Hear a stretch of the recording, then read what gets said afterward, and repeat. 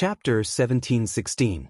Li Zishuan was in a good mood as he held the mirror of 6 armies that Li Jing had given him. This was Li Jing's masterpiece in the art of war. Although there were many military books in this era, such as Sun Tzu's The Art of War, they had to keep pace with the times. Although Li Jing's mirror of 6 armies was better than Sun Tzu's The Art of War, the content of the mirror of 6 armies had definitely absorbed the wisdom of the ancestors and combined it with the current military system and formations of the Tang Empire. Therefore, the mirror of 6 armies was more suitable for this era. Li Zishuan, who was in a good mood, rode Whitey out of Chang and City quickly.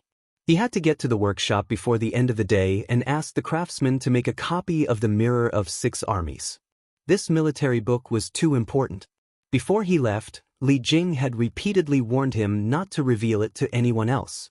The art of war was not something that could be easily imparted, because if someone with evil intentions learned it, it would be a disaster for the country and the people. If not for the fact that Li Zishuan was a promising talent, that Li Zishuan was humble, adept in both the pen and the sword, and that Li Zishuan was half a relative of his, and that the Turks and the Great Tang were at daggers drawn and a war could break out at any time, he would never have taught Li Zishuan the mirror of 6 armies at this time. Therefore, Li Zishuan would not let anyone else make a copy of the mirror of 6 armies. He had to keep an eye on it himself. Mark it. His Highness Prince of Wei is looking for you everywhere. It seems that there is something urgent.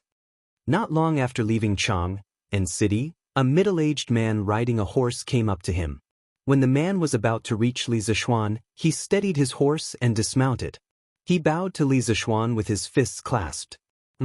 Jia Yi, why is Qin Ke looking for me? Li Zishuan narrowed his eyes and asked in a deep voice. The person who came was Du Yi. After the Heavenly Dragon sect was annihilated, Venerable Du Yi was taken in by Li Zishuan as a servant.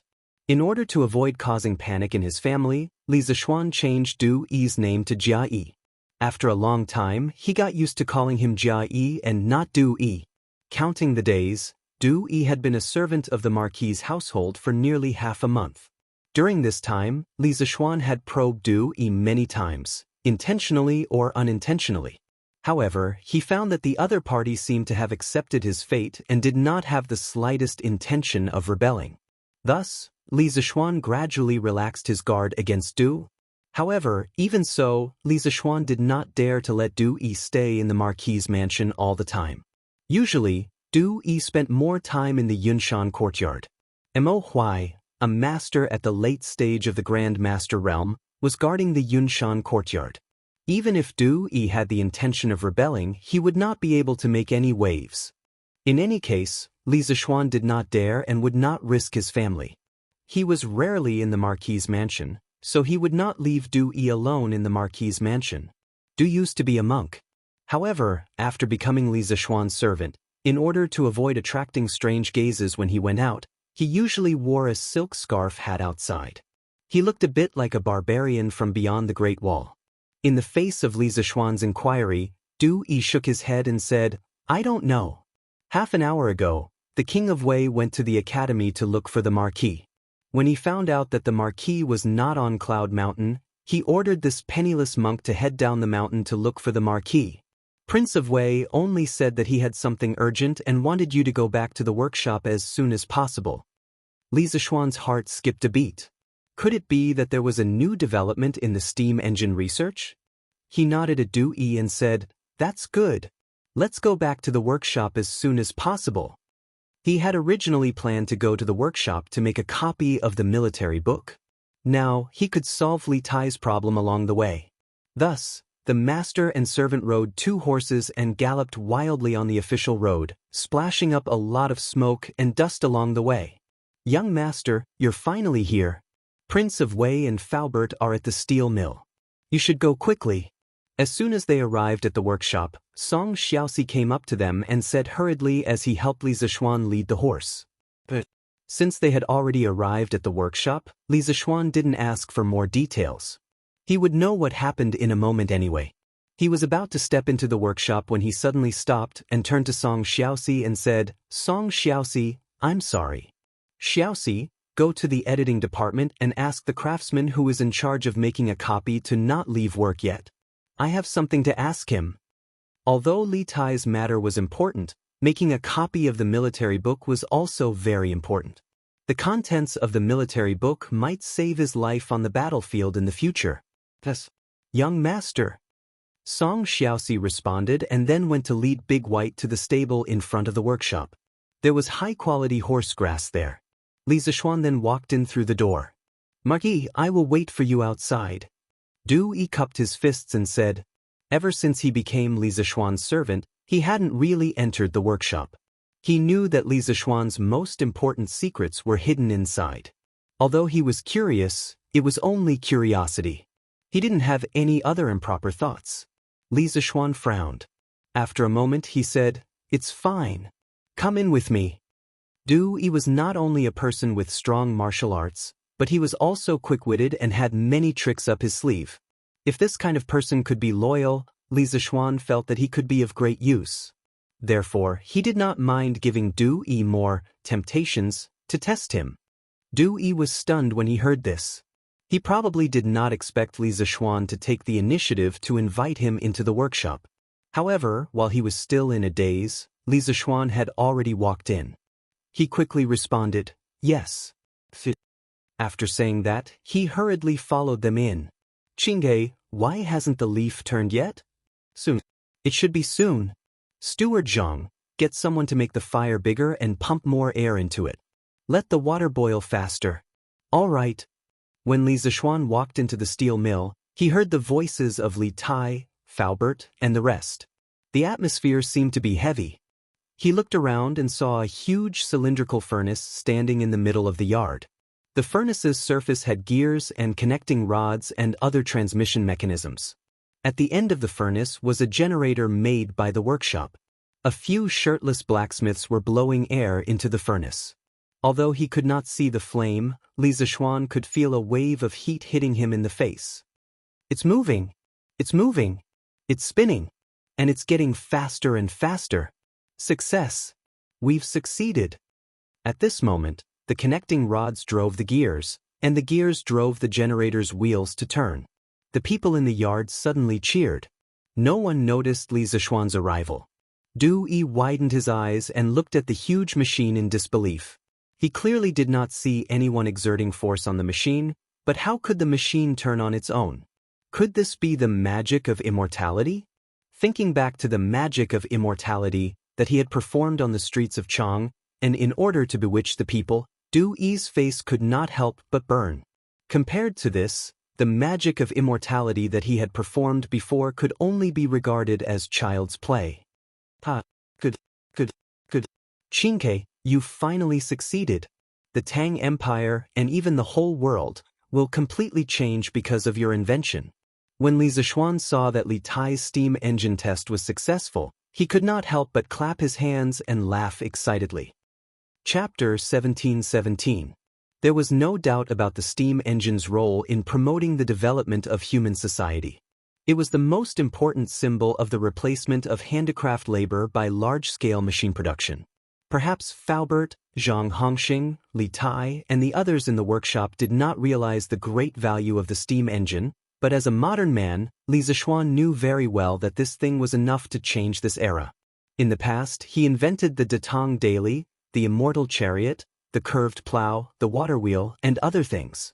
Perhaps they caused the wheel of history to deviate slightly from its original trajectory, but the appearance of the steam engine was very likely to cause history to be completely different from what was described in the history books. "Yamacho, you're finally here."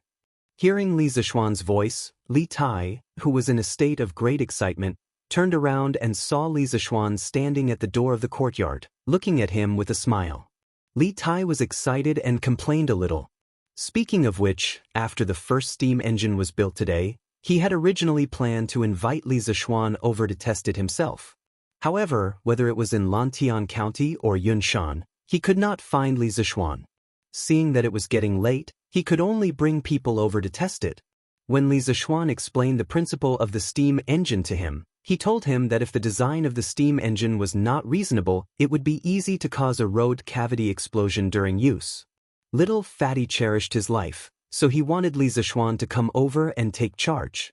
But after waiting for a long time, Li Zishuan did not come, so he could only take the risk and try it himself. Fortunately, there were no major problems in the end. I went to Chang, in city today for some business. If I had known that you were going to test the steam engine today, I wouldn't have stayed in Chang, in city for so long. Li Zishuan walked to Li Tai, patted the latter's shoulder with a smile, and explained a little. Then he said, You did a good job, Qingke. This steam engine is stable and can drive the generator at a constant speed, which proves that you've succeeded. Congratulations! You've completed a magnificent invention. The millions of people of the Great Tang will remember you, and your name will definitely appear in the history books. Li Tai also felt that he was very amazing to have achieved great success on his first attempt at building a steam engine. However, after hearing Li Zishuan's praise, he felt a little embarrassed. He scratched his head and said, Yamacho, Tai only built a steam engine. How can millions of people in Tang remember it? And it will be written in the history books? Aren't you exaggerating?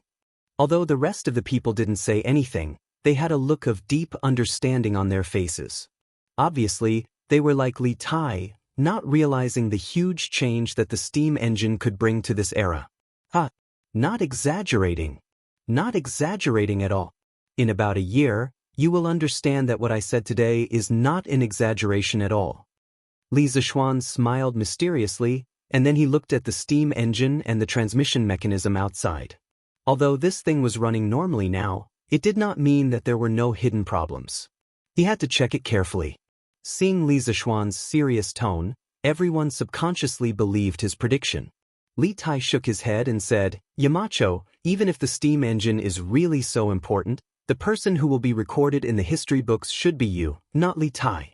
All the blueprints for the steam engine came from Shanzheng. Tai was just following the blueprints and drawing according to the blueprints. The credit of inventing the steam engine is not mine. As Li Zishuan inspected the steam engine, he smiled faintly and said, Imitating a gourd requires skill. Some people try to imitate a tiger but end up looking like a dog. Compared to them, Xing, you're much better. Also, it is not easy for you to build a steam engine in such a short time.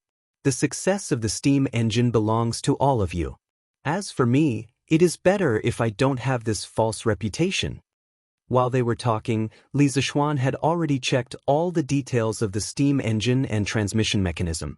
He nodded with satisfaction again and said, There should be no problems. Just follow this prototype and make a few more. Then, Qingke, you can go to Bing Province and Yunzhou. At this point, Li Zishuan turned around and looked at Faubert, Zhang Hongxing and the others. With a serious expression, he said, Faubert, Qingke is going to Bing Province and Yunzhou to build telegraph relay stations. This is a very important matter. Everyone in the workshop must do their best to assist Qingke. Whatever he needs, the workshop will build it for him as soon as possible. This is an extremely urgent matter. Faubert had never seen Li Zishuan speak of something so seriously. Hearing this, he couldn't help but become serious.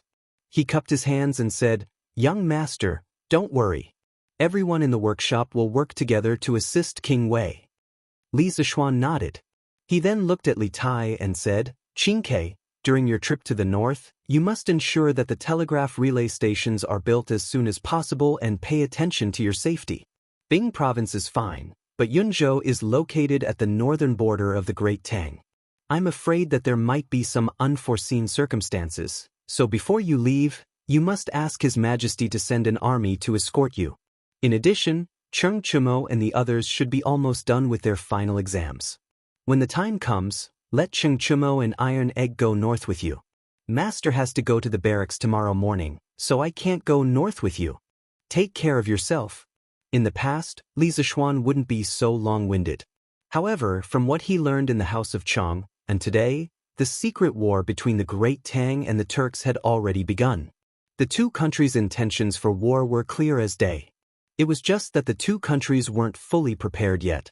Under such circumstances, if the Turks knew that King Wei of the Great Tang was going to the northern border, there was no guarantee that they wouldn't come up with some bad ideas.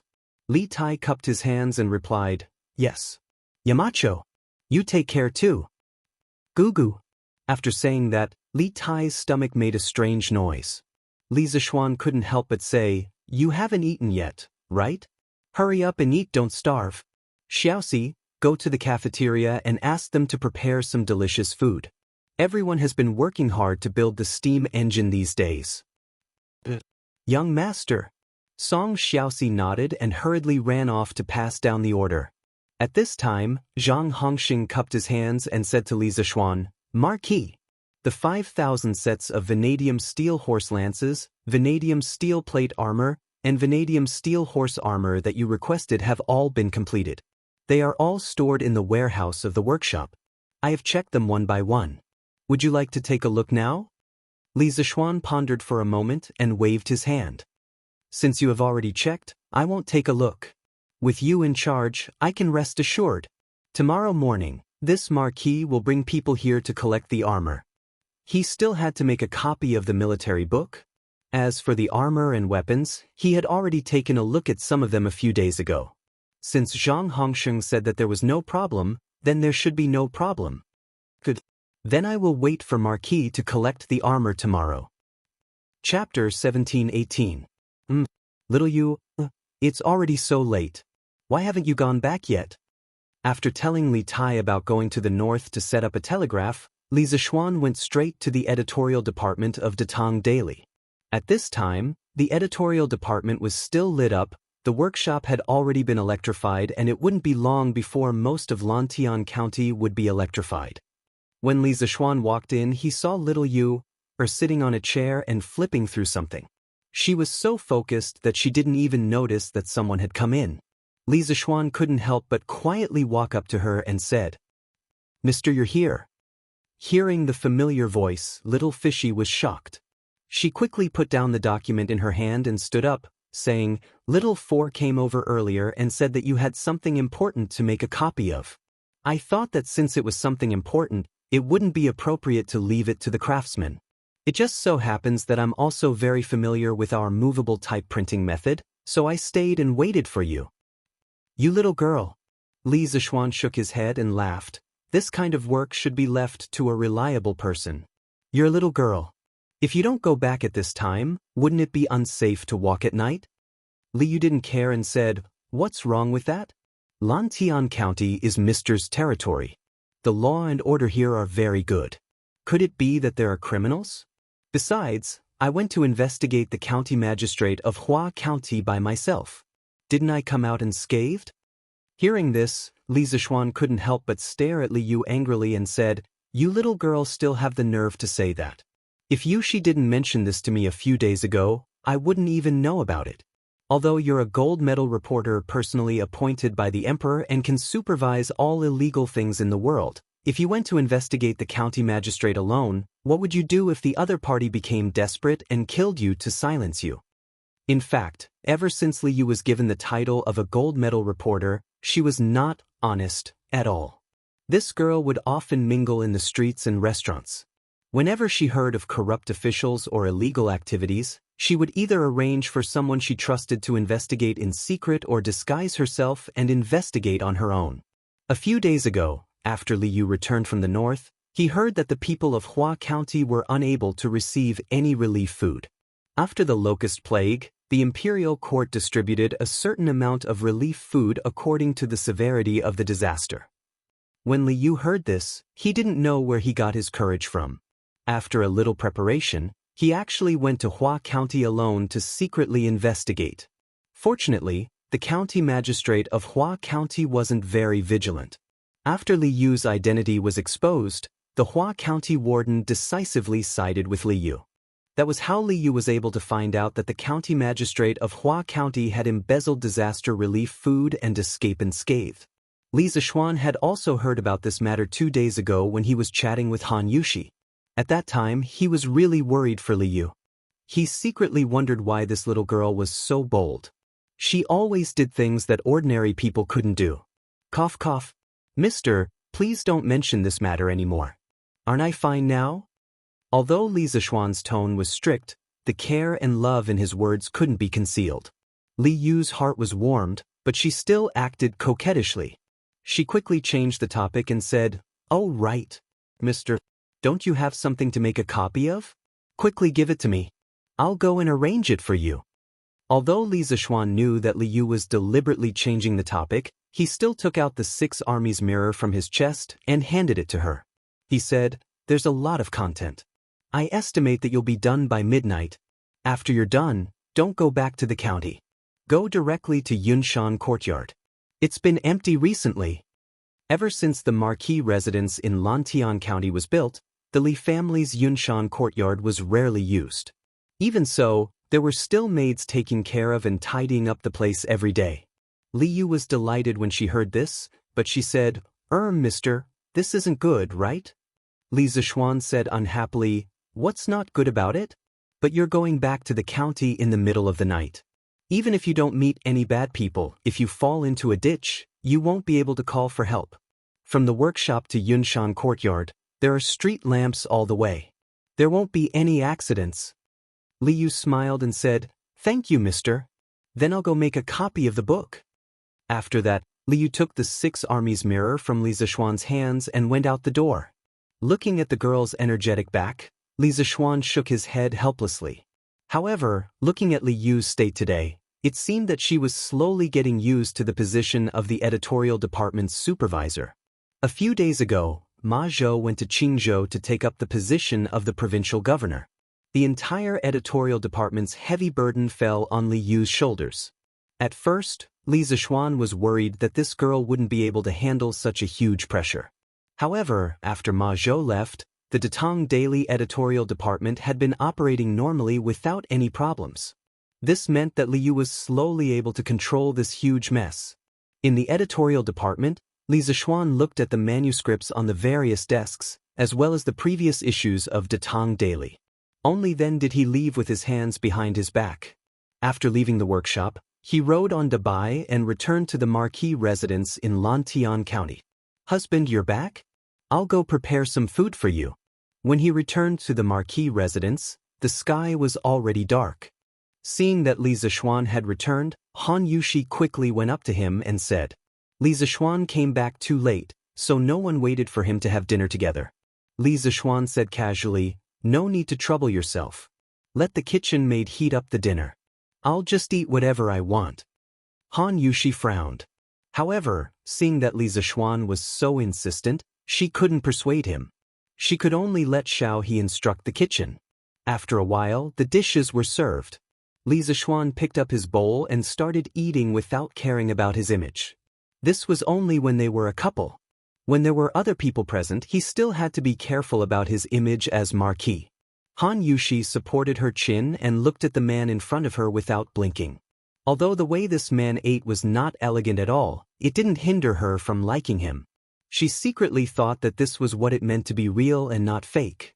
Anyway, beauty is in the eye of the beholder. Li Zixuan is the best no matter what. Han Yushi knew that Li Zixuan would leave Lantian County tomorrow to take up his position in the Black Armored Army. Therefore, in these last few hours, she couldn't bear to look away from Li Zixuan. "Ahem. What's wrong? Didn't your husband wash his face this morning?" Feeling Han Yushi's gaze, Li Zixuan couldn't help but touch his face and look at Han Yushi. Chapter 1719.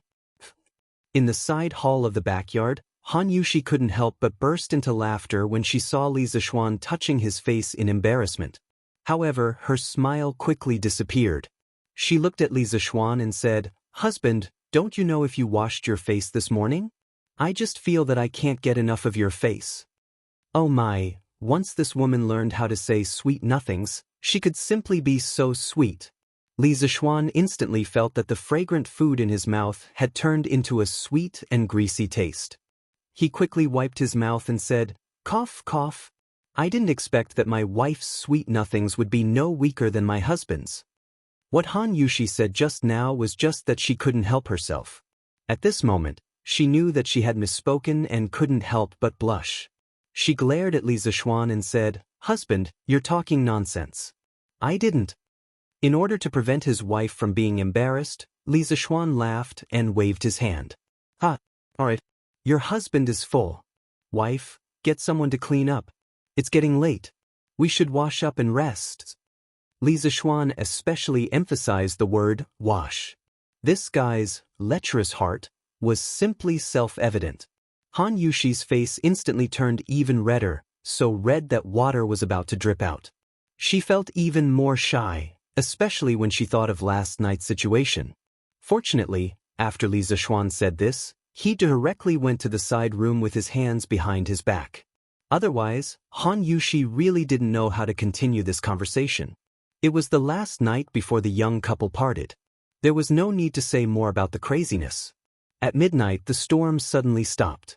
These two people didn't sleep but leaned against the bed and actually started talking about things. Wife, after I leave tomorrow, I'll leave this huge Marquis estate to you to take care of. Father, mother, and Faubert will help you with the affairs of the estate, so I'm not worried. I'm mainly worried that there will be people with evil intentions outside the estate who will take advantage of the situation to harm the people in the estate. Therefore, I won't bring any of the guards with me this time. They will all stay behind to protect the safety of the Marquis' estate. During this period of time, the family will try to reduce the number of times they go out alone. The two brothers, Lu Yun and Lu Feng, were both from the Imperial Army. They were skilled in martial arts and each of them was capable of fighting against 10 experts. However, Lu Feng had escorted Ma Zhou to Qingzhou a few days ago. Even so, Lu Yun alone was more than enough to ensure the safety of the residents. Although Fei Ji's martial arts are not as good as Lu Yun's, he has followed me for the longest time and is the most trustworthy. Furthermore, he is meticulous in his thinking. The guards of the Hofu can be assigned to him. Wife, you must learn how to use these people well. Li Zishuan held Han Yushi with one hand and said slowly. He wasn't making a big fuss about the safety of the family in the estate, but he felt that it was necessary to take precautions. Especially after the incident of the academy being attacked, Li Zishuan felt that when he made decisions in the future, he couldn't be careless. Otherwise, the people around him might lose their lives because of him. Han Yushi understood Li Zishuan's feelings. She nodded and said, This concubine will remember everything that my husband has said. I'll take good care of father, mother, grandfather, grandmother, and Lungta. I won't let them meet with any danger. This was a promise and a responsibility. As his wife, although she couldn't share Li Zishuan's worries in official matters, she could help Li Zishuan take good care of the family. Otherwise, Li Zishuan would be distracted by family matters. It's been hard on my wife. Li Zishuan sighed and said. He knew that he shouldn't have placed all of his family's affairs on a woman, but the current situation forced him to temporarily leave this small family and strive for a stable environment for the other great family to develop. If the Great Tang wasn't surrounded by powerful enemies like the Turks, Li Zishuan would be willing to give up his position and peacefully accompany his family every day, living the life of a wealthy man. It's not hard on me.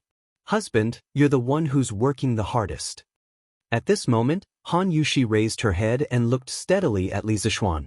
She said, This concubine knows that husband's heart is not only concerned about our small family, but is even more concerned about the lives of the common people and the survival of the country. This concubine does not ask that husband can stay by this concubine's side forever. I only ask that husband can protect himself when you are outside. To this concubine and my parents, husband is the sky of this family. This silly woman, although she didn't talk much, she would always be the one who understood Li Zishuan the most. Hearing this, Li Zishuan couldn't help but pull Han Yushi into his arms and hug her tightly. He sighed and said, You know me best, my wife. However, your husband isn't as great as you think. Your husband doesn't have great ambitions. I only want to be by your and my parents' side every day. But without a big family, how can there be a small family? If we don't take care of the Turks, the Great Tang will never be at peace, and the people of the Great Tang will always have a sword hanging over their heads that could fall at any moment. In this situation, how can our families live happily together? So it's not that your husband has great ambitions, but that I'm forced by the situation. Han Yushi looked at Li Zishuan lovingly and said, Husband, why do you have to belittle yourself like this? This concubine likes a husband like you. It was said that the men of the Gu family were the cutest. Some men might be conferred the title of Marquis, Prime Minister, and Minister, but they might not be good husbands, good sons, or good fathers to their families. Han Yushi felt that Li Zixuan was quite good like this. Ha! Li Zixuan smiled. He stroked Han Yushi's back and suddenly thought of something. He said, "Oh right. If I remember correctly, Renbiao and Li Jingchu should be getting married soon, right? Renbiao is my good brother, and Li Jingchu is my adopted sister. I'll have to trouble my wife to send a congratulatory gift to Qizhou." Han Yushi knew a little about Wang Renbiao and Li Jingchu. Hearing this, she nodded and said, "This concubine understands. I'll go and arrange it tomorrow." Li Zixuan responded. He suddenly felt a wave of tiredness. After all, it was already early in the morning. Thus, he patted Han Yushi's back and said, "It's getting late. Wife, let's rest." "Husband, wait." Han Yushi suddenly sat up. She was a little shy, but also a little anxious. Li Zixuan couldn't help but be confused. Han Yushi stretched out her wrist and said softly, "Husband, help me take my pulse." "Take your pulse? Take what pulse? Wife, where are you feeling unwell?" Li Zixuan heard this and was even more confused. Han Yushi lowered her head and said softly, "This concubine feels that after these 2 days, our concubine seems to be pregnant. Husband, your medical skills are excellent. Can you take my pulse?" Li Zixuan almost fainted when he heard this. "Wife, aren't you being too impatient? Even if we do that, we might not be pregnant. Even if we are pregnant, it's impossible to show a pregnancy pulse so quickly, right?" Chapter 1720. Husband, it's 5:30. It's time for you to wake up. The next day, before dawn, Han Yushi propped herself up and nudged Li Zixuan, who was sleeping soundly beside her. Last night she, who was eager to have a child, had pestered Li Zixuan for who knows how many rounds. Li Zixuan was a martial arts grandmaster after all, so his physical strength was limitless. She, on the other hand, could not do the same. She felt weak all over and was too lazy to even move a finger. Even so, she still relied on her strong willpower to wake up on time and wake Li Zixuan up. This was because Li Zixuan had told her yesterday that the Black Armored Army would be calling for soldiers at 7 in the morning. Li Zixuan had to be there on time with the armor and equipment. "Oh, let me sleep for a while more." Li Zixuan, who was sleeping, turned over and mumbled. Then he went back to sleep. Although he was a Wu Dao master was still human. After doing so many things, he would still feel tired and sleepy. "Husband, it's 5:30 already. If you don't wake up now, you won't be able to make it to the military camp before 7 in the morning." Han Yushi felt helpless. Although Li Zixuan's tired expression made her heart ache, she didn't dare to let Li Zixuan delay such important military matters. "Oh, military camp? It's 5:30 already?" Li Zixuan finally woke up. He opened his eyes and climbed out of bed. Thank goodness for you, my wife. Otherwise, I would have overslept." As he spoke, Li Zixuan had already lifted the blanket and jumped out of bed to get dressed. This was his first day at the military camp. He didn't want to be late. Wouldn't that be handing his weakness to the enemy? Besides, in his previous life, Li Zixuan didn't like to be late. It was a matter of personal habit. "Husband, let this concubine help you dress." Han Yushi used all her strength to get up, but she forgot that she was only wearing a very thin gauze dress. This movement almost made Li Zixuan unwilling to get out of bed again. "Ahem. Wife, don't move. You'd better have a good rest. I'll wear it myself." Li Zixuan coughed and quickly pressed Han Yushi down. Then he got out of bed and went to get dressed. Since he was going to the military camp, he naturally had to wear armor. Li Zixuan was wearing the military uniform given to him by the imperial court and not the latest plate armor made by the workshop.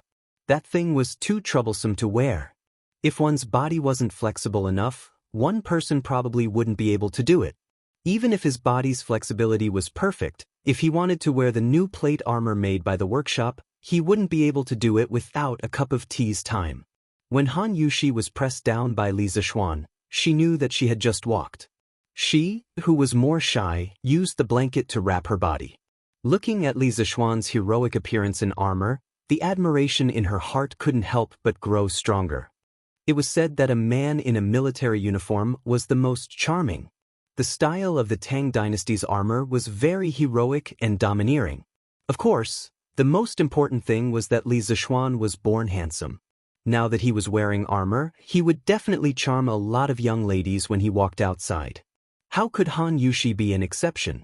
Hey, I didn't expect it to fit so well. This saves me a lot of trouble. Li Zishuan moved his arms and couldn't help but sigh. Then he walked to the bedside and looked at Han Yushi on the bed. He said, "Wife, I'm going to the military camp. Stay at home and take good care of your parents. You also have to take good care of yourself. Understand?" Chapter 1721.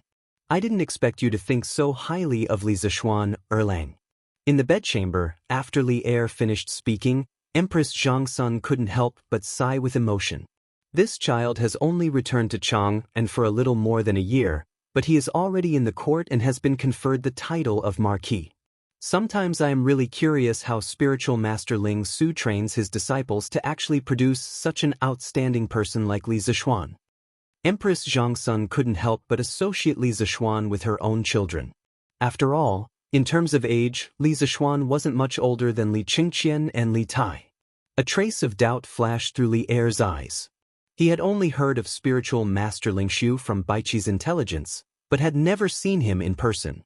Hearing Empress Zhangsun sigh with emotion, he couldn't help but be curious about spiritual master Ling Shu's methods of teaching his disciples. Li Zishuan is indeed talented, but Chengqian, Xiaoke, and Qingke aren't bad either. Chengqian is now conscientious and is learning how to manage government affairs from me. In time, when I grow old, Chengqian will certainly become a wise ruler. Xiaoke is dedicated to managing the Yanhuang Bank. Yesterday, he came to me to ask for people, saying that he wants to set up a department called the Gold-Clad Guard in the bank to supervise the illegal matters within the bank and to protect the bank's safety. If the bank can really become orderly under his management, then my Tang Empire will be able to recreate a super golden age no less than the Qin Emperor's Hanwu era. Qingshue's grades are among the best in Yanhuang College, and her achievements in engineering are comparable to several of the college's discipline leaders. Now, she has become the deputy chief designer of the second and third trump card projects of Yanhuang College, leading the advancement of these two projects. Yesterday, I heard people say that Qingke has successfully built the first steam engine in the workshop of the interesting pavilion. I heard Li Zishuan mention this before. It is a good thing. It was rare to hear Li Er ramble on about such trivial matters, so Empress Zhangsun listened very patiently. But when she heard about the steam engine, she couldn't help but interrupt. "Your Majesty, what is this steam engine? How is it a good thing?" Li Er smiled mysteriously and said, In Li Zishuan's words, the steam engine is a power machine, a machine that uses fire to generate power. It can be used to drive generators to generate electricity or other machines to work. It's truly convenient. It's hard to imagine how prosperous our great Tang would be if this machine could replace human labor on a large scale. Empress Zhangsun opened her small mouth in surprise. Using fire to generate power? The Cyan Sparrow can actually create such a miraculous thing? At this moment, Empress Zhangsun was only short of saying, "Is this still my son?" She found it hard to imagine that the child who only knew how to fight for his parents' favor not so long ago had now become a master of engineering and created such a wonderful product. The change between before and after was really too great. Mate Guanyin, don't underestimate Qingke.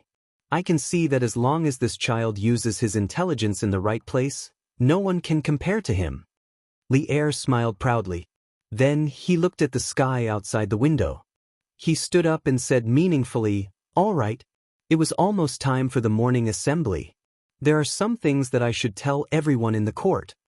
Empress Zhangsun quickly stood up and said, "I will dress your Majesty." Although she was the mother of a nation, in front of Li Er, she always regarded herself as his wife. Things like serving Li Er and dressing him, she would usually do it herself and never let anyone else do it. This was already a tacit understanding between husband and wife. Hongxing, have all the armors and equipment been loaded? At the new workshop of the Strange Taste Pavilion, although the sky was not yet bright, it was already in full swing. Dozens of craftsmen were moving goods back and forth. Li Zishuan, dressed in military attire, found Zhang Hongxing and asked, "Marquis, all the armors and equipment have been counted. In half a cup of tea's time, they will all be loaded onto the carriage." Zhang Hongxing bowed and cupped his fists. Although Li Zixuan had just arrived at the workshop, the craftsmen were already busy, especially Zhang Hongxing. He did not even go home last night. This morning, he had already gotten up before dawn to arrange for the craftsmen to count the armors and equipment and load them onto the carriage. After all, it was 5,000 sets of armors and equipment. It would take a lot of time just to count them, let alone load them onto the carriage. When Li Zixuan arrived at the workshop, there was already a long line of carriages in front of the workshop. They were all carriages that specialized in transporting goods. "Good. Thank you for your hard work, Hongxing." Li Zixuan patted Zhang Hongxing's shoulder and said. In fact, he did not tell Zhang Hongxing to do these things in advance. It was Zhang Hongxing who took the initiative to do them in advance. If it were not for his subordinates who were so easy to deal with, he might not have been able to reach the barracks on time today. "This is nothing. It's not hard at all." Zhang Hongxing waved his hand and shook his head with a smile. "Sir, your things." At this moment, a crisp female voice rang out. Li Zixuan turned around and saw Li Yu holding a black package and walking towards him quickly. Li Zixuan went forward and received it with both hands. He opened the package and saw 2 stacks of manuscripts lying quietly inside. One stack was unbound and was obviously Li Jing's original manuscripts. The other stack was bound and even had an exquisite craft paper cover. It was obviously Li Yu's masterpiece. "This girl is quite meticulous," Li Zixuan praised in his heart. He then looked at Li Yu and smiled. "Good. Little Yu, thank you for your hard work. You must have slept very late last night, right?" Although Li Yu's face could not hide her tiredness, she still smiled sweetly. "It's okay, sir. It's not hard for little Yu to work for you." Compared to the help Li Zixuan gave her, what she did was insignificant. Li Yu had always been grateful to Li Zixuan. "You little girl." Li Zixuan shook his head helplessly and said, "Go back and rest after you've given the orders to the editorial department today. It's easy for girls to get wrinkles if they stay up too late." Li Yu wrinkled her nose and whispered, "I won't get wrinkles." Zhang Hongxing walked over and cupped his fist. "Marquis, all 5,000 sets of weapons and armor have been loaded. There's a total of 100 carriages. Do you want to check?" Li Zixuan perked up and waved his hand. "No need. I'm not worried about you. After I leave, Hongxing, help Faubert with the workshop. He's old now. Try not to let him tire himself out." Zhang Hongxing cupped his fist. "I understand. May, don't worry." Li Zixuan nodded and looked at Li Yu. "Little Yu, I have to go to the barracks. Take care of yourself. If there's anything, send me a telegram." Li Yu took a deep look at Li Zixuan and cupped his hands as a disciple. "Take care, mister." Li Zixuan made a sound of acknowledgement and then shouted to his bodyguards, "Move out. Destination Jian City." Chapter 1722. At Li Zixuan's command, more than 100 carriages set off at the same time, heading straight for Cheng. 5,000 sets of armor, and these were the most advanced weapons and armor in the world. Both Li Zixuan and the imperial court attached great importance to this. Li Zixuan had taken more than half of the personal guards of the Marquis's residence with him today, and more than 100 soldiers of the imperial army at the foot of Cloud Mountain had also been transferred over to accompany Li Zixuan in escorting these weapons and armor to Cheng. Although the folk customs of the Tang Empire were open and chivalrous, and the imperial court did not explicitly forbid scholars and chivalrous men from carrying swords or other weapons, the imperial court would never allow the weapons and armor made by the new workshop of the interesting pavilion to fall into the hands of the common people. This was because the new weapons and armor were simply too formidable. Just imagine, if someone were to obtain a set of vanadium steel armor, a vanadium steel horse lance, and a vanadium steel horse armor, wouldn't that person become an invulnerable Iron Knight who could charge through anything? Such a person would definitely be able to casually charge into the local government of a small province or county, creating a very unstable factor for the Great Tang's common people. This was just like how many countries in modern society banned firearms. To this era, the weapons and armor created by the workshop were no less dangerous than firearms in modern times. Hiya! Li Zishuan rode at the front of the long procession on Dabai's back. He was dressed in military attire and looked extremely handsome, just like a general who had just returned from a victorious battle. Thankfully, it was still early and there weren't many people on the road. Otherwise, who knew how many young girls would be mesmerized by his handsome appearance? Li Zishuan didn't have time to think about such frivolous matters. At this time, he was thinking about his next plan. Although he hadn't wanted to go to the army and suffer, what was done couldn't be undone. Moreover, the Great Tang and the Turks were at each other's throats, so he truly did have a responsibility to join the army and contribute to the country. In this situation, he had already calmly accepted the difficult life that awaited him. In addition, for some reason, when he thought about personally experiencing the military life of the Tang dynasty, Li Zishuan felt a sliver of anticipation in his heart. While drunk, I look at swords under the lamp. In my dreams, I blow the horn at the barracks. 800 li of troops under the scorching heat, 50 bowstrings overturning the sound beyond the Great Wall, the soldiers of autumn on the battlefield. In the past, Li Zishuan had only experienced the thrill and excitement of ancient battlefields through poetry.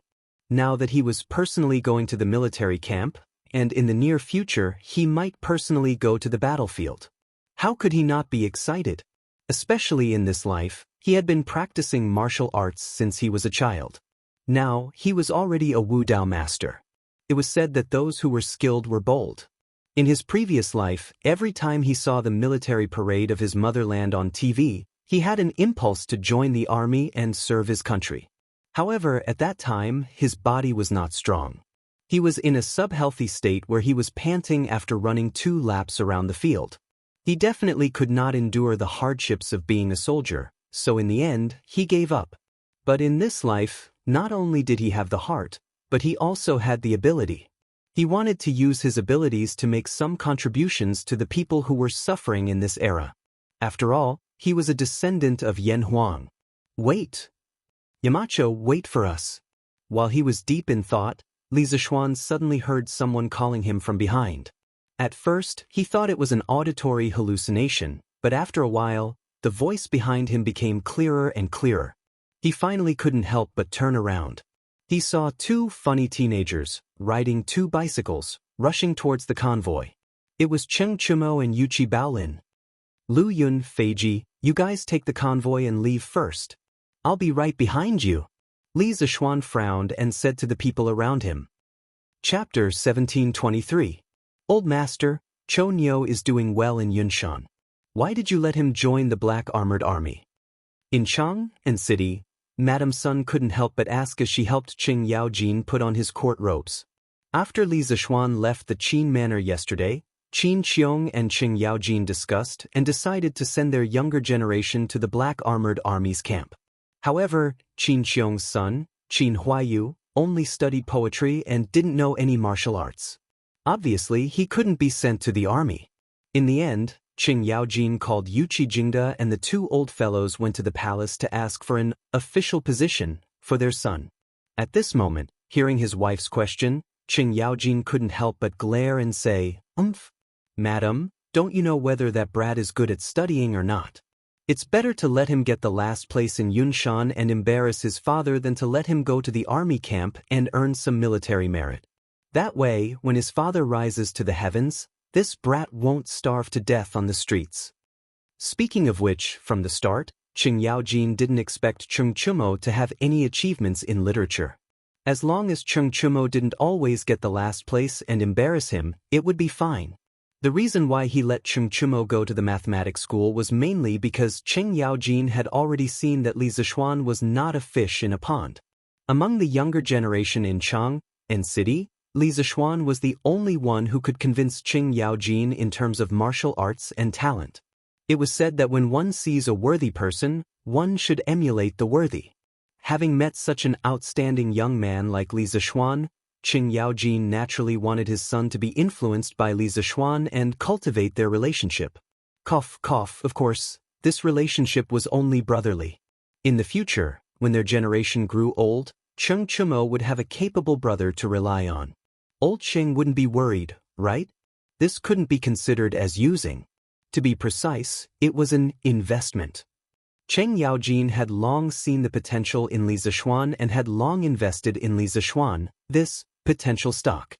Bah, old thing, what nonsense are you spouting so early in the morning? When Sun Shi heard this, her eyebrows raised. She could not help but pinch the soft flesh on Cheng Yaojin's waist as she reprimanded. She couldn't be blamed for being unreasonable. It was just that Cheng Yaojin's words were really asking for a beating. "Ioyo, madam, let go. Old Cheng won't say anything." Cheng Yaojin could not help but grimace in pain as he hurriedly begged for mercy. "Let's see if you dare to spout nonsense in the future." Madam Sun glared at Cheng Yaojin. The latter gasped and rubbed his old waist, not daring to say anything harsh. After a while, Madam Sun asked doubtfully, "Master, since you want Chonyo to join the army, why don't you let him join the Right Guards? This way, it'll be convenient for you to take care of him." Cheng Yaojin was not only the High Duke of Lu, he was also the general of the Right Guards. In the Right Guards, Cheng Yaojin's words could be said to be absolute. What Madam Sun meant was very simple. That was to let Cheng Chumo become a soldier under Cheng Yaojin. With Cheng Yaojin taking care of him, Cheng Chumo would not be bullied in the army, right? It was said that mothers loved their sons the most. How could Madam Sun be an exception? Her mentality was in line with the majority of mothers in the world. After listening to Madam Sun's nagging, Cheng Yaojin's mouth twitched but he did not reply. Madam Sun waited for a long time but did not hear a reply. She could not help but pinch Cheng Yaojin again and said angrily, "I'm talking to you, are you listening?" This time, Cheng Yaojin was prepared. He nimbly avoided Madam Sun's killing blow and said, "Didn't you not let me speak just now? Now that I'm not speaking, you're blaming me. You're really unreasonable." When Madam Sun heard this, she was so angry that she wanted to die. Seeing this, Cheng Yaojin quickly waved his hand and said, Madam, I'm not going to argue with you anymore. It's almost morning court. If I'm late, Wei Jing, that old thing, will impeach me again. I'll take my leave first. After saying this, the old man adjusted his belt and hurriedly rushed out of the door. Chapter 1724.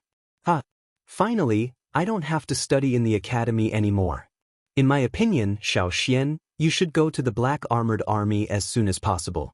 That way, I can follow you to the barracks. On the official road from Lantian County to Chang and City, the convoy escorting the new equipment was moving forward quickly. Cheng Chumo and Yuchi Baolin were riding the workshop's most advanced speed-changing bicycles, sandwiching Li Zishuan in the middle. The three of them walked side by side at the front of the convoy, making the entire convoy look a little strange. However, Cheng Chumo didn't care about this at all. At this moment, he was holding the handle of the bicycle with one hand and waving his right hand as he laughed loudly. Yanhuang College usually implemented strict military management of the students. Not only were there many rules in the academy, but students were also not allowed to go out during normal teaching periods. Most importantly, the competition between the students in the academy was very fierce. Cheng Chumo, the underachiever, had enough of it. Although the students in the academy were still very friendly with each other, it was very easy for him to accidentally score last in every exam. If he were to score last in the exam, he would definitely be beaten up when he returned home. His skin was thicker than others, but he couldn't stand being beaten up every day. Actually, if the exam wasn't a factor, Cheng Chumo still liked the life on Yunshan Mountain. Now that he was able to leave the academy temporarily, this guy was like a tiger that had just been released from a metal cage. He couldn't help but want to roar 3 times to the sky. "You rascal, you can't wait to leave the academy?"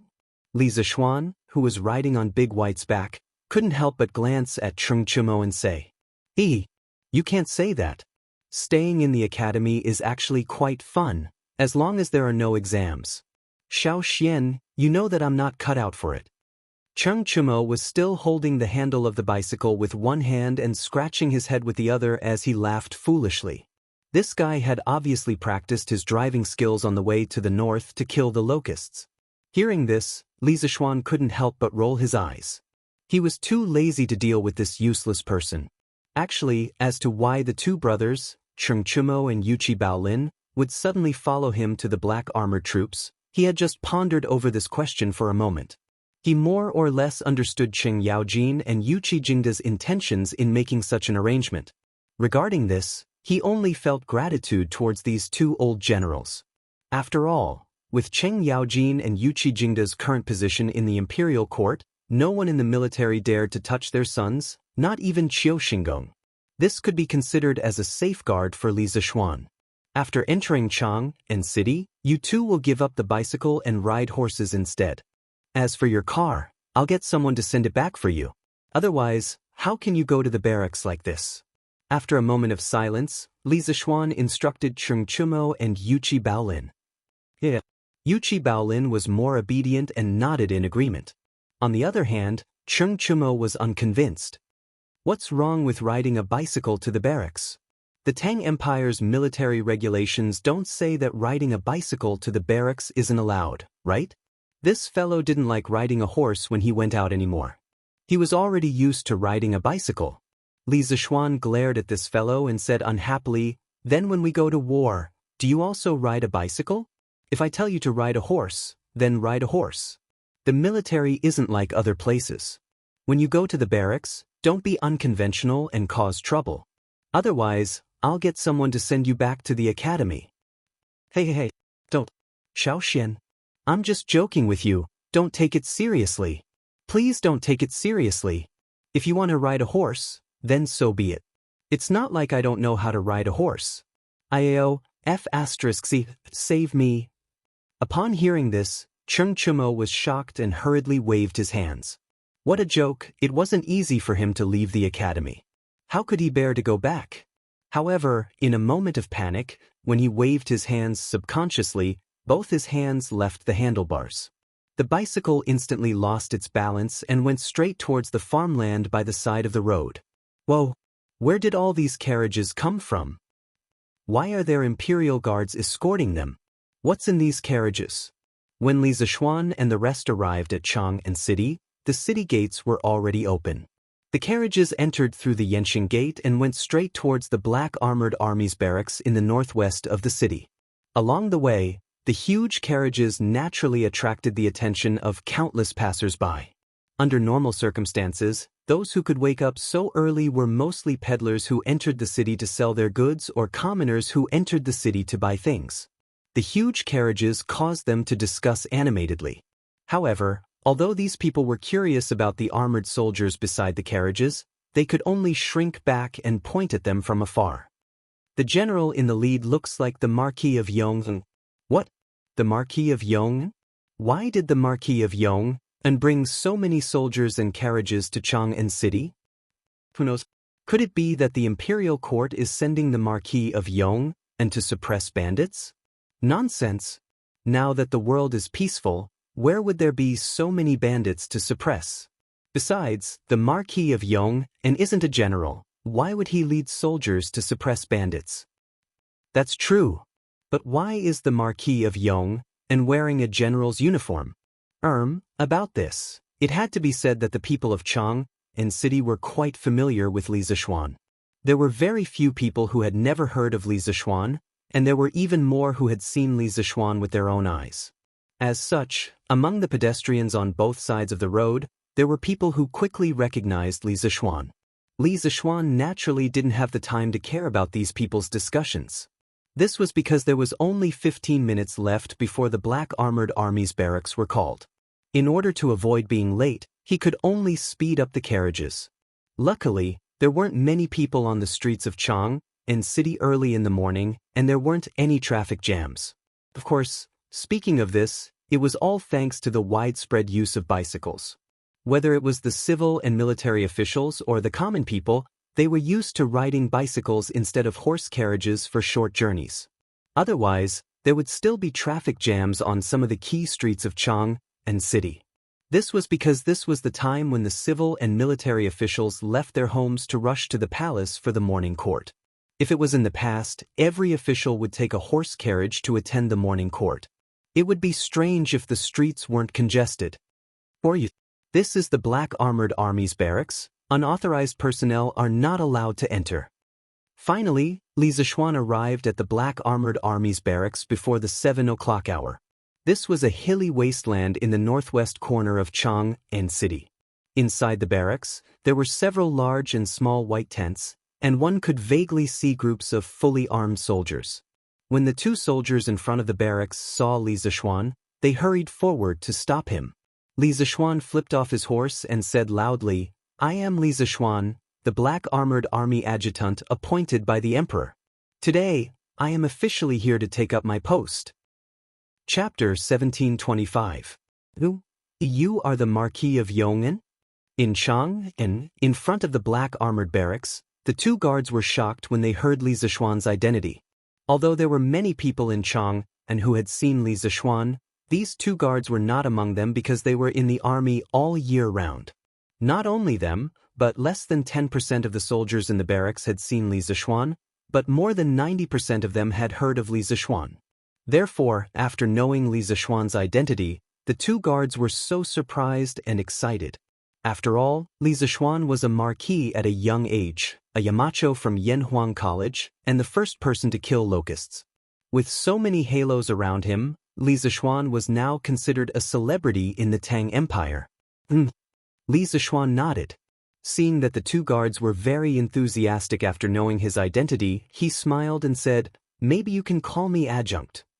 The two guards looked at each other and quickly bowed with cupped fists. "Greetings, Sir Adjunct." The news that Li Zishuan had been appointed as adjunct of the Black Armored Army had long been spread. At first, the soldiers of the Black Armored Army were talking about it for a long time. However, due to various reasons, Li Zishuan had not been appointed to the Black Armored Army. After a long time, the soldiers of the Black Armored Army gradually forgot about this matter. Today, after hearing Li Zishuan's intention, the two guards could not help but recall the news from more than a month ago. They were surprised. "Your subordinate, Lu Xingwu, is from Jinzhou. Jinzhou was also badly affected by the locusts in Guangzhou. Fortunately, Sir Adjunct's Sky Pheasant Brigade provided timely relief. Most of the fertile land in Jinzhou was saved. Sir Adjunct, please accept my bow." At this time, one of the shorter guards bowed solemnly to Li Zishuan, saluting him. Li Zishuan's heart skipped a beat. He didn't expect to meet someone he had helped in this place. He smiled and said, "You don't have to be so polite. The one who saved the people of Jin Province was His Majesty, not me. If you want to thank someone, you should thank His Majesty." This was a political issue. Li Zishuan did not want to carry too much popularity among the people. He was familiar with ancient history and knew that in this feudal era, keeping a low profile was the way to go. "It's all thanks to your Majesty's wisdom." Lu Xingwu was very tactful and quickly bowed in the direction of the palace when he heard this. Time was of the essence. Li Zishuan didn't want to waste too much time outside the gate, so he said, "Lu Xingwu, these carriages are filled with the new weapons and armor that I have created for the soldiers. Quickly lead a group of people and come over to transport the weapons and armor. I still have to enter the camp to pay my respects to General Duan." When Lu Xingwu heard Li Zishuan calling his name, he couldn't help but feel energized. He quickly cupped his fists and said loudly, "Your subordinate obeys." Li Zishuan nodded and led Cheng Chumo and Yuchi Baolin directly through the gate and into the depths of the camp. Lu Xingwu and Yuchi Baolin didn't have time to ask about Cheng Chumo and Yuchi Baolin's identities. From their point of view, since Li Zishuan was a member of the Black Armored Army, he definitely knew the rules of the Black Armored Army. He definitely wouldn't bring an unrelated outsider into the Black Armored Army's camp. What the two of them were concerned about now was to get people to transport the weapons and armor. "These are all the weapons and armor that General Duan made for us? So many?" The soldier beside Lu Xingwu looked at the endless carriages in front of the gate and couldn't help but swallow his saliva. "Aren't you talking nonsense? Quickly go in and get some brothers to move them. These are all good stuff." When Lu Xingwu heard this, he bumped the soldier's arm and said unhappily, "More than half a month ago, Li Zishuan wore vanadium steel plate armor and wielded a vanadium steel sword to duel with Duan Zhishuan on the drill ground. In the end, he completely crushed Duan Zhishuan with his superior equipment. That duel caused quite a stir in the army. The generals and soldiers of the 12 capital guards all coveted the new weapons and armor that Li Zishuan used that day. The soldiers of the black armored army also raised their heads in anticipation of the new weapons and armor that Li Zishuan had created. At this moment, Lu Xingwu looked at the carriages in front of him and was so excited that his voice trembled slightly. "Good. Xingwu, you stay here and watch. I'll go get people." The other guard responded, then immediately turned and ran through the gate. General Li Zishuan greets the great general. Greetings to General Qiu. After the announcement, Li Zishuan walked in with Cheng Chumo and Yuqi Baolin. Duan Zhishuan and Qiu Xingong were in the tent, so he cupped his fists and greeted the two. Although his status outside was not lower than the two in front of him, he was in the army right now and had to look at military rank and experience. Where there were people, there would be Jianghu.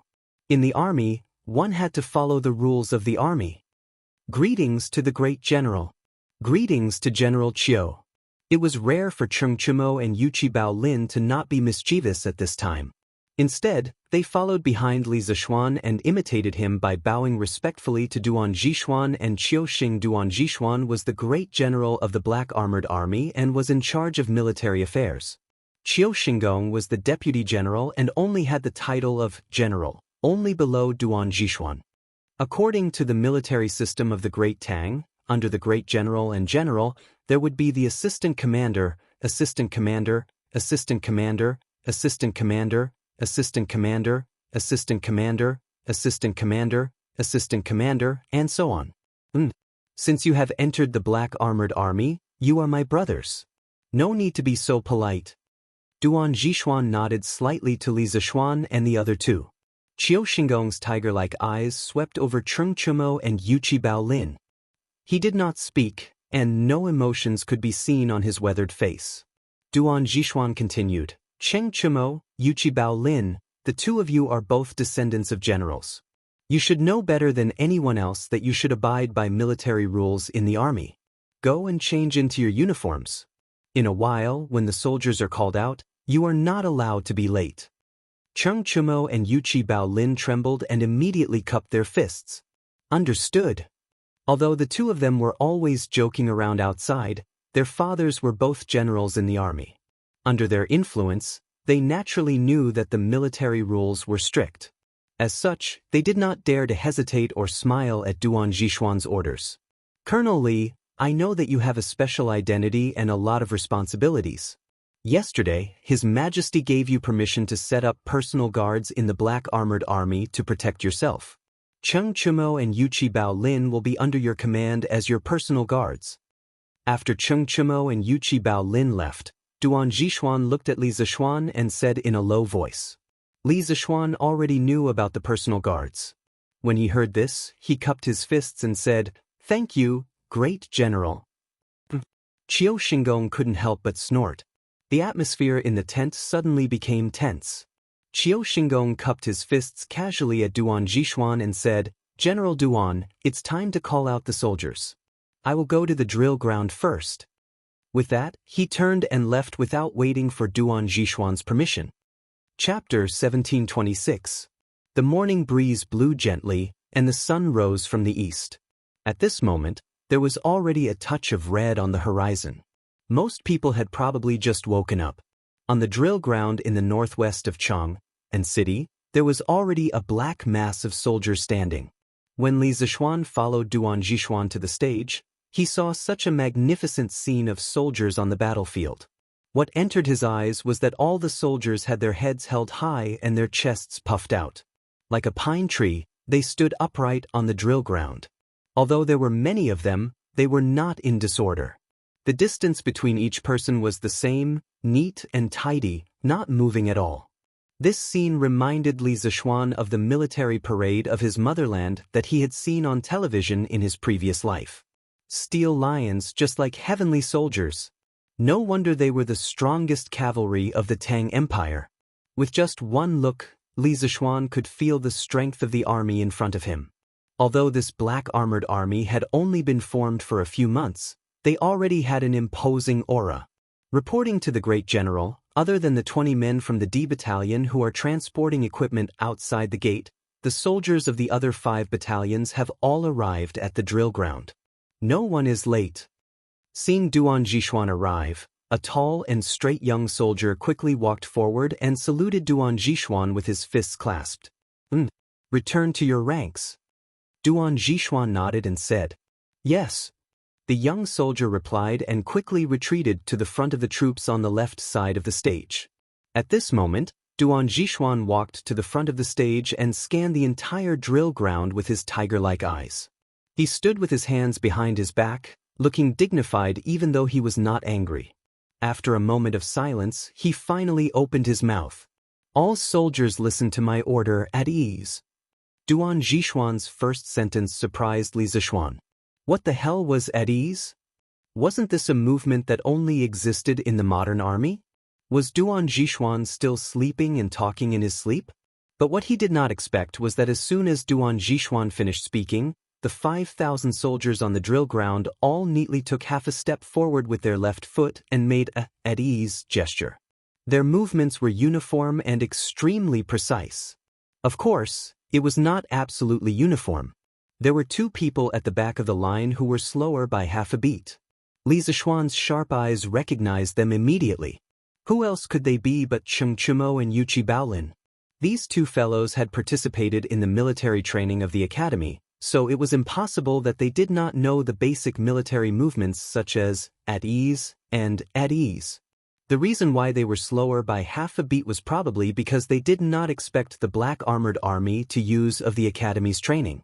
Fortunately, Duan Zhishuan knew that they were new to the Black Armored Army, so he pretended not to see the 2 discordant factors and continued speaking.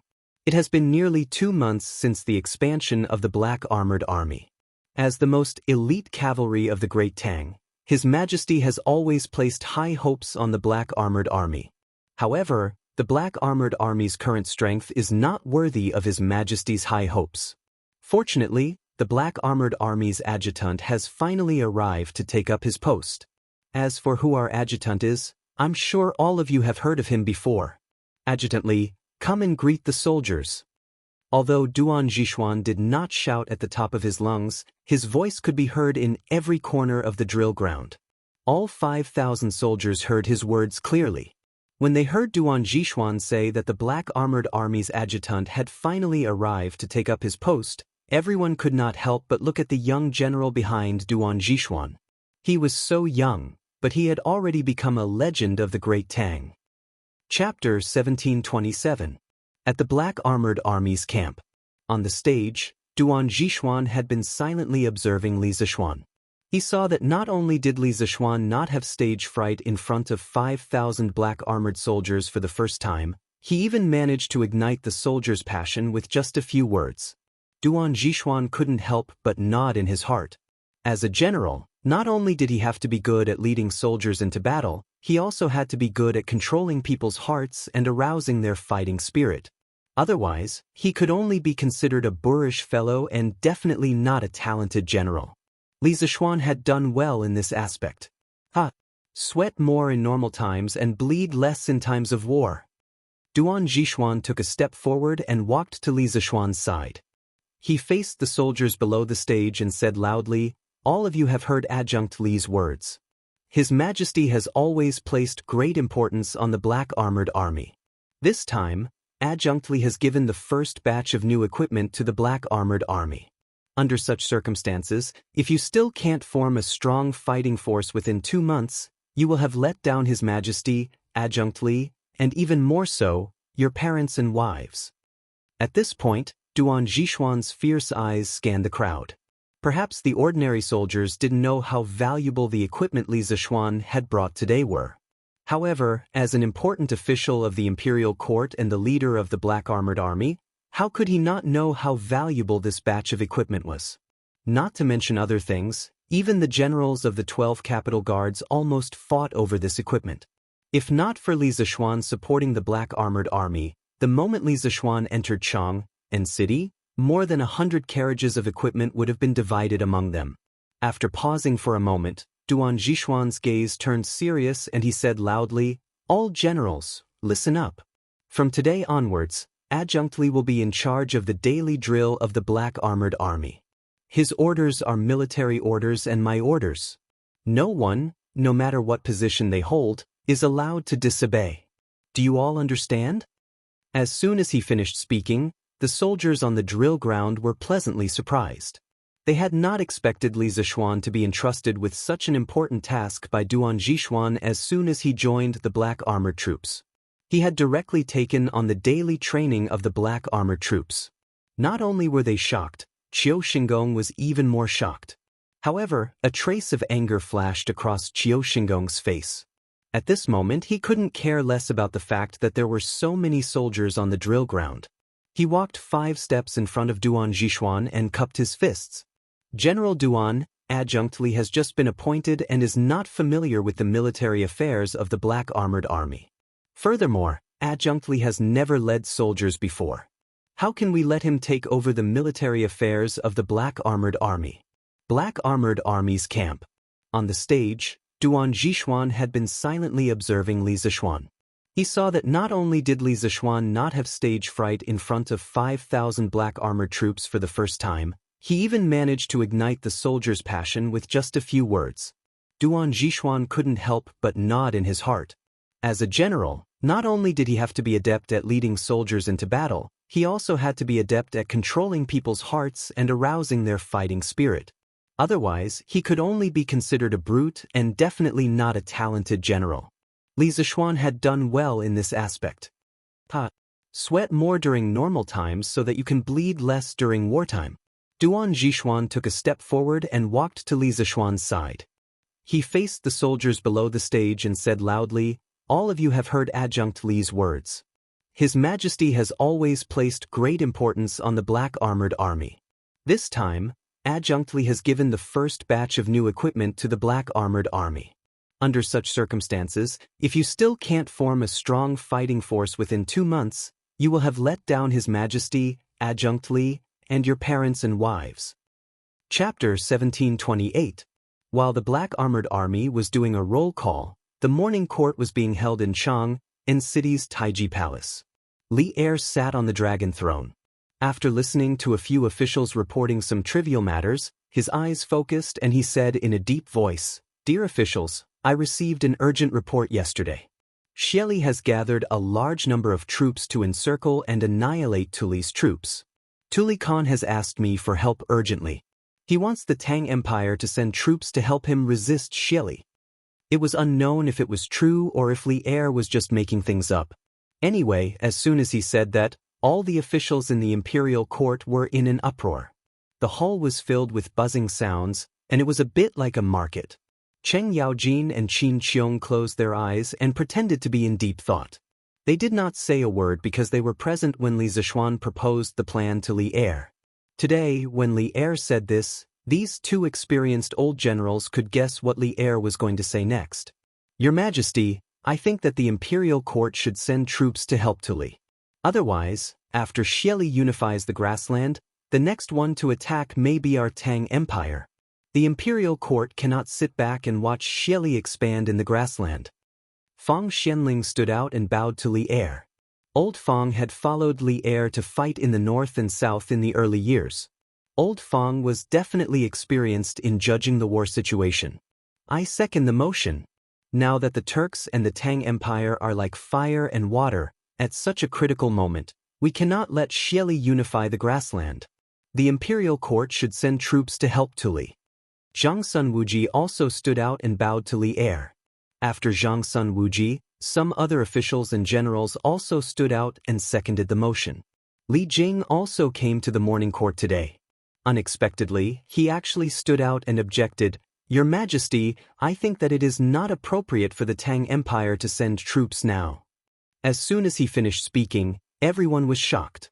No one had expected that Li Jing, the war god of the Great Tang, would actually stand out to oppose when everyone was united against a common enemy and unanimously wanted to suppress the Turks. This was truly a little inconceivable. Li Er's gaze focused. He looked at Li Jing and asked, "Oh? What does apothecary mean?" Li Jing cupped his fists and said, "Your Majesty, it has only been a little more than a month since the Tang Empire began to prepare for war. The 400,000 soldiers, horses, and provisions needed to attack the Tujue have yet to be fully prepared. How can we recklessly declare war on Shili? Marching into the grassland will not be the same as pacifying the rebellion in the Great Tang's territory a few years ago.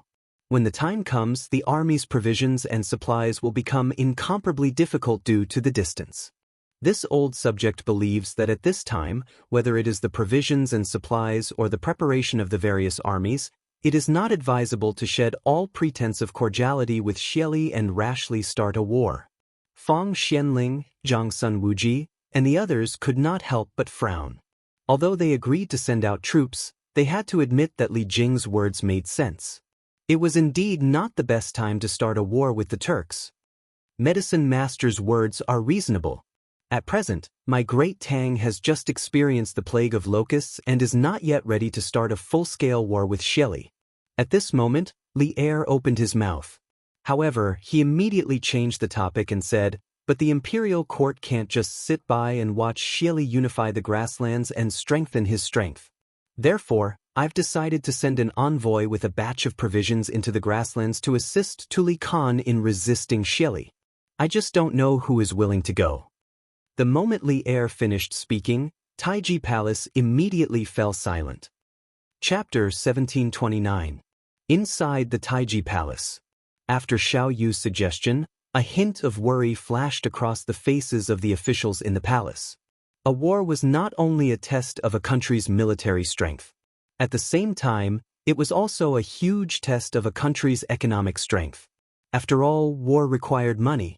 Otherwise, there wouldn't be such a saying in history that they were all militaristic. Li Er smiled and said, "Minister Xiao, you don't have to worry about money and provisions. I already have a foolproof plan. I will not let these 150,000 soldiers drag down the national treasury." Don't be fooled by Li Er's solemn vow and full confidence. In fact, he was very uncertain in his heart. No one knew if the national donation plan that Li Zishuan had suggested to him yesterday would work or not. If it worked, then everything would be fine. If it did not work, then the finances of the imperial court might not be able to support it. This was a very risky decision. Using this kind of decision without full confidence was not in line with Li Er's style of doing things. However, the current situation showed that Shili had the intention to speed up the war between the Tang Empire and the Turks. If the Tang Empire wanted to have a higher chance of winning, the imperial court had to prepare more elite soldiers and strong generals. Li Er had to take the risk. He could only hope that Li Zishuan's plan would work. Xiao Yu was slightly stunned. As the Minister of Revenue, he was in charge of the country's purse. Even he could not think of a good idea to break the situation. How could Li Er think of it? Therefore, old Xiao asked Li Er curiously, "May I ask what exactly is your Majesty's foolproof plan?" Li Er's expression was slightly sluggish but quickly returned to normal. He waved his hand and said, "There is no need to say more about this. Within 3 days, Minister Xiao will definitely see money and provisions flowing into the national treasury." But Xiao Yu was very dissatisfied with Li Er's ambiguous answer. He was about to ask again when Li Er interrupted him, "No buts. After the court is dismissed, the Secretariat will immediately draft an edict and announce to the world. The edict orders all states to immediately select 150,000 elite soldiers and rush to Chang'an within a month. At that time, the imperial court will send a few generals to personally command these soldiers." Hearing Li Er's resolute words, Xiao Yu and the other officials did not dare to continue asking about this matter. Zhang Sun Wuji stepped forward and cupped his hands. This old official obeys the edict. The Secretariat was in charge of formulating policies and drafting edicts. At this moment, Zhang Sun Wuji was not only the Minister of Rights, he was also in charge of the Secretariat. "Yes." Li Er nodded and said, "If there is nothing else, then the court is dismissed. Minister Tang, stay behind." This subject obeys the decree. Tang Jian bowed and accepted the order. After the morning assembly dispersed, the civil and military officials returned to their homes. Tang Jian came to the Sweet Nectar Hall under the lead of the chamberlain. He had yet to bow when Li Er laughed and waved his hand, saying, "Her." There are no outsiders here, Mao Yu. You don't have to be so courteous. Come, give him a seat. Tang Jian was flattered. Thank you, Your Majesty. Right this moment, a chamberlain brought a stool over. Tang Jian sat down cautiously. Li Er spoke bluntly. This time I sent Mao Yu as a diplomatic envoy to the Tujue. It was indeed Zhen's last resort. Shili's power is already great, now he wants to annex Tuli's troops. It can be said that he has the ambition of a wolf. How can Zhen let him fulfill his wish easily? However, Zhen knows that the journey to the Tujue will be filled with difficulties and dangers. Mao Yu, if you have any misgivings, Zhen can withdraw the decree now and send someone else instead. It was said that a monarch's words were not joking. Generally, it was impossible for the emperor to take back what he had said. Now that Li Er said this to Tang Jian, whether it was sincere or just putting on an act, it was very rare and precious. When Tang Jian found out that Li Er wanted him to be a diplomatic envoy to the Tujue in the morning assembly, he still had some misgivings and unhappiness in his heart. After all, he was now a duke. Now that he was suddenly sent to such a dangerous place like the Tujue, it was impossible for him not to have any thoughts in his heart. However, with Li Er's words, the misgivings and unhappiness in his heart instantly vanished into thin air. It was really not easy for an emperor to do this for his subject. This subject thanks Your Majesty for your consideration. Tang Jian hurriedly got up and bowed to Li Er with a moved expression. However, since this subject has already agreed to this mission of being a diplomatic envoy to the Tujue, there is no reason for me to back down. Now that the country is in danger, this old subject receives the country's salary and should share the country's worries. Even if the Tujue is now in a mountain of blades and a sea of flames, this old subject will not turn back. Tang Jian has met a wise ruler like Your Majesty in this life. Even if I die, I will have no regrets. After saying that, Tang Jian straightened his back. His face was full of righteousness, awe-inspiring and fearless. Li Er was horrified and moved. He hurriedly got up and personally walked down to hold Tang Jian's arm. Could. Zhen really did not misjudge you. Mao Yu, you really did not disappoint Zhen. Chapter 1730. Little Xian, I didn't expect this plate armor to fit so well. It's also so light and agile. I thought it would be heavy and cumbersome at first. No wonder my father wanted it so much. In the black armored army's camp, Li Zishuan distributed the weapons, plate armor, and horse armor to the soldiers according to the roster. At around 9 in the morning, the soldiers were all wearing the new armor. Cheng Chumo was wearing a shiny plate armor and he ran to Li Zishuan to show off. This fellow and Yuqi Bao Lin were both temporary recruits to the black armored army. Logically speaking, the two of them didn't have a share in this batch of armor made by the workshop for the black armored army. However, there were always exceptions. These two brothers had special identities and it wasn't a problem for them to gather 2 sets of armor at the last minute. As a matter of fact, Lu Xingwu and Zhang Debao, the 2 guards who were standing guard in front of the gate in the morning, had lent their armors to Cheng Chumo. Needless to say, the 2 guards' physiques were about the same as Cheng Chumo and Yuqi Baolin's, so the armors fit the 2 brothers quite well.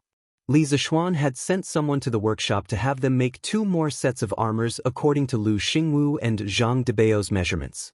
With the workshop's current production speed, it would probably take less than 2 days for the 2 sets of armors to be sent over. Li Zishuan looked up and down at Cheng Chumo, who was tightly wrapped in vanadium steel patches. He nodded and said, "Yes. Looks good. Chonyo, have you and Bao Lin's tents been arranged?" It's all arranged." Yuqi Bao Lin walked over in his plate armor and replied, "Yamacho, Brother Chonyo and I have been arranged to be in the same tent in the Wu battalion." This child was originally stronger than others. After putting on the plate armor, he was simply like a moving iron tower. He was completely a walking tank, making people feel intimidated just by looking at him. Although they were in the military camp, Yuqi Bao Lin was still used to calling Li Zishuan Yamacho. He was different from Cheng Chumo. Cheng Chumo was the first friend Li Zishuan made after returning to Chang'an City. Therefore, most of the time, Cheng Chumo treated Li Zishuan as a friend and brother. Yuchi Bao Lin, on the other hand, respected Li Zixuan more. This was because he admired Li Zixuan both in terms of knowledge and martial arts. That's good. Li Zixuan nodded and couldn't help but breathe a sigh of relief. Cheng Yaojin and Yuchi Jingda had assigned Cheng Chumo and Yuchi Bao Lin to the black armored troops respectively. This was both a form of protection for Li Zixuan and also a form of trust. Li Zixuan felt that at the very least he could not let his brothers suffer in the military. Otherwise, how could he be the big brother of this small group? That Xiao Xian, Cheng Chumo scratched his head, as if he wanted to say something. Li Zixuan said angrily, "If you have something to say, just say it. Since when did you become such a shy little girl?" Yuchi Bao Lin almost burst out laughing when he heard that. Cheng Chumo blushed and said angrily, What little girl? You're the one who's acting like a little girl. I wanted to ask you, can Bao Lin and I stay in the same tent as you? It's too cramped for 10 people to stay in one tent. Also, 2 of our brothers' big feet are too smelly. At this time, the Black Armored Troops camp was built in a military camp in the northwest of the imperial city. The soldiers usually stayed in tents and not houses. This way, they could recreate the situation of war to the greatest extent and allow the soldiers to be in a state of combat readiness at all times. Of course, with the current resources, it was impossible for every soldier to stay in a tent alone. Normally, 10 soldiers would share a tent. This was even more cramped than Yanhuang College's dormitory. The higher-ranked generals would stay in their own tents. Li Zixuan was the Black Armored Troops adjutant. Moreover, he had many identities and duties outside. This time, he had even brought a telegraph with him when he joined the Black Armored Troops. Therefore, he also had his own tent. That was why Cheng Chumo wanted to come over and sleep there. Li Zixuan glanced at Cheng Chumo and said angrily, "Your smelly feet aren't any better, are they? I've heard about it from Qin Ke and the others. How dare you look down on others?" In Yanhuang College's dormitory 001, Cheng Chumo's big feet were the most smelly. They could be used as poison gas bombs. Last year, Li Tai had complained to Li Zixuan about it many times in private. However, under the compulsion of the other dormitory members, Cheng Chumo had developed the good habit of washing his feet frequently. Chapter 1731. What's wrong? Li Kenjun, you've been watching for so long. Have you seen anything? The Black Armored Army's camp. At this moment, the soldiers were training in full swing. Li Zixuan was also seriously observing the training of the soldiers on the drill grounds. He mainly wanted to understand more about the training methods of the soldiers of this era. After all, the military books that Li Jing gave him were only written descriptions. Things like the art of war had to be combined with theory and practice. Just as he was reading with relish, a sonorous and powerful voice exploded in his ears. He couldn't help but be startled. Turning his head to look, he saw that it was his old enemy, Qiu Xingong, who had walked over without him noticing. Li Zixuan couldn't help but squint his eyes. He thought to himself that this old man didn't come with good intentions. Previously, this old man had humiliated him in front of Duan Zhishuan. Now that Duan Zhishuan wasn't around, would this old man do something out of line? Although this was what he thought, Li Zixuan wasn't afraid of Qiu Xingong at all. He would deal with whatever came his way. In front of so many people, what could this old man do to him? Speaking of which, Li Zixuan wasn't a pushover either. If they were to fight one-on-one, Qiu Xingong might not be able to defeat him. So it's General Qiu. Li Zixuan clasped his fists towards Qiu Xingong with a fake smile, and then said, "This junior has just entered the military camp and has never had any experience in the military. I only looked at it for a short while. How could I possibly see anything?" Qiu Xingong was stunned at first. He probably didn't expect Li Zixuan to be so carefree and admit his inadequacies. After a while, he grinned and said, I didn't expect Li Kenjun to be so self-aware. This is a good thing. The Black Armored Army's camp isn't like the Imperial Court. It's also not something your Yanhuang College can compare to. You can be a fish in water in the Imperial Court and be a competent Yamacho in the Academy. However, that doesn't necessarily mean that you can be a qualified Black Armored Army conscript. When the old man saw Li Zishuan's humble attitude, he took advantage of his seniority to take advantage of the situation. Li Zishuan resisted the urge to ridicule him and said, "General Qiu has fought alongside His Majesty for many years. Your experience and knowledge are naturally much richer than this junior's. This junior also knows that my ability is limited and I'm not sure if I can be a good commander. If General Qiu has the time and can impart some of your experience to this junior will naturally be very grateful." What? Li Kenjun, you've been observing for so long. The Black Armored Army's camp. At this moment, the soldiers were training in full swing. Li Zishuan was also seriously observing the training of the soldiers on the drill grounds. He mainly wanted to understand more about the training methods of the soldiers of this era. After all, the military books that Li Jing gave him were only written descriptions. Things like the art of war had to be combined with theory and practice. Just as he was reading with relish, a sonorous and powerful voice exploded in his ears. He couldn't help but be startled. Turning his head to look, he saw that it was his old enemy, Qiu Xingong, who had walked over without him noticing. Li Zishuan couldn't help but squint. He thought to himself that this old man didn't come with good intentions. Previously, this old man had humiliated him in front of Duan Zhishuan. Now that Duan Zhishuan wasn't here, would this old man do something out of line? Although this was what he thought, Li Zishuan wasn't afraid of Qiu Xingong at all. He would deal with whatever came his way. In front of so many people, what could this old man do to him? Speaking of which, Li Zishuan, wasn't a pushover. If they really fought one-on-one, Qiu Xingong might not be able to beat him. So it's General Qiu. Li Zishuan put on a fake smile and clasped his fists towards Qiu Xingong. He then said, "This junior has just entered the military camp and has never had any experience in the military. I've only observed for a short while. How could I have seen anything?" Qiu Xingong was stunned at first. He probably didn't expect Li Zishuan to be so carefree and admit his inadequacies directly. After being stunned for a moment, he smiled and said, I didn't expect you to be so self-aware. This is a good thing. The Black Armored Army's camp isn't like the Imperial Court. It's also not something your Yanhuang College can compare to. You can be a fish in water in the Imperial Court, gain the Emperor's favor, and be a competent Yamacho in the Academy. However, that doesn't necessarily mean that you can be a qualified general in the Black Armored Army. When the old man saw Li Zishuan's humble attitude, he took advantage of his seniority to flaunt his seniority.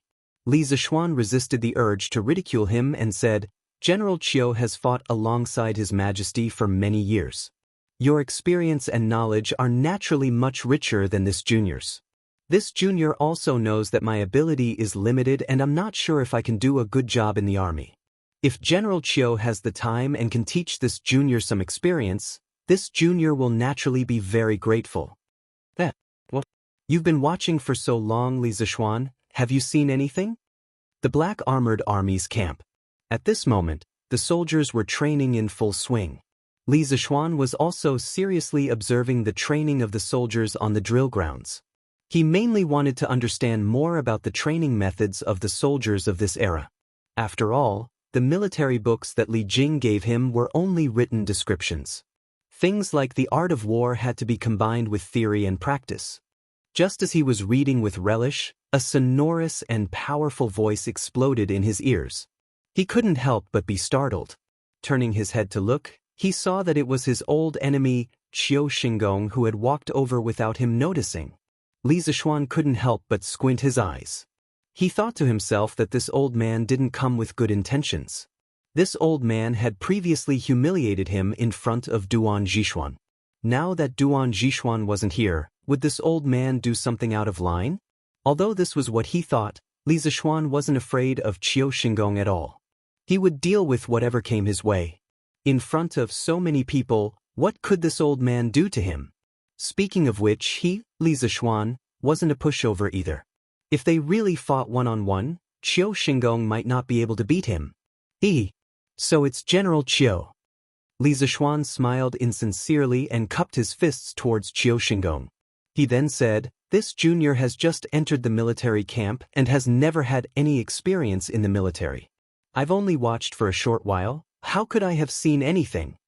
Qiu Xingong was stunned at first. He probably didn't expect Li Zixuan to be so carefree and admit his inadequacies directly. After being stunned for a moment, he smiled and said, "Heh, I didn't expect General Li to be so self-aware. This is a good thing. The Black Armored Army's camp isn't like the Imperial Court. It's also not something your Yanhuang College can compare to. You can be a fish in water in the Imperial Court, gain the Emperor's favor, and be a competent Yamacho in the Academy. However, that doesn't necessarily mean that you can be a qualified general in the Black Armored Army." Seeing Li Zixuan's humble attitude, this old man took advantage of his seniority to flaunt his seniority. Li Zixuan resisted the urge to ridicule him and said, "General Qiu has fought alongside His Majesty for many years. Your experience and knowledge are naturally much richer than this junior. This junior also knows that my abilities are limited and I'm not sure if I can be a good general in the military. If General Qiu has the time and can impart some experience to me, this junior will be very grateful." What? General Li has been watching for so long, have you seen anything? The Black Armored Army's camp. At this moment, the soldiers were training in full swing. Li Zixuan was also seriously observing the training of the soldiers on the drill grounds. He mainly wanted to understand more about the training methods of the soldiers of this era. After all, the military books that Li Jing gave him were only written descriptions. Things like the art of war had to be combined with theory and practice. Just as he was reading with relish, a sonorous and powerful voice exploded in his ears. He couldn't help but be startled. Turning his head to look, he saw that it was his old enemy, Qiu Xingong, who had walked over without him noticing. Li Zixuan couldn't help but squint his eyes. He thought to himself that this old man didn't come with good intentions. This old man had previously humiliated him in front of Duan Zhishuan. Now that Duan Zhishuan wasn't here, would this old man do something out of line? Although this was what he thought, Li Zixuan wasn't afraid of Qiu Xingong at all. He would deal with whatever came his way. In front of so many people, what could this old man do to him? Speaking of which, he, Li Zixuan, wasn't a pushover either. If they really fought one-on-one, Qiu Xingong might not be able to beat him. So it's General Qiu. Li Zixuan put on a fake smile and clasped his fists towards Qiu Xingong. He then said, "This junior has just entered the military camp and has never had any military experience. I've only watched for a short while, how could I have seen anything?" Qiu Xingong was stunned at first. He probably didn't expect Li Zixuan to be so carefree and admit his inadequacies directly. After being stunned for a moment, he smiled and said, "Heh, I didn't expect you to be so self-aware. This is a good thing. The Black Armored Army's camp isn't like the Imperial Court. It's also not something your Yanhuang College can compare to. You can be a fish in water in the Imperial Court and gain the Emperor's favor. You can be a competent Yamacho in the Academy, but that doesn't necessarily mean that you can be a qualified general in the Black Armored Army." Seeing Li Zixuan's humble attitude, this old man took advantage of his seniority to flaunt his seniority. Li Zixuan resisted the urge to ridicule him and said, "General Qiu has fought alongside His Majesty for many years. Your experience and knowledge are naturally much richer than mine. I also know that my abilities are limited and I'm not sure if I can be a good general in the army. If General Qiu has the time and can impart some of your experience to me, I will be very grateful." But you've been watching for so long, Li Zixuan, have you seen anything? The Black Armored Army's camp. At this moment, the soldiers were training in full swing. Li Zixuan was also seriously observing the training of the soldiers on the drill grounds. He mainly wanted to understand more about the training methods of the soldiers of this era. After all, the military books that Li Jing gave him were only written descriptions. Things like the art of war had to be combined with theory and practice. Just as he was reading with relish, a sonorous and powerful voice exploded in his ears. He couldn't help but be startled. Turning his head to look, he saw that it was his old enemy, Qiu Xingong, who had walked over without him noticing. Li Zixuan couldn't help but narrow his eyes. He thought to himself that this old man didn't come with good intentions. Previously, this old man had humiliated him in front of Duan Zhishuan. Now that Duan Zhishuan wasn't here, would this old man do something out of line? Although that was what he thought, Li Zixuan wasn't afraid of Qiu Xingong at all. He would deal with whatever came his way. In front of so many people, what could this old man do to him? Speaking of which, he, Li Zixuan, wasn't a pushover either. If they really fought one-on-one, Qiu Xingong might not be able to defeat him. So it's General Qiu. Li Zixuan put on a fake smile and clasped his fists towards Qiu Xingong. He then said, "This junior has just entered the military camp and has never had any military experience. I've only watched for a short while. How could I have seen anything?" Qiu Xingong was stunned at first. He probably didn't expect Li Zixuan to be so carefree and admit his inadequacies directly. After being stunned for a moment, he grinned and said, "Heh, I didn't expect you to be so self-aware. This is a good thing. The Black Armored Army's camp isn't like the Imperial Court. It's also not something your Yanhuang College can compare to. You can be a fish in water in the Imperial Court, gain the Emperor's favor, and be a competent Yamacho in the Academy. However, that doesn't necessarily mean that you can be a qualified general in the Black Armored Army." Seeing Li Zixuan's humble attitude, this old man took advantage of his seniority to take advantage of the situation. Li Zixuan resisted the urge to ridicule him and said, "General Qiu has fought alongside His Majesty for many years. Your experience and knowledge are naturally much richer than this junior. This junior also knows that my abilities are limited and I'm not sure if I can be a good general. If General Qiu has the time and can impart some of your experience to me, this junior will be very grateful." What? You've been watching for so long, Li Zixuan, have you seen anything? The Black Armored Army's camp. At this moment, the soldiers were training in full swing. Li Zixuan was also seriously observing the training of the soldiers on the drill grounds. He mainly wanted to understand more about the training methods of the soldiers of this era. After all, the military books that Li Jing gave him were only written descriptions. Things like the art of war had to be combined with theory and practice. Just as he was reading with relish, a sonorous and powerful voice exploded in his ears. He couldn't help but be startled. Turning his head to look, he saw that it was his old enemy, Qiu Xingong, who had walked over without him noticing. Li Zixuan couldn't help but squint his eyes.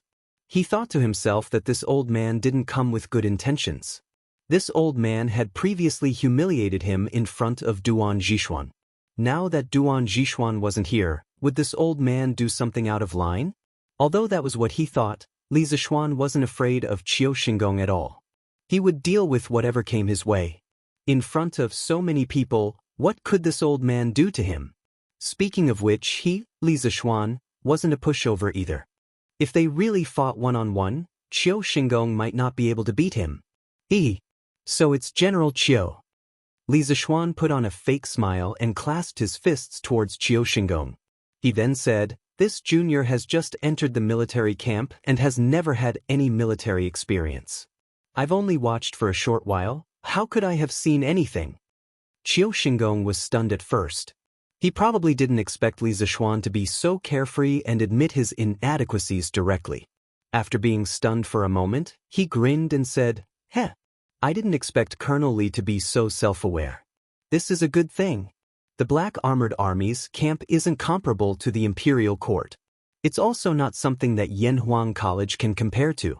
You can be a fish in water in the Imperial Court, obtain the Emperor's favor, and be a competent Yamacho in the Academy. However, that doesn't necessarily mean that you can be a qualified colonel in the Black Armored Army." Seeing Li Zixuan's humble attitude, this old man took advantage of his seniority to flaunt his seniority. Li Zixuan resisted the urge to ridicule him and said, "General Qiu has fought alongside His Majesty for many years. Naturally, your experience and knowledge are much richer than this junior's.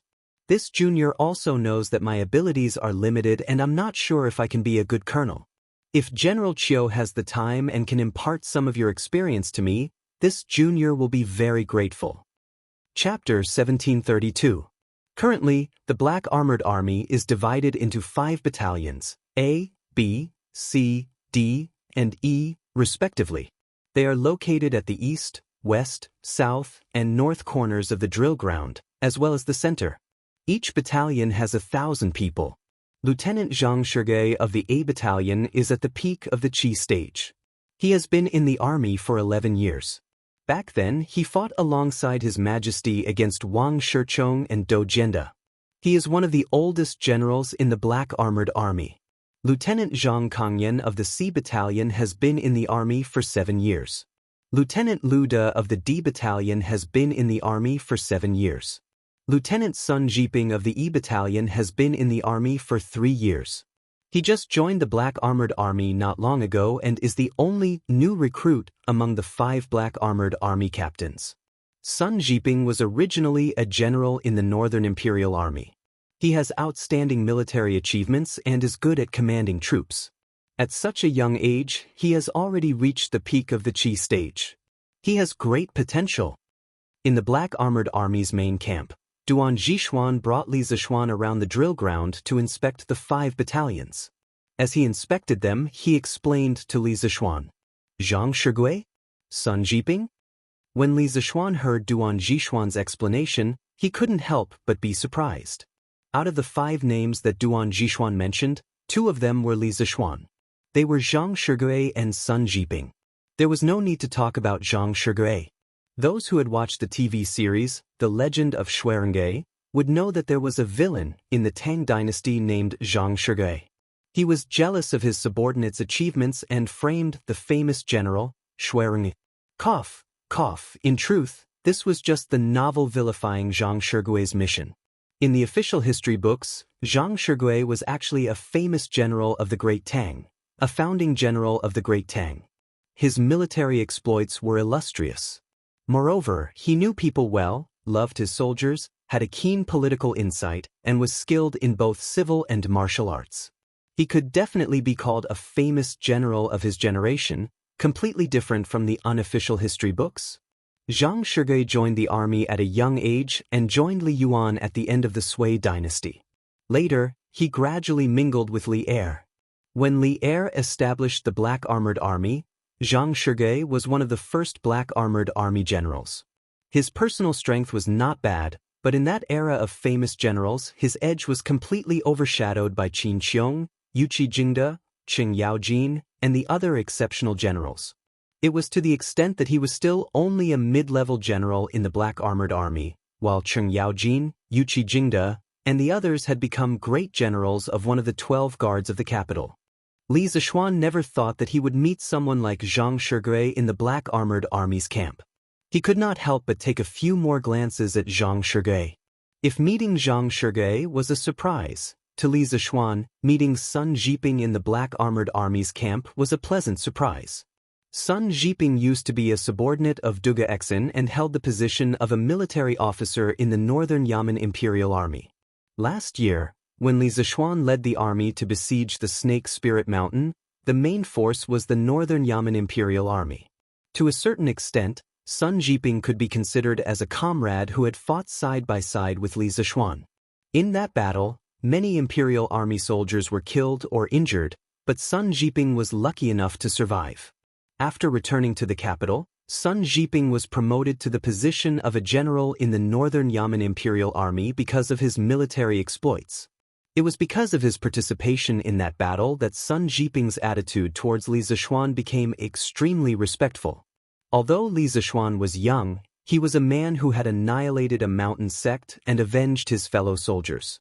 He was worthy of Sun Jiping's respect for the rest of his life. Furthermore, when Cui Yunhan had led the students from the Hongwen school to besiege the Li Zixuan, it was Sun Jiping who had led the troops to rescue Li Zixuan. Li Zixuan would never have thought that he would meet Sun Jiping in the Black Armored Army. Moreover, Sun Jiping had even become a lieutenant.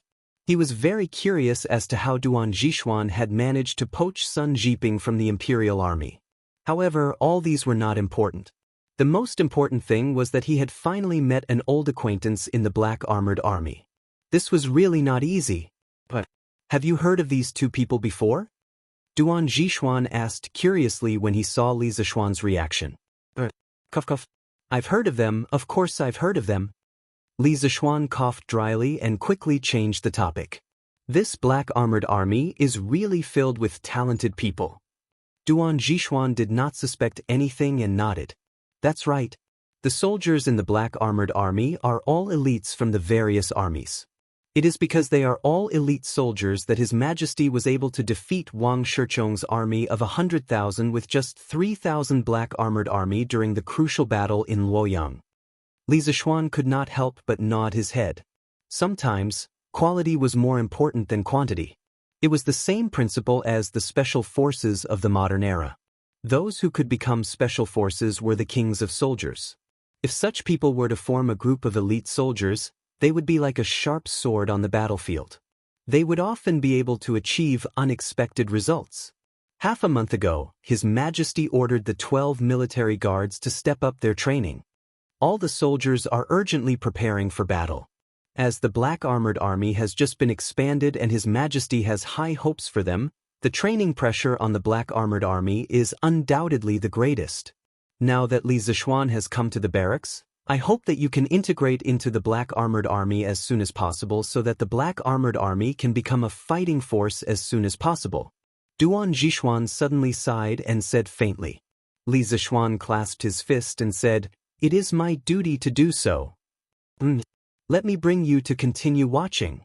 Duan Zhishuan nodded and pointed to a group of soldiers who were training on the drill ground. He said, "Ever since His Majesty led the officials to Yanhuang College to watch your military training ceremony last year, the various barracks in the capital have gradually begun to implement your formation training method. It is not difficult and has some similarities with the previous training methods in the barracks. You saw it when the soldiers gathered on the drill ground this morning. They stood in neat formation. However, the black armored army is still cavalry. The focus of our training is on their horse skills." After listening to Duan Zhishuan's explanation, Li Zishuan couldn't help but feel enlightened. With a face full of approval, he said, "Great General, you're right. Posture and formation are only the basics of military training. It's only to allow the soldiers to maintain better spirit and a more orderly formation. In a war, it's more about the individual qualities of the soldiers. I believe that the black armored army's training will focus on two aspects. First, it is to train the soldiers' physical fitness. The black armored army is a heavy cavalry. All the soldiers wear armor and armor. In war, it is very taxing on their physical fitness. We must ensure that all the soldiers have sufficient physical fitness. Second, it is to cultivate the rapport between the soldiers and their horses. The horses are the cavalry's second life on the battlefield. Only when the two work together can the advantages of the cavalry be maximized." Not bad, not bad. In such a short period of time, Li Zishuan was able to understand these 2 points. This is already very commendable. Next, I can rest assured that the training of the black armored army will be handed over to you," Duan Zhishuan said with a face full of praise. Chapter 1733. This is my first time in military affairs and there are many things I do not understand. I hope that General will enlighten me when the time comes. After conversing with Duan Zhishuan, Li Zishuan was enlightened. At the very least, he had a rough plan for the training of the black armored troops. As for the details, he would need to use Li Jing's Mirror of 6 Armies and the training methods of modern soldiers to supplement and perfect it. Kiki. Of course. Duan Zhishuan smiled knowingly and replied, "HM? Great General, what are the soldiers of the A Battalion doing? Are they preparing for the equestrian archery training?" Coincidentally, at this moment, the formation of the 1st Battalion dispersed. The soldiers brought out war horses from the stables and came to the drill ground. 1 man and 1 horse. Very quickly, more than 1,000 soldiers and more than 1,000 war horses once again formed a neat square formation. Seeing this scene, Li Zishuan couldn't help but ask in confusion. Duan Zhishuan looked towards the direction of the voice and smiled, "Kiki." "Yes and no." Li Zishuan narrowed his eyes and asked, "General, what do you mean?" Seeing Li Zishuan humbly asking for advice, Duan Zhishuan patiently explained, "The black armored troops are cavalry. Other than physical training, they also have equestrian training. However, to use the horses, they have to train them first. Although horses understand humans, they are still beasts. In order to make the horse more receptive to the intentions of the soldiers, and to make the horse's strength a useful drain, the soldiers should be allowed to develop a tacit understanding and affection with the horse, so that the man and the horse can become one. This is not an easy task and requires meticulous and patient training of the horses. Therefore, under normal circumstances, before the black armored troops carry out their equestrian archery training, the soldiers must have some intimate interactions with their war horses. For example, caressing them, scratching them, washing them, providing them with clean water, and feeding them fresh fodder. This is to increase the bond between the soldiers and their war horses. Only then can the cavalry unleash their full potential on the battlefield. Li Zishuan was enlightened when he heard this. I see. Just now, I said that I would increase the rapport between the soldiers and the horses in future training. I did not expect that the black armored troops had already used this training method. I am ashamed. At the same time, he couldn't help but admire the wisdom of the ancients. This general is new to military affairs, so there are still many things I don't understand. When the time comes, I hope that the general will not be stingy with his guidance. After talking to Duan Zhishuan, Li Zishuan was enlightened. At the very least, he had a rough plan for the training of the black armored troops. As for the details, he would need to use Li Jing's mirror of 6 armies and the training methods of modern soldiers to supplement and perfect it. Ha! Well said, well said. Duan Zhishuan smiled knowingly and agreed. Great General, what are the soldiers of the A Battalion doing? Are you preparing for equestrian archery training? At this moment, the formation of the A Battalion dispersed. The soldiers brought out war horses from the stables and came to the drill ground. 1 man and 1 horse. Very quickly, more than 1,000 soldiers and more than 1,000 war horses once again formed a neat square formation. Seeing this scene, Li Zishuan couldn't help but ask in confusion. Duan Zhishuan followed the voice and looked over. Stroking his beard, he said with a smile, Her. Yes and no. Li Zishuan narrowed his eyes and couldn't help but ask, Great General, what do you mean? Seeing that Li Zishuan was humbly asking for advice, Duan Zhishuan patiently explained, the black armored troops are cavalry. Other than physical training, they also have equestrian training. However, to use the horses, they must first train them. Although horses understand humans, they are still beasts. In order to make the horse more receptive to the intentions of the soldiers, and to make the horse's strength a useful drain, the soldiers should be allowed to develop a tacit understanding and affection with the horse, so that the man and the horse can become one. This is not an easy task. It requires meticulous and patient training of the horses. Therefore, under normal circumstances, before the black armored troops carry out equestrian archery training, the soldiers must interact with their war horses intimately. For example, caressing, scratching, washing, providing clean water, and feeding fresh grass to strengthen the bond between the soldiers and their war horses. Only then can the cavalry unleash their greatest combat prowess on the battlefield. Hearing this, Li Zishuan was enlightened. So that's the case. Just now, I said that in the future training, we should increase the tacit understanding between the soldiers and the horses. I didn't expect that the black armored troops had already used this training method. I'm ashamed. At the same time, he couldn't help but admire the wisdom of the ancients. For the Tang dynasty to be able to have such power in this era, I'm new to the military and there are many things I don't understand. When the time comes, I hope that the great general will enlighten me. After conversing with Duan Zhishuan, Li Zishuan was enlightened. At the very least, he had a rough plan for the future training of the black armored troops. As for the details, he needed to combine it with Li Jing's mirror of 6 armies and the training methods of modern soldiers to supplement and perfect it. Ha! Sure. Duan Zhishuan smiled knowingly and replied, HM? Great General, what are the soldiers of the A Battalion doing? Are they preparing for equestrian archery training? Coincidentally, at this moment, the formation of the 1st Battalion dispersed.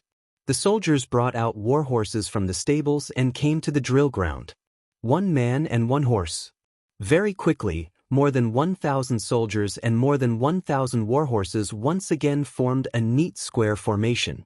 Seeing this scene, Li Zishuan couldn't help but ask in confusion. Duan Zhishuan looked towards the direction of the voice and stroked his beard. Yes and no. Li Zishuan's eyes narrowed and he couldn't help but ask, "Great General, what do you mean?" Seeing that Li Zishuan was humbly asking for advice, Duan Zhishuan patiently explained, "The black armored troops are cavalry. Other than physical training, they also have equestrian training. However, to use the horses, they must first train them. Although horses understand humans, they are still beasts. In order to make the horse more receptive to the intentions of the soldiers, and to make the horse's strength a useful drain, the soldiers should be allowed to develop a tacit understanding and affection with the horse, so that the man and the horse can become one. To do this, it is not easy.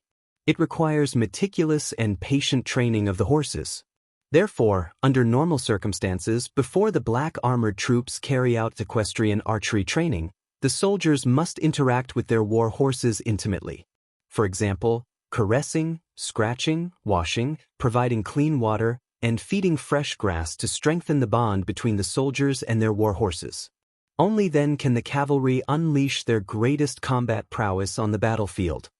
Hearing this, Li Zishuan was enlightened. So that's the case. Just now, I said that in the future training, we should increase the tacit understanding between the soldiers and their horses. I didn't expect that the black armored troops had already used this training method. I'm ashamed. At the same time, he couldn't help but admire the wisdom of the ancients. For the Tang dynasty to be able to have such a great military force in this era, there are still many things that I don't understand. When the time comes, I hope that the great general will enlighten me. After conversing with Duan Zhishuan, Li Zishuan was enlightened. At the very least, he had a rough plan for the future training of the black armored troops. As for the details, he would need to use Li Jing's mirror of 6 armies and the training methods of modern soldiers to supplement and perfect it. Of course. Duan Zhishuan smiled knowingly and replied, "HM? Great General, what are the soldiers of the A Battalion doing? Are they preparing for equestrian archery training?" Coincidentally, at this moment, the formation of the A Battalion dispersed. The soldiers brought out war horses from the stables and came to the drill ground. 1 man and 1 horse. Very quickly, more than 1,000 soldiers and more than 1,000 war horses once again formed a neat square formation. Seeing this scene, Li Zishuan couldn't help but ask in confusion. Duan Zhishuan looked towards the direction of the voice and smiled. Yes and no. Li Zishuan narrowed his eyes and couldn't help but ask, "What does the great general mean?" Seeing that Li Zishuan was humbly asking for advice, Duan Zhishuan patiently explained, "The black armored troops are cavalry. Other than physical training, they also have equestrian training. However, in order to use the horses, they must first train the horses. Even though horses understand humans, they are still beasts. In order to make the horse more receptive to the intentions of the soldiers, and to make the horse's strength a useful drain, the soldiers should be allowed to develop a tacit understanding and affection with the horse, so that the man and the horse can become one. This is not an easy task and requires meticulous and patient training of the horses. Therefore, under normal circumstances, before the black armored troops carry out equestrian archery training, the soldiers must interact with their war horses intimately. For example, caressing, scratching, washing, providing clean water, and feeding fresh grass to strengthen the bond between the soldiers and their war horses. Only then can the cavalry unleash their greatest combat prowess on the battlefield. Hearing this, Li Zishuan was enlightened. So that's how it is. Just now, I said that in the future training, I would increase the content of developing a tacit understanding between the soldiers and the horses. I didn't expect the black armored troops to have already used this training method. I'm ashamed. At the same time, he couldn't help but admire the wisdom of the ancients. For the Tang dynasty to be able to have such a great military force in this era, there are still many things that I don't understand. When the time comes, I hope that the Grand General will enlighten me. After conversing with Duan Zhishuan, Li Zishuan was enlightened. At the very least, he had a rough plan for the black armored troops' future training. As for the details, he would need to use Li Jing's mirror of 6 armies and the training methods of modern soldiers to supplement and perfect it. Of course. Duan Zhishuan smiled knowingly and replied, "HM? Grand General, what are the soldiers of the A Battalion doing? Are they preparing for equestrian archery training? Coincidentally, at this moment, the formation of the 1st Battalion dispersed. The soldiers brought out war horses from the stables and came to the drill ground. 1 man and 1 horse. Very quickly, more than 1,000 soldiers and more than 1,000 war horses once again formed a neat square formation.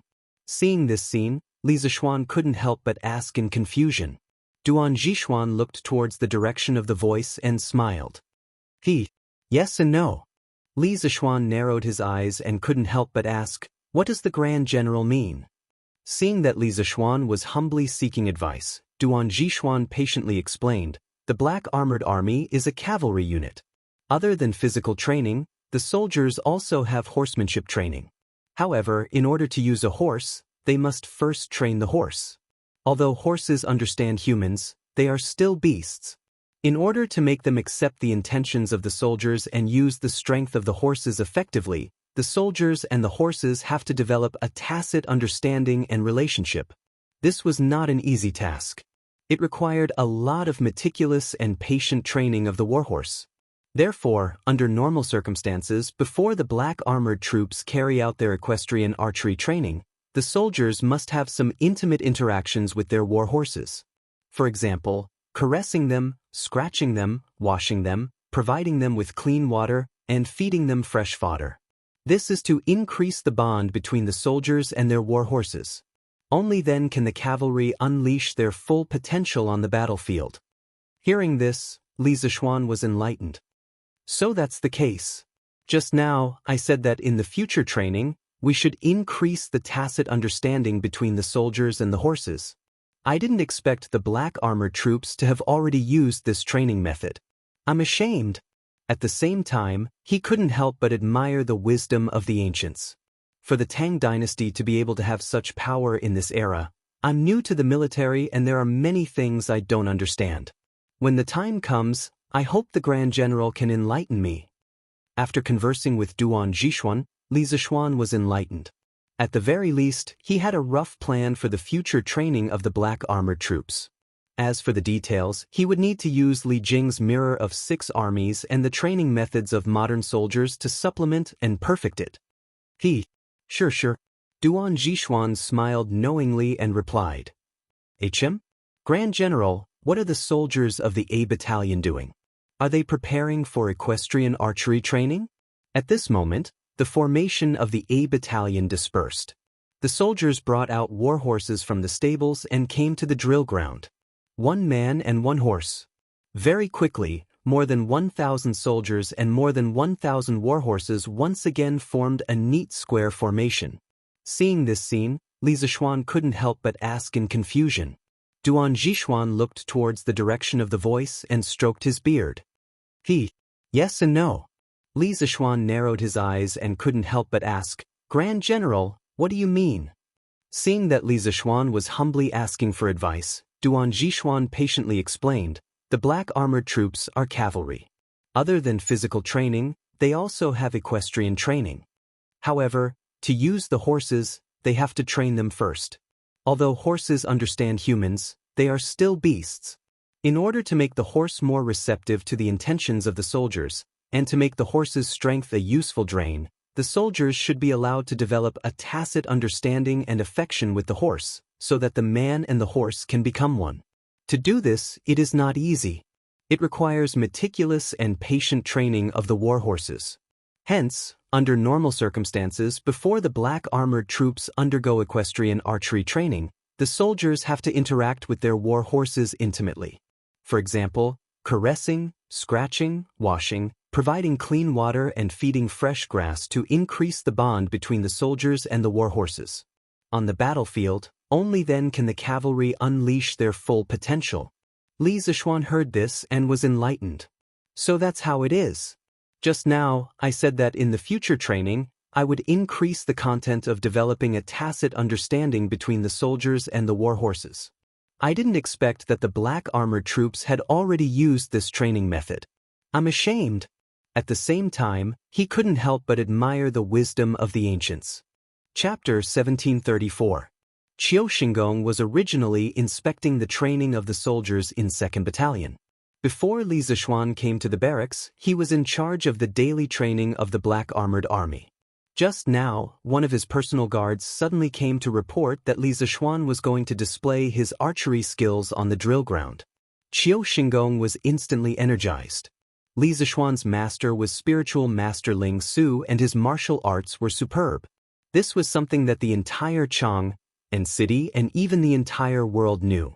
However, at the same time, everyone also knew that Li Zixuan's weapon of choice was the sword and not the bow. One had to know that there were many types of bows. The horn bow used by the Black Armored Army was completely different from the bow used by the common people. Even though Li Zixuan had used a bow before, it was impossible for him to adapt and familiarize himself with the special horn bow in the army in such a short period of time. Therefore, Li Zixuan's archery skills demonstration this time was undoubtedly a humiliation to Qiu Xingong. How could he miss such a good show? It's not a demonstration. It's just that I have never used a bow before. Now that I have joined the Black Armored Army, I should at least learn the art of equestrian archery. Therefore, I asked someone to bring me a bow to give it a try. Li Zixuan had lived 2 lifetimes. Although he wasn't considered to be a sophisticated person, his emotional intelligence was definitely not bad. How could he not see that Qiu Xingong wanted to see him make a fool out of himself? However, after all, he had never used a bow before and he wasn't sure how he would perform later. Therefore, he didn't boast. He didn't like to show off something that he wasn't confident in. You are too humble, Instructor Li. Qiu Xingong walked to Li Zixuan and said with a fake smile, in the entire Chang'an city, who doesn't know that Instructor Li is the son of an immortal and has unparalleled martial arts? Why would you be stumped by a mere bow? Oh, this is a 3-stone bow? TSK. Instructor Li's arm strength is indeed amazing. It was this old man who couldn't help but click his tongue and sigh when he saw the horn bow that one of Duan Zixuan's personal guards handed to Li Zixuan.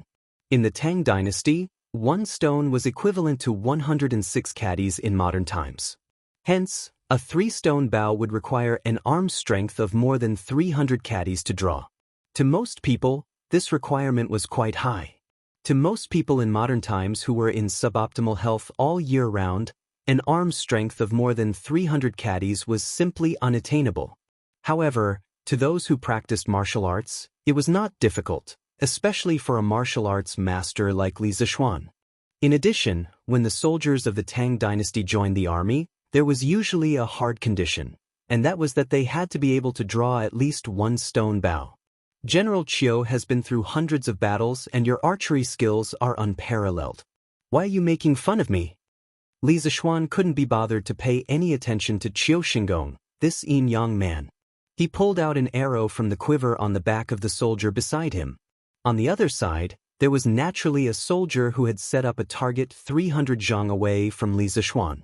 300 feet, 100 meters, 100 steps away. This distance wasn't far, but it wasn't close either. The maximum range of an ancient bow was about 200 meters, and its effective range was only about 100 meters.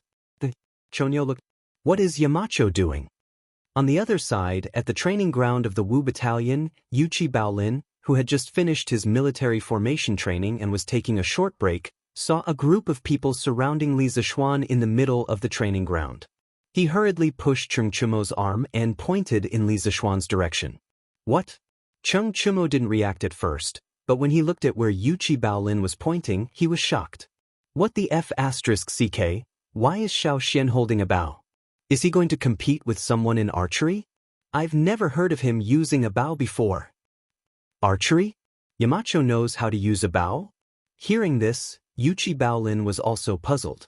It was true that he worshipped Li Zixuan, but an outstanding archer had to go through many years of practice. Could it be that Li Zixuan had been practicing archery for a long time? Let's go. Let's go and take a look. Cheng Chumo waved his hand and said. But what if the lieutenant wants us to gather for training later? Although Wang Lin wanted to go and take a look, he hesitated when he remembered that this was a military camp and he had to follow the military rules. Are you stupid? Let's just go for a while, and didn't you see that Lieutenant's son is also there? Let's go quickly. Cheng Chumo patted Wang Lin's arm in disappointment. Coincidentally, the lieutenant of the Wu battalion, Sun Jiping, was also walking towards Li Zixuan. Sun Jiping's eyes suddenly lit up, and without saying anything, he dragged Lin and ran towards Li Zixuan. "This is my first time shooting an arrow, please don't laugh at me." On the other side, Li Zixuan took a deep breath and said to Duan Zhishuan and Qiu Xingong who were beside him. Then he took 2 steps back and stood still. He knocked an arrow and focused all his energy on the arrow. At this moment, his eyes were only focused on the center of the target that was 300 feet away. During this short period of time, there were already quite a number of soldiers who had noticed the commotion. Those who had training missions only dared to sneak a peek at Li Zixuan's side. Soldiers like the Wu battalion who happened to be taking a half-time break came closer, wanting to see how good Li Zixuan's archery skills were. After all, before Li Zixuan entered the Black Armored Army, he was already a famous figure in the Great Tang Empire. Now that he was about to show off his archery skills, how could the soldiers not be curious? Qiu Xingong, on the other hand, was secretly laughing in his heart. Because from Li Zixuan's action of drawing the bow and knocking the arrow just now, Li Zixuan was definitely a complete novice in archery. It was hard to say if such a novice could even hit the target at such a distance, let alone the center of the target. At this moment, Qiu Xingong really hoped that all the soldiers in the army would come over to take a look. If that happened, Li Zixuan would definitely become the laughing stock of the soldiers. He might even be too ashamed to continue staying in the Black Armored Army. On the other hand, Duan Zhishuan's heart sank. Obviously, he could also see that Li Zixuan's archery was a little unfamiliar. Initially, he only wanted to see how good Li Zixuan's archery skills were. But after Qiu Xingong came, the nature of the situation changed completely. If Li Zixuan didn't perform well, Qiu Xingong could use this as an excuse to suppress Li Zixuan's reputation in the Black Armored Army. But now, the arrow was already knocked on the bow and had to be released.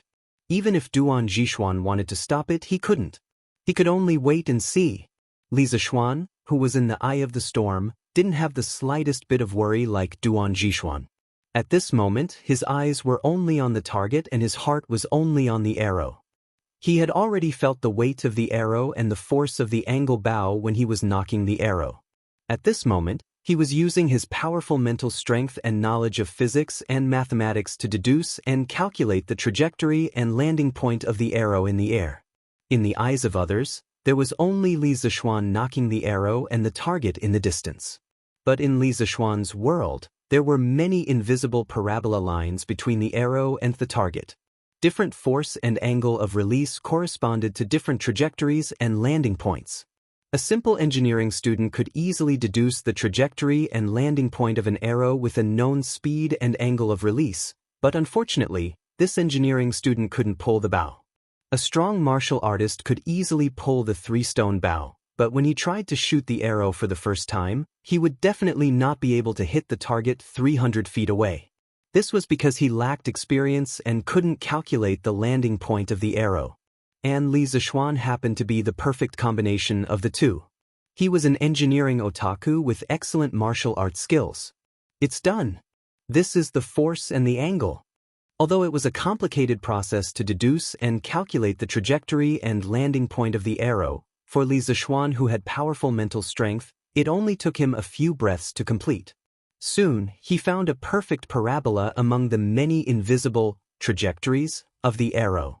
With a whoosh, the arrow that left the bowstring made a whistling sound as it flew rapidly toward the target 300 feet away. At this moment, everyone's hearts were in their throats. Qiu Xingong was already prepared to burst into laughter, while Duan Zhishuan had a serious look on his face. He was already thinking about how he could help Li Zixuan out of this predicament later.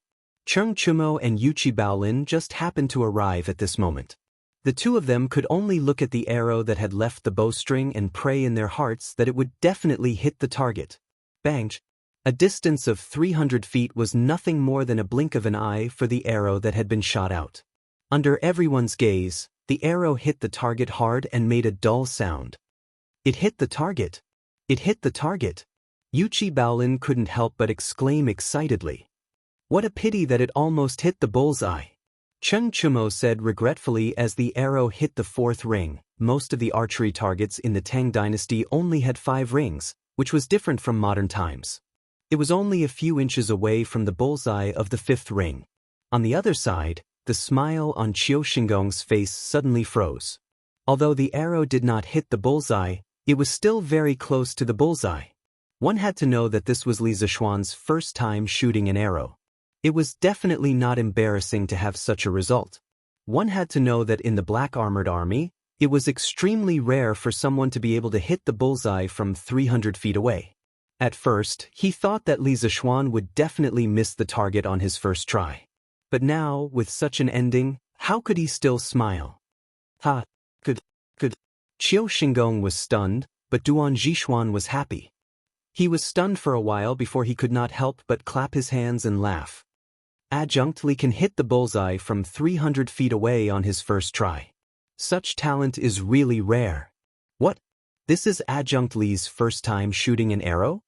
When the surrounding soldiers who came to watch the fun heard Duan Zhishuan say that this was Li Zishuan's first time shooting an arrow, they couldn't help but suck in a breath of cold air.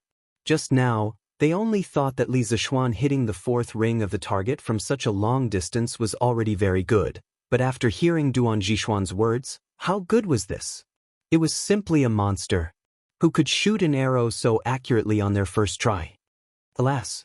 What a miscalculation! I actually neglected the wind speed. What a pity!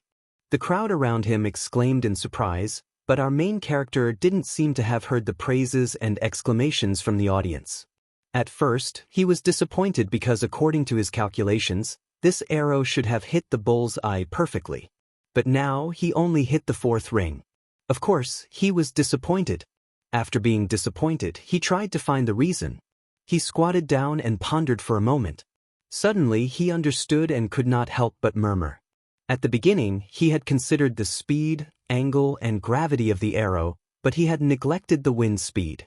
Fortunately, the distance between him and the target was not long, and the speed of the arrow was fast enough.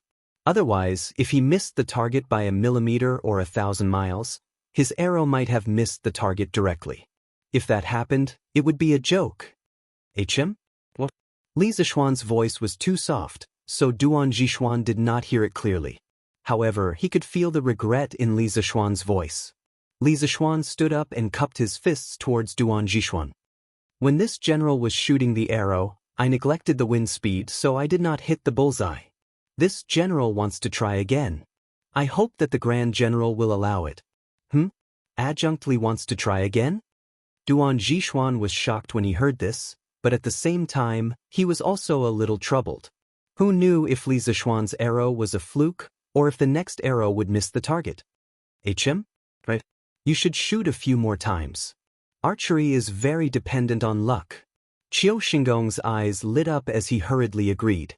Obviously, this old man thought that Li Zishuan's first arrow was purely luck. If he tried a few more times, he would definitely not be so lucky. As for Li Zishuan's claim that his first arrow did not hit the bullseye because he neglected the wind speed, Qiu Xingong felt that it was completely boasting. The young man did not know the immensity of heaven and earth, and did not know when to stop. He had to pay the price. Alright. Then Adjunct Li will try again. Duan Zhishuan's face darkened. After hearing Qiu Xingong's words, he had to agree even if he did not want to. Thank you, Grand General. Li Zishuan cupped his fists and then smiled at Qiu Xingong. Then, without wasting any time, he squatted down and picked up a handful of grass. Then, he released his hand and the grass fell with the wind. Southeast wind, 3.5 meters per second. Soon, Li Zishuan estimated the current wind speed. Then he directly took out an arrow from the quiver on the soldier's back. His powerful spiritual power began to move. Countless invisible lines appeared before his eyes. This time, the lines were different from the previous ones. There was an additional correction of wind speed compensation. It should be about time. Soon, Li Zishuan finished his deduction and calculation. He chose the best shooting angle and speed, and the arrow was shot out again. With a whoosh, there was a sonic boom in the air. Everyone held their breaths and stared at the arrow that left the bowstring. At this time, Li Zishuan looked away. This was because when the arrow was in midair, he was already sure that this arrow would hit the bullseye. He did not stop and quickly took out another arrow. Using the same speed and angle as before, he shot the arrow again. In this way, 3 arrows were shot consecutively. Bang bang bang. Li Zishuan's hand movements were as fast as lightning. The arrow's speed in the air was also as fast as lightning. Soon, the 3 arrows hit the target and made 3 sounds of impact. It hit. 3 consecutive arrows, all hit the bullseye. Duan Zhishuan's eyes were fixed on the target. When the 3rd arrow hit the bullseye, he suddenly looked as if he had seen a ghost and could not help but exclaim. At the center of the bullseye, 3 arrows hit the bullseye one after the other. Moreover, the arrow at the back just happened to hit the arrow in front. In other words, all 3 arrows hit the same spot. This level of archery was simply amazing. The scene fell into a dead silence. However, after the silence, there was madness.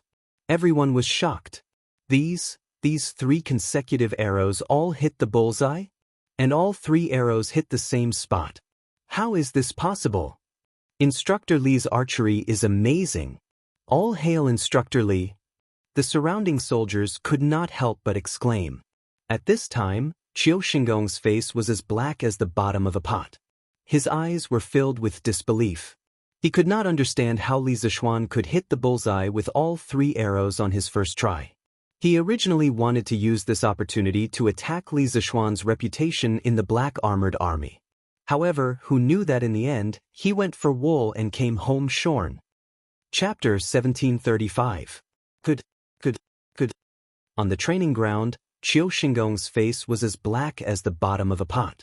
Duan Zhishuan, on the other hand, was in a good mood. He clapped his hands and laughed. I didn't expect Adjunct Li to be so talented in archery. General Qiu, what do you think of Adjunct Li's archery skills? As he finished speaking, Duan Zhishuan glanced at Qiu Xingong with a spurious smile. Earlier, Qiu Xingong wanted to humiliate Li Zishuan at every turn, so wasn't that the same as slapping Duan Zhishuan's face? It was impossible for Duan Zhishuan to not be unhappy. Now that Li Zishuan had exceeded everyone's expectations, not only did he not embarrass himself, he even made a name for himself with these 3 arrows. Duan Zhishuan obviously wanted to counterattack Qiu Xingong. Hearing that, Qiu Xingong instantly felt as if he had eaten feces. His old face flushed red, and after a moment of stuttering he finally opened his mouth and said, Adjunct Li, it's your first time shooting, and you're already so accurate. Of course, you're talented. Cough cough, but on the battlefield, there won't be such a dead target standing there for others to shoot at. So, Adjunct Li needs to practice diligently in the future. After saying this, Qiu Xingong felt that he couldn't stay here any longer and wanted to find an excuse to leave. However, he saw that there were already quite a number of black-armored army soldiers surrounding him. He rolled his eyes and immediately shouted, What are you all doing here? Don't you think the training mission is heavy enough? Get back to your training. General Qiu. When the soldiers saw Qiu Xingong's expression, they knew that this old fellow was not in a good mood right now. Thus, they hurriedly responded and scattered like birds, returning to their respective camps for training. Let's go. Let's go back to training. Even Cheng Chumo and Yuqi Baolin didn't dare to provoke Qiu Xingong at this time. Cheng Chumo saw Li Zishuan's prowess just now and wanted to talk to Li Zishuan for a while. Hearing this, he could only yell and leave with Yuqi Baolin. As the lieutenant of the V camp, Sun Jiping naturally had no reason to stay. He cupped his fist towards Li Zishuan and left without caring if Li Zishuan could see him. General Duan, the A camp hasn't been patrolled yet. I won't keep you company. Qiu Xingong's expression became slightly better when he saw that the soldiers had dispersed. He cupped his fists towards Duan Zhishuan and said indifferently. Duan Zhishuan nodded and said, Zhishuan, Duan, General. Only then did Qiu Xingong turn and leave. Only Li Zishuan, Duan Zhishuan, and 2 of Duan Zhishuan's personal guards were left in the temporary shooting range that had been quite lively just a moment ago. Li Zishuan returned the bow to one of the personal guards, then went up to Duan Zhishuan and said, This general was just interested in testing the bows in the army. I didn't expect to cause such a big commotion and attract General Qiu and the other generals here. This is truly a crime. Duan Zhixuan laughed and said, "Huh, no worries. There are some people who want to see you make a fool of yourself. Even if you didn't call them over, they would have come by themselves. You can't be blamed for this." Although Duan Zhixuan didn't mention any names, everyone knew who the person who wanted to see Li Zixuan make a fool of himself was. Li Zixuan's expression was normal and he didn't say anything. Duan Zhixuan could say that about Qiu Xingong, but he couldn't. No matter what, Qiu Xingong's position in the Black Armored Army was higher than his. Whether it was in the ancient times or modern times, it wasn't good to criticize one's superior in front of others. Seeing that Li Zixuan didn't say anything, Duan Zhixuan looked at him with admiration and took the initiative to say, "Instructor Li, you should be more familiar with the Black Armored Army now, right? I still have things to do. Instructor Li, you can walk around by yourself." He only wanted to bring Li Zixuan to familiarize himself with the Black Armored Army. He didn't expect to cause so much trouble. Li Zixuan clasped his fist and said, "Thank you, Grand General." Duan Zhixuan waved his hand and left. Li Zixuan thought for a while and then walked towards the training square of the Wu Battalion. When he was doing the roll call in the morning, he didn't notice that the lieutenant of the Black Armored Army's Wu Battalion was Sun Jiping. After all, there were so many people and he couldn't see how everyone looked like. However, when Sun Jiping clasped his fist and bowed to him, he had already noticed it. Since he met someone he knew here, he naturally wanted to meet him. No matter what, they would be colleagues in the future. Every unit is bringing people to the stables to get their horses and bows. Next, we will begin the equestrian archery training. Same rules, before noon, those who fail 3 tests are not allowed to eat lunch. Do you hear me? Li Zixuan had just arrived near the square of the Wu Battalion when he heard Sun Jiping lecturing the soldiers. His voice was loud and clear, and his tone was serious. He had the dignity of a general. He couldn't help but praise Sun Jiping in his heart.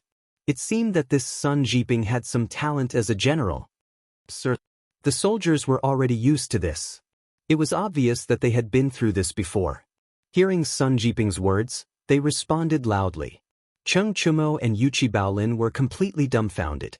They had just joined the Black Armored Army today and didn't know what the equestrian archery assessment was. They had to undergo such a harsh punishment. If they failed the assessment, wouldn't they not be able to eat lunch? Then how would they train in the afternoon? Lieutenant Sun, Baolin and I have to take the assessment too? The soldiers dispersed in all directions. Cheng Chumo walked up to Sun Jiping unwillingly and asked anxiously. Sun Jiping frowned and said with a serious face, "Regardless of the background of the soldiers in the Black Armored Army, once they enter the camp, they will be treated the same. Although the 2 of you have just joined the Black Armored Army today, there will be no exceptions for the assessment. If you fail the assessment, you will still be punished. In the Wu Battalion, if you want to eat, you have to train hard." Isn't that a little too unfair? Cheng Chumo was suddenly dumbfounded. Sun Jiping's words had blocked all his escape routes. He could already foresee that he could only watch others eat at noon while he had to starve. Fair? There is no such thing as fairness in this world. There is only strength. Sun Jiping snorted. He thought for a while and said, "However, the 2 of you are from a family of generals and have a strong foundation. As long as you don't slack off during training, the assessment in the Black Armored Army shouldn't be too difficult for you. But no matter what, since the 2 of you have joined the Black Armored Army, the general and I will treat you the same. There is no exception." When the Black Armored Army was expanding and the new recruits just entered the camp, they were all treated the same way. Do you understand? Cheng Chumo could only say helplessly, "Understood." Then why aren't you going to the stables to get the horses? Sun Jiping said indifferently. Sir. Cheng Chumo replied and left with Yuchi Baolin. Chapter 1736. Field Officer's son is indeed a strict commander. In front of the Wu Battalion, Cheng Chumo and Yuchi Baolin left after listening to Sun Jiping's lecture. Li Zixuan walked up to Sun Jiping and smiled. "Marquis." Sun Jiping was shocked to see Li Zixuan. He quickly cupped his fist and greeted him respectfully.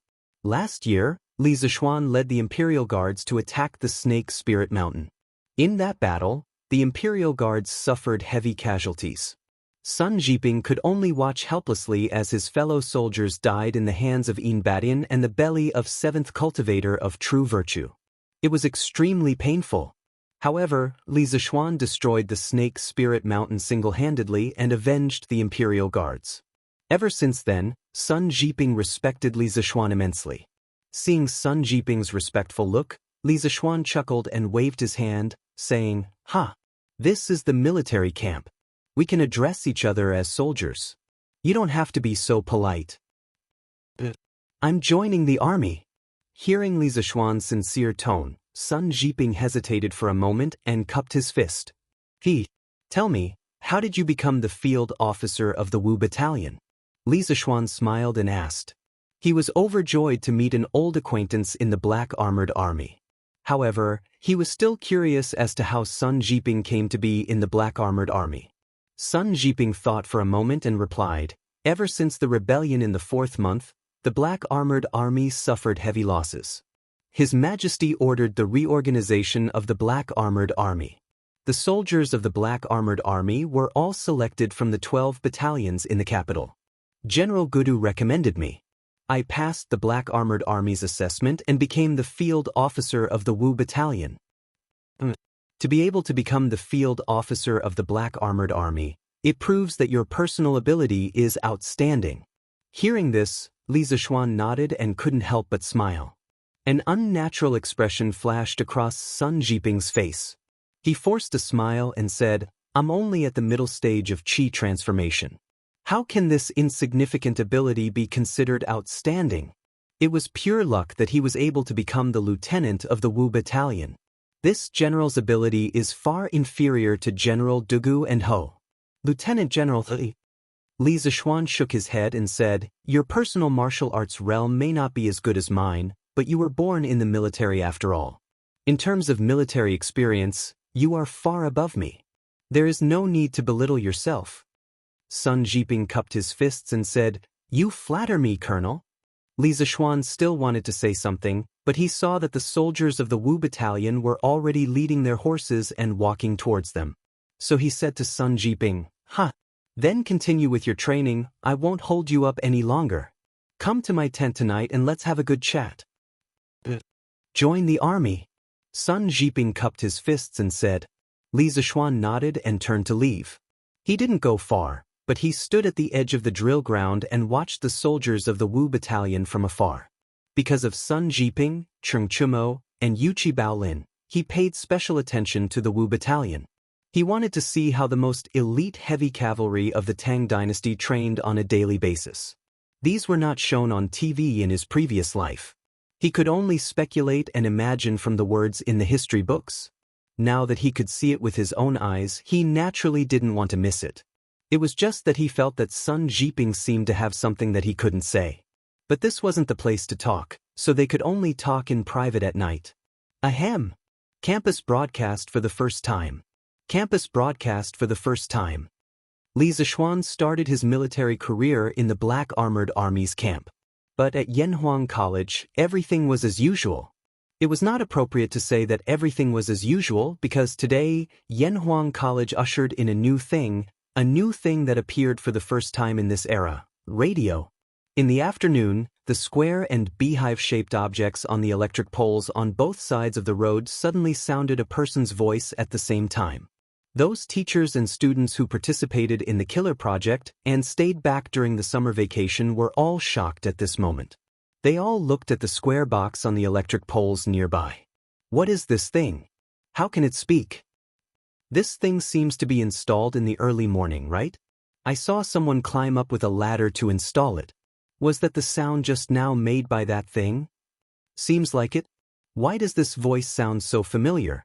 I think I've heard it somewhere before. I also think it sounds familiar. Hey! I remember now. Listen, doesn't this sound like the voice of the Green Sparrow?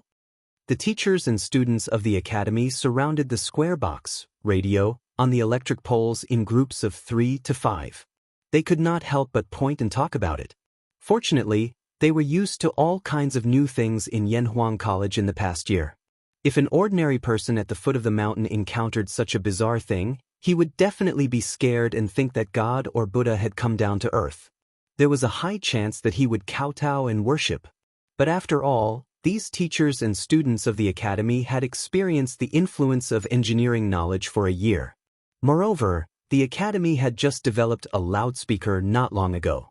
Although this thing in front of them looked different from a loudspeaker, its function was more or less the same, which was to transmit sound. The only difference was that one needed to be placed next to the speaker's mouth, while the other did not need to be placed next to the speaker.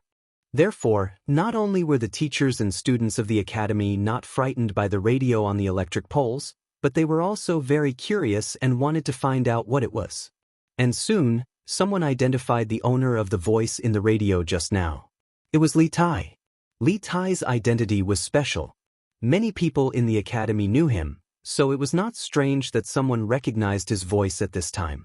Is it really the voice of the green sparrow? Could it be that this thing was made by Xianxia? Too amazing! This thing seems to be able to transmit a person's voice very far away. I wonder where Xianxia is now. After figuring out the owner of the voice, the teachers and students of the academy immediately exclaimed.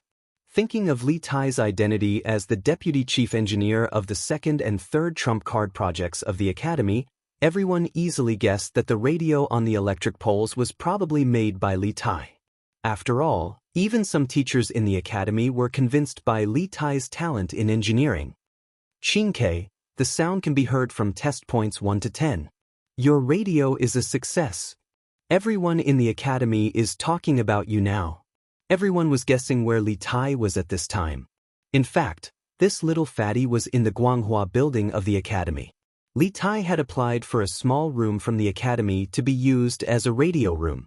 At this time, Iron Egg, Sun Zifan, Qin Huayu, Meng Wenhao, and the others pushed the door open and said excitedly to Li Tai, who was sitting in front of the desk.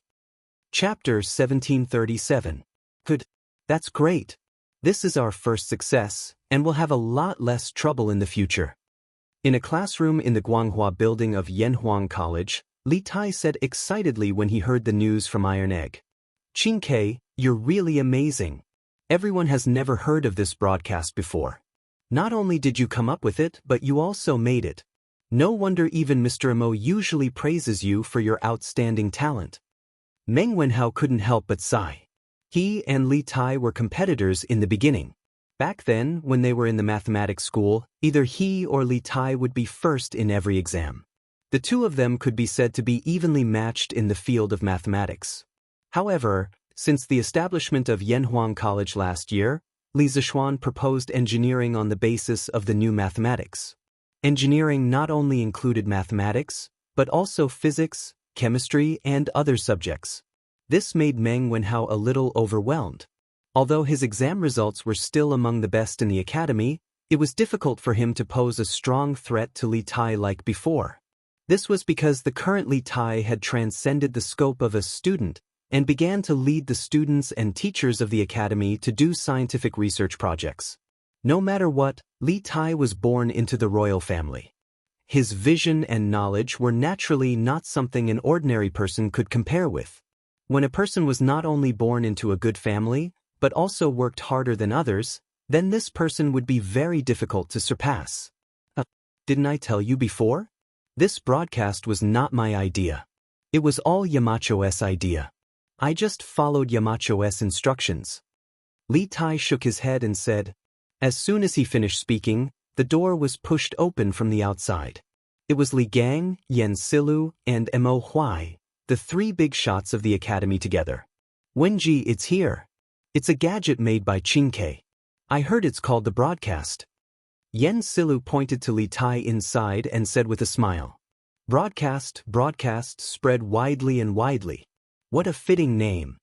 Li Gang thought for a moment and said with a smile.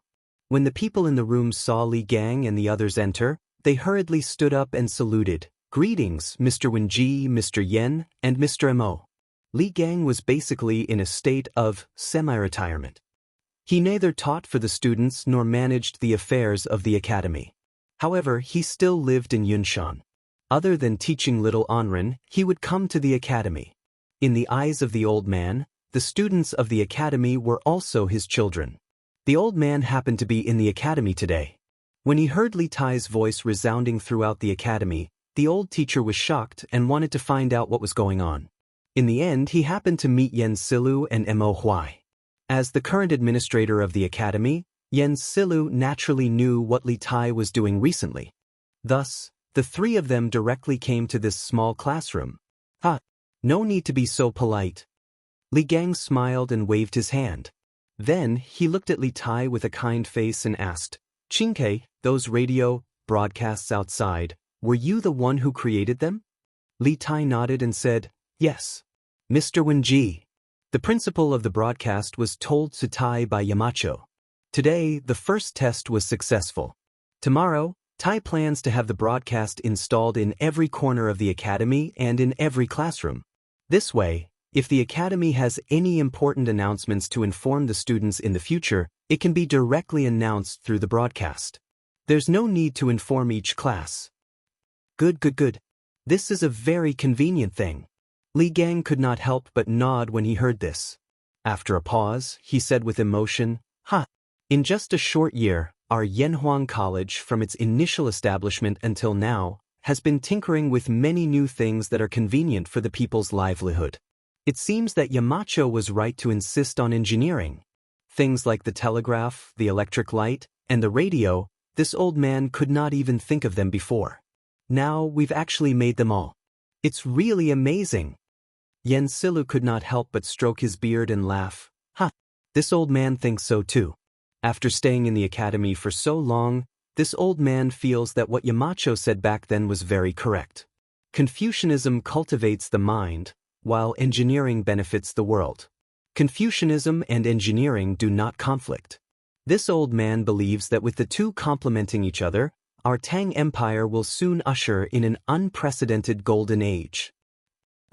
Li Gang nodded in agreement. At this time, he turned to Mo Huai and asked, "Mr. Mo, how is the expansion of the academy and the construction of the mountain guarding formation going? Are there any difficulties?"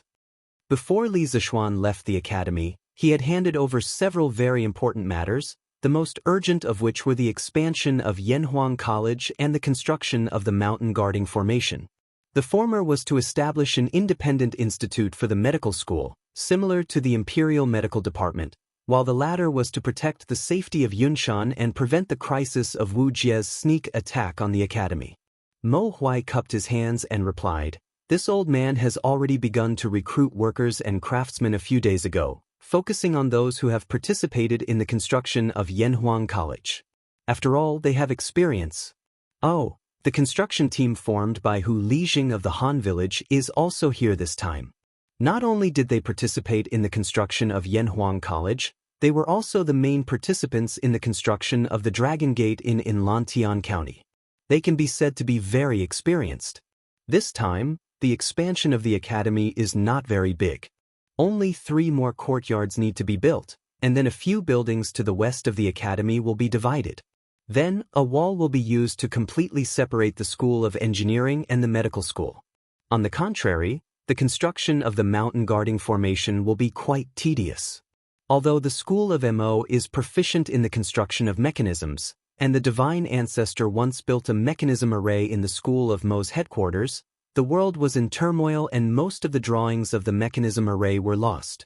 Moreover, the terrain of Yunshan is very different from that of the School of Mo's headquarters, so it is not suitable to be mechanically copied. I can only modify it according to the terrain of Yunshan and with the help of the School of Mo's mechanism technique. However, Taoist Li Chuanfeng's words have enlightened me. He said that the mountain guarding formation of Yunshan can be changed by the Taoists' 1 yuan, 2 forms, 3 talents, 4 symbols, 5 elements, 6 directions, 7 stars, 8 trigrams, 9 palaces, and 10 directions. Combined with the School of Mo's mechanism technique, it will make it difficult for those who want to harm the academy to get close to Yunshan. The first draft of the mountain guarding formation's blueprint has basically been completed. Previously, I heard from Yamacho that Taoist Xianqing should be coming to Yunshan soon. When the time comes, I will let Taoist Xianqing check it out. After all, The celestial master path has always been very knowledgeable about the way of formations. Upon hearing this, Li Gang was silent for a moment. Then he nodded and said, "Yes. That would be the best. The academy has gone through the previous disaster and was almost destroyed. It really can't take any more twists and turns. The construction of the mountain guarding formation must be considered thoroughly." Mo Huai cupped his hands and said, "I understand.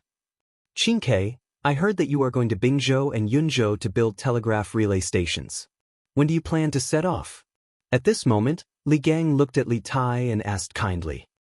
Chapter 1738. Replying to Teacher Ji, everything needed for the telegraph relay station has been prepared yesterday. Tai had originally planned to set off for Bingzhou after the academy's broadcast was completed. I didn't expect the first experiment to be so successful, so Tai plans to set off tomorrow. The telegraph relay station concerns the outcome of the war between the Great Tang and the Turks. It cannot be delayed. Yanhuang College. Li Tai cupped his hands in greeting to Li Gang in a classroom in Guanghua Building. Although Li Gang wasn't in the imperial court, he had experienced ups and downs in the officialdom all his life. He had long since become shrewd with age, and he had always paid attention to national affairs. When he heard Li Tai say that the telegraph relay station concerns the outcome of the war between the Great Tang and the Turks, he wasn't surprised at all. Instead, he nodded solemnly. "Qingke, you're right. The telegraph relay station should be built as soon as possible." Yamacho emphasized this matter before leaving Yunshan. "Since you've already prepared everything, you can bring some of the academy's teachers and students who are participating in the trump card project with you to the north tomorrow. The academy will fully cooperate with you in all the manpower and resources you require. We must complete the telegraph relay station as soon as possible." Li Tai cupped his hands in a solemn manner. "Tai, I will not disappoint Yamacho and the rest of you." Li Gang nodded. Suddenly, his eyes focused and he said in a deep voice, "Qingke, this old man isn't worried about the technical problems when you lead the team to the north to build the telegraph relay station. This old man and Yamacho both believe that with your talent in engineering, you will be able to solve any problems in front of you. This old man is only worried about your safety. There are many experts in the Turkic kingdom. Although this old man doesn't know about the martial arts world, I know that the Turkic state preceptor is an expert among experts. Previously, he was able to sneak into Yunshan alone to steal confidential information. If he learns that Qingke is going to the north to build the telegraph relay station, it's hard to guarantee that he won't do the same thing again. This time, in addition to the teachers and students from the trump card project going north with you, half of the academy's guards will also go with you. This is because Qingke and the rest of you are the hope of our Yanhuang College." Replying to Teacher Ji, everything needed for the telegraph relay station has been prepared yesterday.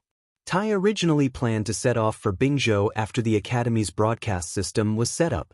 I didn't expect the first experiment to be so successful, so Tai plans to set off tomorrow. The telegraph relay station concerns the outcome of the war between the Great Tang and the Turkic kingdom. Yanhuang College. Li Tai cupped his hands in greeting to Li Gang in a classroom in Guanghua Building. Although Li Gang wasn't part of the court, he had experienced ups and downs in the officialdom all his life. He had long since become a shrewd old man. Moreover, he had always paid attention to national affairs. When he heard Li Tai say that the telegraph relay station concerned the outcome of the war between the Great Tang and the Turkic kingdom, he wasn't surprised at all. Instead, he solemnly nodded. "Qingke, you're right. The telegraph relay station needs to be built sooner rather than later." Before Yamacho left Yunshan, he emphasized this matter. "Since you've already prepared everything, tomorrow, you can bring some of the teachers and students from the academy who are participating in the trump card project to the north with you. The academy will provide all the manpower and resources you need. We must complete the telegraph relay station as soon as possible." Li Tai solemnly clasped his hands and said, "Tai, I will not disappoint Yamacho and the rest of you." Li Gang nodded. Suddenly, his eyes focused and he sternly said, "Qingke, this old man isn't worried about the technical problems when you lead the team north to build the telegraph relay station. This old man and Yamacho both believe that with your talent in engineering, you will be able to solve any problems in front of you. This old man is only worried about your safety. In the Turkic kingdom, there are many experts. Although this old man doesn't know about the martial arts world, I know that the Turkic state preceptor is an expert among experts. Previously, he was able to sneak into Yunshan alone to steal confidential information. If he learns that you're going north to build a telegraph relay station, there's no guarantee that he won't repeat the same trick. Thus, in addition to the teachers and students from the Trump Card Project going north with you, half of the academy's guards will also go with you. Qingke, you are the hope of Yanhuang College. Li Gang nodded. Suddenly his eyes focused and sternly said, Qingke, this old man isn't worried about the technical problems when you lead the team north to build the telegraph relay station. This old man and Yamacho both believe that with your talent in engineering, you will be able to solve any problems in front of you. This old man is only worried about your safety. In the Turkic kingdom, there are many experts. Although this old man doesn't know about the martial arts world, I know that the Turkic state preceptor is an expert among experts. Previously, he was able to sneak into Yunshan alone to steal confidential information. If he learns that you're going north to build a telegraph relay station, there's no guarantee that he won't repeat the same trick. Thus, in addition to the teachers and students from the Trump Card Project going north with you, half of the academy's guards will also go with you. This old man is the hope of Yanhuang College. Chapter 1739. Your Majesty, Prince Wei requests an audience. Afternoon, Sweet Dew Hall. Li Er was absent-mindedly reviewing the memorials. In the morning, the Central Secretariat had already sent out the conscription notices to the various prefectures.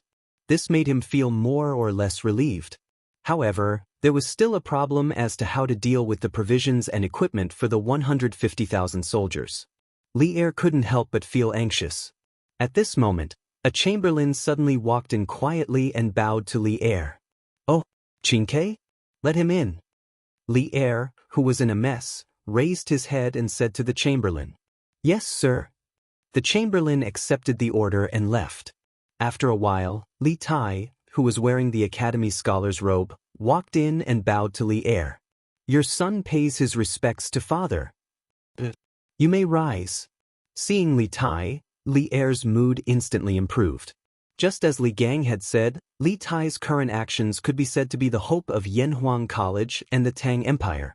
How could a father not be gratified to see his son's ability and achievements? Qingke, why are you not at Yunshan? Why did you return to the palace? Li Er asked with a smile. Li Tai cupped his hands and replied, Father, I returned to the palace today to bid farewell to father and mother. Bid farewell? Li Er was stunned when he heard this. Then his expression changed.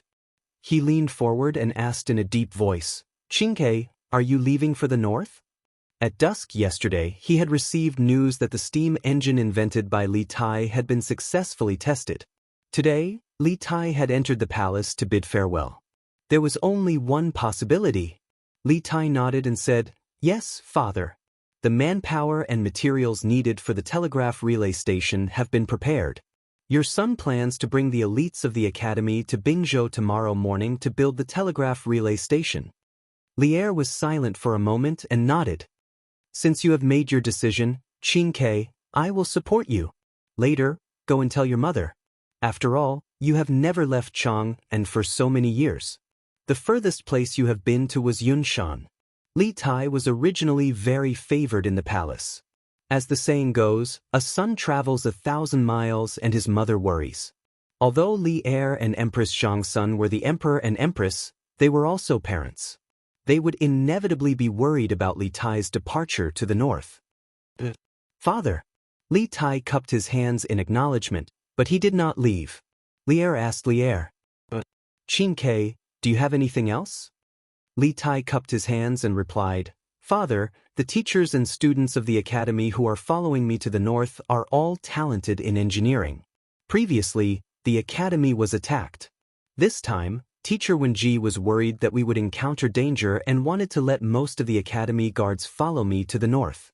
However, I am worried that the academy's defense will be greatly weakened, so I rejected Teacher Wenji's good intentions. Li Er's eyes focused and said in a deep voice, Yes, Mr. Li Gang's worries are not without reason. I originally planned to only send a few dozen guards to send you to the north. Now that the Tang Empire and the Turks are at daggers drawn, it is hard to guarantee that the thief Xieli will not attack you and the academy. Speaking of this, Li Er stood up and paced back and forth with his hands behind his back. Then, he said, "How about this? I will let the two brothers of the Dugu family lead 1,000 imperial guards to follow you to Bingzhou and Yunzhou. I will also order the commandant of the two prefectures to protect you." As the ruler of the Tang Empire, Li Er certainly had the ability to send more people to protect the safety of Li Tai and the rest. However, the academy was only going to deploy the telegraph relay station and not to the front line. If he sent too many troops, it would be suspicious of mobilizing the army. Moreover, Li Tai and the rest were still in the Tang Empire's territory. The probability of encountering danger was relatively small. After the Turk wolf cavalry sneaked into the Tang Empire, the northern border was now heavily guarded. It would be difficult to repeat the situation of 50,000 wolf cavalry entering the pass last time. Therefore, Li Er only sent 1,000 imperial guards to accompany Li Tai to the north. This was not a small number. With 1,000 imperial guards and the cooperation of the local prefectures, Li Tai and the rest would not encounter any danger unless the Turks gathered their forces and directly went to war with the Tang Empire. "Thank you, father." Li Tai hurriedly clasped his hands and thanked him. "Go and pay respects to your mother." Li Er waved his hand. Suddenly, he thought of something and hurriedly stopped Li Tai, saying, "Wait. Qingge, after paying respects to your mother, send a message to Li Zishuan and remind him not to forget what he promised me yesterday." He was naturally referring to Li Zishuan's call for merchants to donate military funds to the imperial court. Hearing this, Li Tai looked puzzled and said, "Yes, father. It's just that this son doesn't know what matter imperial father is talking about." Li Er blushed and said, "It's just a small matter. Just say it like that. Li Zishuan will definitely understand what I mean." Li Er felt that this kind of thing was too degrading to his identity as the emperor. There was no need to say it in front of Li Tai. Seeing that Li Er was unwilling to say, Li Tai did not probe further. He clasped his hands and said, "Yes, father.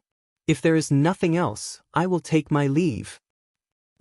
Li Er nodded and his expression returned to normal. Chapter 1740. Clang, clang, clang. In the evening, when the sun was setting, the sound of a golden gong could be heard from the black armored army's camp in the northwest of Chang'an City. The soldiers who were sweating profusely on the drill ground heaved a sigh of relief. The sound of the gong signaled the end of the day's tough training. "Listen up, everyone. Disperse, eat, and return to camp. Soldiers on night duty, prepare to patrol after dinner." Sun Zhiping, who was in full armor, shouted at the soldiers in front of him. "Yes, sir."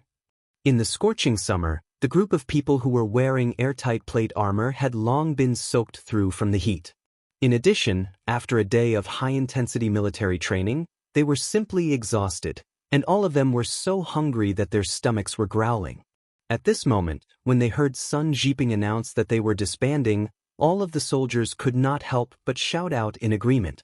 Then, everyone took off their helmets at the same time and let out a long breath.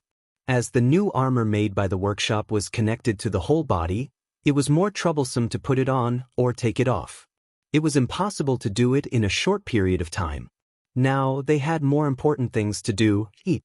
Therefore, they didn't have time to take off their armor. For a group of people who had been training for the whole day, eating was the most important thing. "Xiaoxian, let's go. Let's go eat." Cheng Chumo rushed over with Yuchi Baolin and said to Li Zishuan anxiously.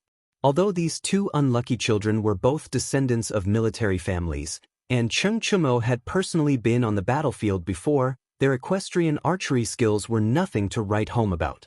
In the morning, they had not passed the black armored troops' equestrian archery test, so in the afternoon, Sun Zhiping really did not let them eat.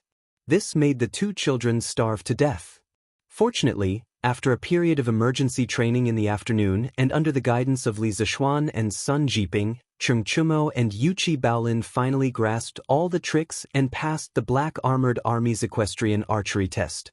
Otherwise, These two unlucky kids wouldn't have dinner.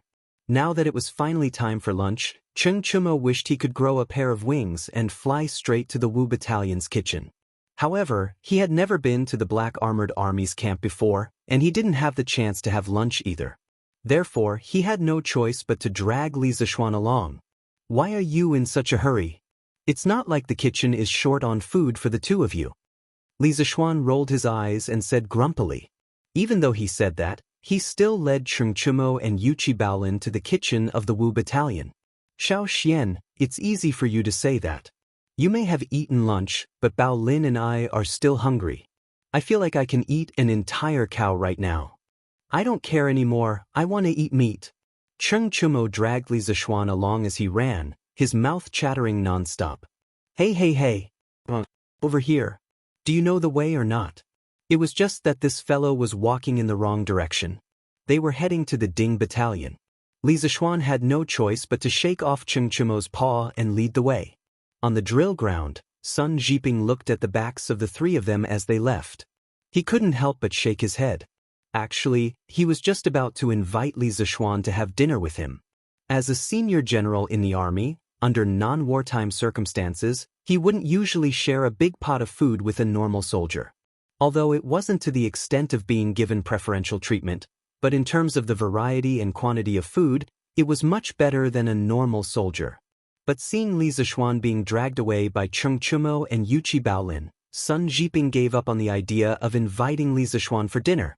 After a moment of hesitation, he also followed behind the three of them and walked towards the kitchen of the Wu Battalion. On the other side, Li Zixuan led Cheng Chumo and Yuqi Baolin to the kitchen of the Wu Battalion at the speed of the wind. At this time, there was already a long queue. But it couldn't really be considered a long queue because they arrived earlier. There were only a dozen people in front of them. "This Wu Battalion's kitchen is quite big, huh? I wonder if there's meat for dinner." Cheng Chumo looked at the wooden and brick kitchen in front of him and couldn't help but lick his lips and say, the biggest fear of fire in the military camp was that the soldiers were strictly forbidden from cooking in private.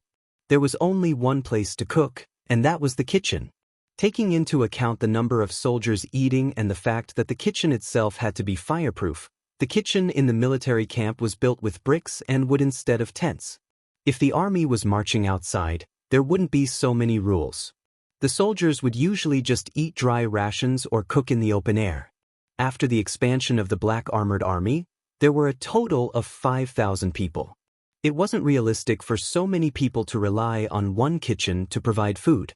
Therefore, every battalion had their own kitchen. The rice, noodles, vegetables, and meat were all distributed centrally. As for the allocation of cooks, it was about one cook for every 10 people. To be precise, it was the cook's army. The famous general of the Ming dynasty who fought against the Japanese, Qi Jiguang, was originally from the cook's army. Because in ancient times, there wasn't gas, liquefied gas, electrical appliances, steam boxes, and so on. One person needed to burn firewood to prepare the food for 10 people was already the limit. Therefore, in the past dynasties, there were usually 10 or 15 people to a single kitchen. In the Wu Battalion, there were still 2 hours before the end of the afternoon training. The cook's army had already stopped the training in advance and went to prepare the food. Therefore, when Cheng Chumo and the others arrived, the cook's army was already in the kitchen getting food for the soldiers. While Cheng Chumo was waiting anxiously, the soldiers in front of him finally got their food. Cheng Chumo quickly took out the big bowl that he had just received. It was a very big porcelain bowl, about the same size as the soup bowl used to hold vegetables, and shouted to the cook who was getting the food, "Brother, get more meat, I haven't eaten lunch yet." The cook looked at Cheng Chumo and said indifferently, "There's no meat for dinner in the army, only for lunch." Cheng Chumo was dumbfounded. He had been hungry for the whole day, and now that he could finally eat, he couldn't eat any meat. Wasn't this asking him to die? Ignore him, just get more food for him. Li Zixuan, who was standing behind Cheng Chumo, couldn't help but say to the cook. He was mainly worried that Cheng Chumo was wasting time here and the soldiers would have a problem with him. Just join the army. The cook recognized Li Zixuan. After all, they had just had extra training today. Hearing this, he quickly took the big bowl from Cheng Chumo's hand and started to fill it with food. After a while, 3 people walked out from the group with big bowls filled with food. There were so many people in the army, there was definitely no place for them to sit down and eat. All the soldiers squatted in groups of 3 to 5 in the open space in front of the kitchen and started to eat.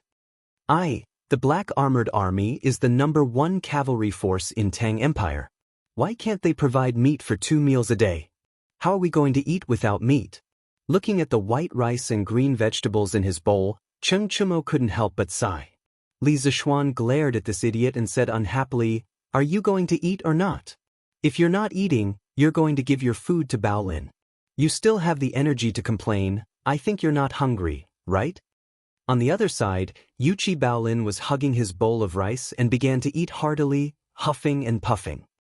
Grumble, grumble, grumble. At this moment, Cheng Chumo's stomach started to grumble again. He quickly said, "Eat? Who said I'm not eating? I've been hungry for the whole day, even if it's white rice. Old Cheng, will eat it. Delicious, really delicious." Chapter 1741. Firstly, there was no meat or fish in the army's food. Secondly, it was a big pot of rice. Naturally, there was little oil and water. It was bland and tasteless. But to these rough men who had trained hard all day, this bland and tasteless food was the only way to maintain their strength and life. Hence, the empty space outside the kitchen was filled with the sound of food being eaten. Other than Cheng Chumo, no one else complained that the food was not tasty. Although Li Zishuan's family was extremely wealthy in this life, and he lived a life of luxury, he wasn't a pampered young master who couldn't endure hardships. After all, in his previous life, he was a village boy through and through. When he was young, he suffered a lot. Therefore, although the military food was bland and tasteless, to him, it was still barely edible. During the day, although he did not train for the whole day like Cheng Chumo, but he still had to observe the training situation of each battalion and learn the training methods of each battalion. These were also very physically and mentally draining. After a whole day, his stomach was not light. "Field officer's son, why are you here today?" Just as everyone was burying their heads and eating, Li Zishuan suddenly heard the cook who had served them food earlier speak up. "Why can't I be here? Get me a bowl of food." The person who had come was Sun Jiping. Facing the cook's surprise, he did not say much and directly handed over the bowl of food in his hands. "Field officer's son." The cook was stunned for a moment before he reacted. He quickly took the bowl of food and bent over to get some for Sun Jiping. Join the army, Chumo, Bao Lin, you don't mind if I eat with you, right?" After a while, Sun Jiping walked over to Li Zishuan with a bowl of food and said with a smile, "This is Field Officer's son's territory. If Field Officer's son wants to come, who would dare to object?" Before Li Zishuan could say anything, Cheng Chumo couldn't help but speak first, his voice dripping with sarcasm. This guy did not get to eat lunch and was still angry. After all, in the Black Armored troops, they only had meat in the afternoon. He had missed out on lunch and would not be able to make up for it at night. It was really a huge loss. "You brat, can't food shut your mouth?" Li Zishuan glared at Cheng Chumo, then looked at Sun Jiping and said, "Jiping, since you're here, let's eat together. Thank you for joining the army." Sun Jiping smiled. He did not take Cheng Chumo's mockery to heart.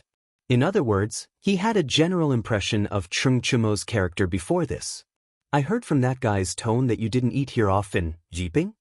Li Zishuan asked as Sun Jiping squatted down.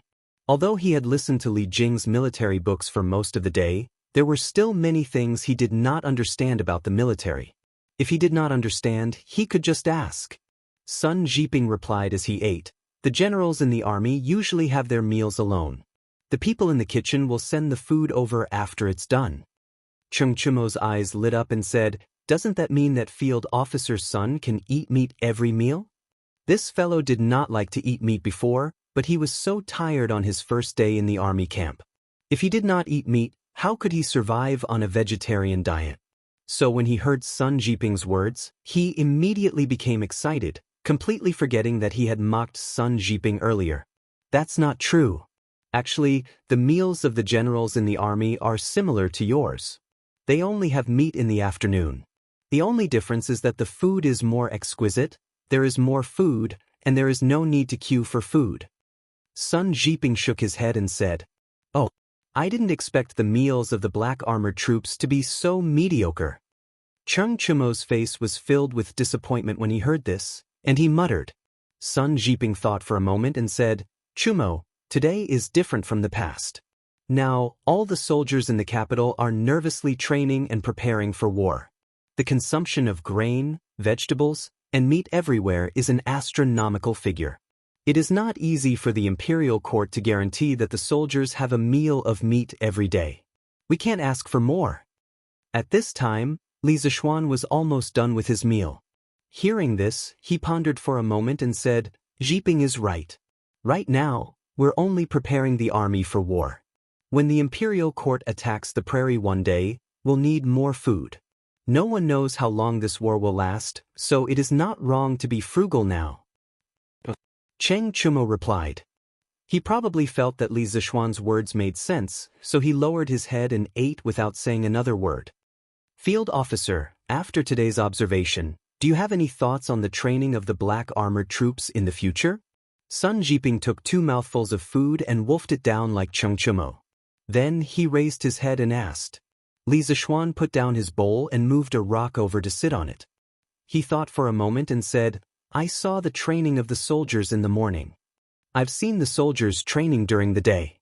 Generally speaking, the black armored troops' training should be the same as before. But now that the soldiers are all wearing new armors, it's no longer appropriate to use the old training methods. Come to my tent later and I will explain to you in detail. As for the improvement of the training methods, I will suggest some ideas. Help me check them out. After all, you have been in the army longer than me." Due to various reasons, Li Zishuan had already taken Sun Jiping as his confidant. This was an inexplicable trust, but at the same time, this trust was not mixed with any benefits, so it was more reliable. With Sun Jiping as his confidant, he could discuss tactics anytime and anywhere. To Li Zishuan, who had just joined the black armored troops, this was already a very good start. "Field officer, you are exaggerating. I'm not qualified to check for you. At most, I will give you some suggestions." Facing Li Zishuan, Sun Jiping was actually a little restrained. Part of it was because of his status, but more importantly, Li Zishuan's superb martial arts skills. After all, the army had always respected the strong. Li Zishuan's strength was worthy of his respect. Xian and I are like brothers. You used to be his subordinate. Now that we are fellow soldiers, there is no need to be so formal. If you continue to be like this, how can I trust you with my back when we are on the battlefield? Just call me Xiao Xian from now on, just like Chumo." Li Zishuan's eyes were like torches. How could he not see Sun Jiping's restraint? He laughed and patted Sun Jiping's shoulder. "I wouldn't dare." Sun Jiping was shocked. He hurriedly put down his bowl and cupped his fists towards Li Zishuan. "What's there to be afraid of? We are all in the same battalion, so we are brothers. Look at Xiao Xian and me. Although we are his personal guards on the surface, we still quarrel in private and do whatever we want. Lieutenant, you're not a man at all when you're being so restrained." Cheng Chumo grinned and patted Sun Jiping's shoulder. Li Zishuan smiled and said, "Cho Nyo is right. Although we are superior and subordinate in the army, this does not prevent us from calling each other brothers in private. What do you think?" Seeing Li Zishuan and Cheng Chumo being so friendly and natural, Sun Jiping's eyes flashed with envy. After hesitating for a long time, he clasped his fists and said, "Then I will accept your invitation." That's how it should be." Cheng Chumo laughed and said, "Then next time if I don't pass the exam, Lieutenant Sun, don't punish me by starving me. We are brothers after all." "No. Military orders cannot be disobeyed, military rules cannot be changed." Before Cheng Chumo could finish, Sun Jiping said coldly with a straight face. Cheng Chumo immediately choked on his words. Li Zishuan could not help but smile. Then he scolded Cheng Chumo jokingly, "Looks like Chonyo is full now, or else why would you start to talk? It's still early, why don't you go to the drill ground later?" "Not full? Who said I'm full? I'll go get another bowl of food. Cheng Chumo suddenly felt as if his tail had been stepped on. He quickly got up and ran towards the kitchen. Chapter 1742. After dinner, the sky gradually darkened, but it was not completely dark yet. In the Black Armored Army's camp, all the soldiers returned to rest. Of course, other than the soldiers patrolling the camp. Although the military camp was located in Chang'an City and would not encounter any enemy attack in the middle of the night, the guards in the military camp did not relax at all. This was not only to maintain the vigilance of the soldiers, but also to prevent thieves from sneaking into the military camp. Isn't it too early for them to rest? As a member of the army, Li Zishuan had his own tent. At this moment, when he saw Cheng Chumo and Wuxia Lin taking off their armor and getting ready to sleep, he could not help but sigh. It was almost 6 or 7 o'clock at night in modern times. If they were to sleep now, how could they possibly fall asleep? Although Li Zishuan had not been in the army in his previous life, he had participated in military training in university. At that time, they had gone through a month of intensive military training in a military camp.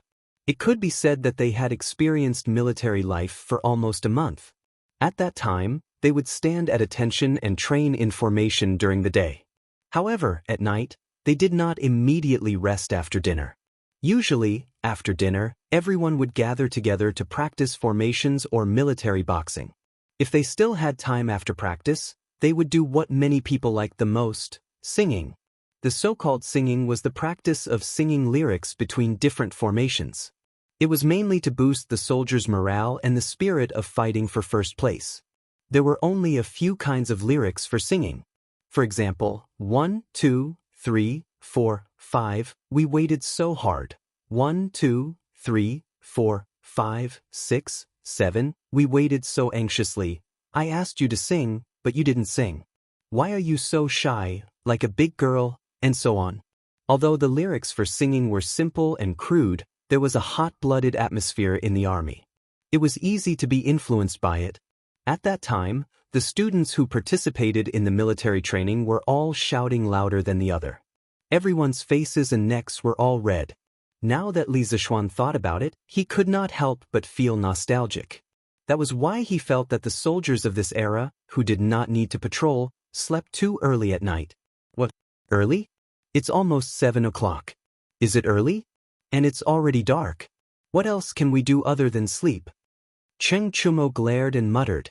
Then he reached out to take off his shoes and said, Alas! This military camp is not as good as the academy. It doesn't even have a light source. It's too dark. *CK. Stop it, you bastard! While they were talking, Li Zishuan suddenly covered his nose and said angrily to Cheng Chumo, You've been training for a whole day and you haven't even washed your feet. How are you going to sleep with this stench? Go and wash up. Bao Lin, you go wash up too. The moment Cheng Chumo took off his shoes, a thick stench spread throughout the tent. That stench could definitely make the 5 venomous creatures avoid it and make demons bow their heads. He was still breathing, unparalleled in the world. Even though Li Zishuan wasn't a clean freak, he obviously had better conditions to fight for. There were several wells in the Black Armored Troops camp. Why should he endure such influence? Xiao Xian, if you didn't mention it, I would have forgotten. Wait here. I'll go wash up with Bao Lin. Cheng Chumo scratched his head awkwardly. Then he put on his shoes and got up to call Captain Chi Bao Lin. Then he seemed to have thought of something and asked, Oh, right. Xiao Xian, where's the well? Go straight out and turn left. Then you'll see it. Li Zishuan waved his hand. Cheng Chumo grinned and answered. Then he carried the wooden bucket and left the tent with Wuxia Bao Lin. Li Zishuan took out the military book, Mirror of the 6 Armies, that Li Jing had given him yesterday and started reading it under the dim light. In the YY novels from his previous life, when the main character transmigrated to ancient times and entered the military camp, the first thing he did was to kill the troublemakers. Then he shook his body and released his domineering aura, attracting the admiration of many little fans. After that, the main character would use some of the military training methods from his previous life. He would be instantly shocked and become the god of war. Looking at it this way, it was easy for a modern person to lead an army in ancient times. But was that really the case? Obviously not. First of all, the people of ancient times weren't fools. Where there were people, there would be Jianghu. It was impossible to make everyone in the army submit to you just by showing off your domineering aura. Secondly, any change that deviated from reality was bound to end in failure. Li Zishuan paid close attention to the black armored troops camp and the training of the soldiers. He wanted to understand the training methods of the soldiers of this era, especially the heavy cavalry. Only then could he make targeted suggestions for improvement. Therefore, in ancient times, leading an army to war was not easy. May I ask if the commander is in the tent? My son Jiping would like to see him. Just as Li Zishuan was immersed in Li Jing's world of military strategy, a man's voice came from outside the tent. It was Sun Jiping. Li Zishuan immediately came back to his senses. He kept the military book and turned his head to the outside of the tent. Come in. Yes, sir. As soon as he finished speaking, Sun Jiping lifted the curtain and walked in from outside. Jiping, you're here? There are no outsiders here, so there's no need for formalities. Have a seat. Li Zishuan pointed at the mat opposite him and smiled at Sun Jiping. Thank you.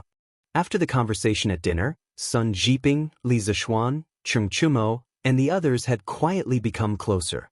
Therefore, Sun Jiping did not stand on ceremony and sat directly opposite Li Zishuan. Then he took out the wooden box beside him and said, "There is no meat for dinner in the army. I reckon that Chumo and Bao Lin are not full yet, so I brought some food from the kitchen. Commander, don't worry. These are all extra meals today, and they won't violate the military rules." Where are Chumo and Bao Lin? Speaking of this, Sun Jiping looked at the tent and could not help but wonder. Although Li Zishuan had asked Sun Jiping to address each other as brothers during dinner, Sun Jiping still had some respect for Li Zishuan and did not dare to call him by his name. Calling him commander was already his limit. The two of them went out and will be back in a while. Li Zishuan replied and then said, if the two of them knew that you brought food for them, they would be overjoyed. But this kind of thing should not happen again. Being in the army, you shouldn't act like you're special. It's easy to be criticized. These words were not only for Sun Jiping's sake, but also Cheng Chumo and Yuchi Bao Lin's. This general understands. Sun Jiping cupped his fist and replied. Li Zishuan nodded. He pondered for a moment and then said seriously, Jiping, you came at the right time. During the day, I saw the training of the Black Armored Army and have some questions. You can help me solve them. Chapter 1743. Sir, please speak. In the tent, Sun Jiping clasped his fists towards Li Zishuan. First question, which of the 5 battalions of the Black Armored Army has the strongest combat power? Li Zishuan asked in a low voice. Sun Jiping replied without hesitation. Based on the current situation within the Black Armored Army, the A Battalion is undeniably the strongest. This is because the A Battalion has the most original Black Armored Army soldiers and their coordination in battle formations is the best. As for the other 4 battalions, most of them are new recruits. Before this, although they were all elites of their respective guards, they were not familiar with each other and their coordination was not good enough. I see. Li Zishuan nodded his head thoughtfully. During the day, when he was inspecting the military camp and inspecting the training of the soldiers, he had noticed that the training of the soldiers of the battalion was the most outstanding. No matter if it was battle formation training or equestrian archery training, they all felt very relaxed when they trained, as if they didn't take the training seriously at all. As for the soldiers of the other battalions, they would more or less make some mistakes in their training. This was already very telling. After a moment of silence, Li Zishuan continued to ask. Other than the E Battalion, do you know about the other 4 battalions? How are they like? As the Black Armored Army's adjutant, Li Zishuan's main task was to coordinate the daily training of the soldiers of the different battalions. In the future, he would have to interact with the commanders of the other battalions. As the saying goes, know thyself and know thy enemy. Sun Jiping's face darkened. After a moment of thought, he replied, I have just joined the Black Armored Army and have only interacted with the other 4 battalions on official matters. I have not interacted with them personally and can only give you a general overview. Li Zishuan nodded. Sun Jiping began to explain. The lieutenant of the A Battalion is Zhang Shige. If you know anything about the Black Armored Army before joining the army, you should have heard of him. Zhang Shige was one of the earliest generals of the Black Armored Troops. He fought bravely and had been through hundreds of battles. He had participated in battles such as eliminating Wang Shichong and defeating Dou Jianda. In the entire Black Armored Troops, other than General Duan and General Qiu, he had the highest prestige. In the time that this general has been in the Black Armored Army, I have not had any direct contact with Zhang Shige. The only time I met him was a month ago in the commander's tent. At that time, General Qiu, 2nd Battalion Lieutenant Sun Tao, and 3rd Battalion Lieutenant Zhang Kongyan were all strongly opposed to the Black Armored Army changing into the new equipment that you were about to bring. They said that the country war was imminent and it was not appropriate to seek for new equipment. Otherwise, the Black Armored Army's battle prowess would be greatly reduced and they would not be able to contend against the Turkic Wolf cavalry. However, General Duan and Zhang Shige stood firmly on Kunjan's side at that time. They believed that the Black Armored Troops were no longer as strong as they used to be. If they wanted to form a fighting force in a short period of time, they had to change. Moreover, General Duan had already experienced the power of the new armor. After a heated discussion, General Duan stood his ground and decided to introduce the new equipment. He also decided that the moment Kanjun joined the Black Armored Army, he would hand over the responsibility of overseeing the training of the soldiers to you. Li Zishuan was enlightened. He nodded thoughtfully and sighed. I didn't expect that before I came, so many people in the Black Armored Army were already against me. But from the looks of it, Zhang Shige should be on General Duan's side, while 2nd Battalion Lieutenant Sun Tao and 3rd Battalion Lieutenant Zhang Kongyan should be on General Qiu's side. Hearing this, Sun Jiping's gaze turned cold. He didn't dare to make another sound. There were definitely issues regarding factions in the military, but everyone had a tacit understanding. No one would openly speak of it like Li Zishuan. This was a taboo, and once it was heard by outsiders, it was very likely that it would become a source of gossip.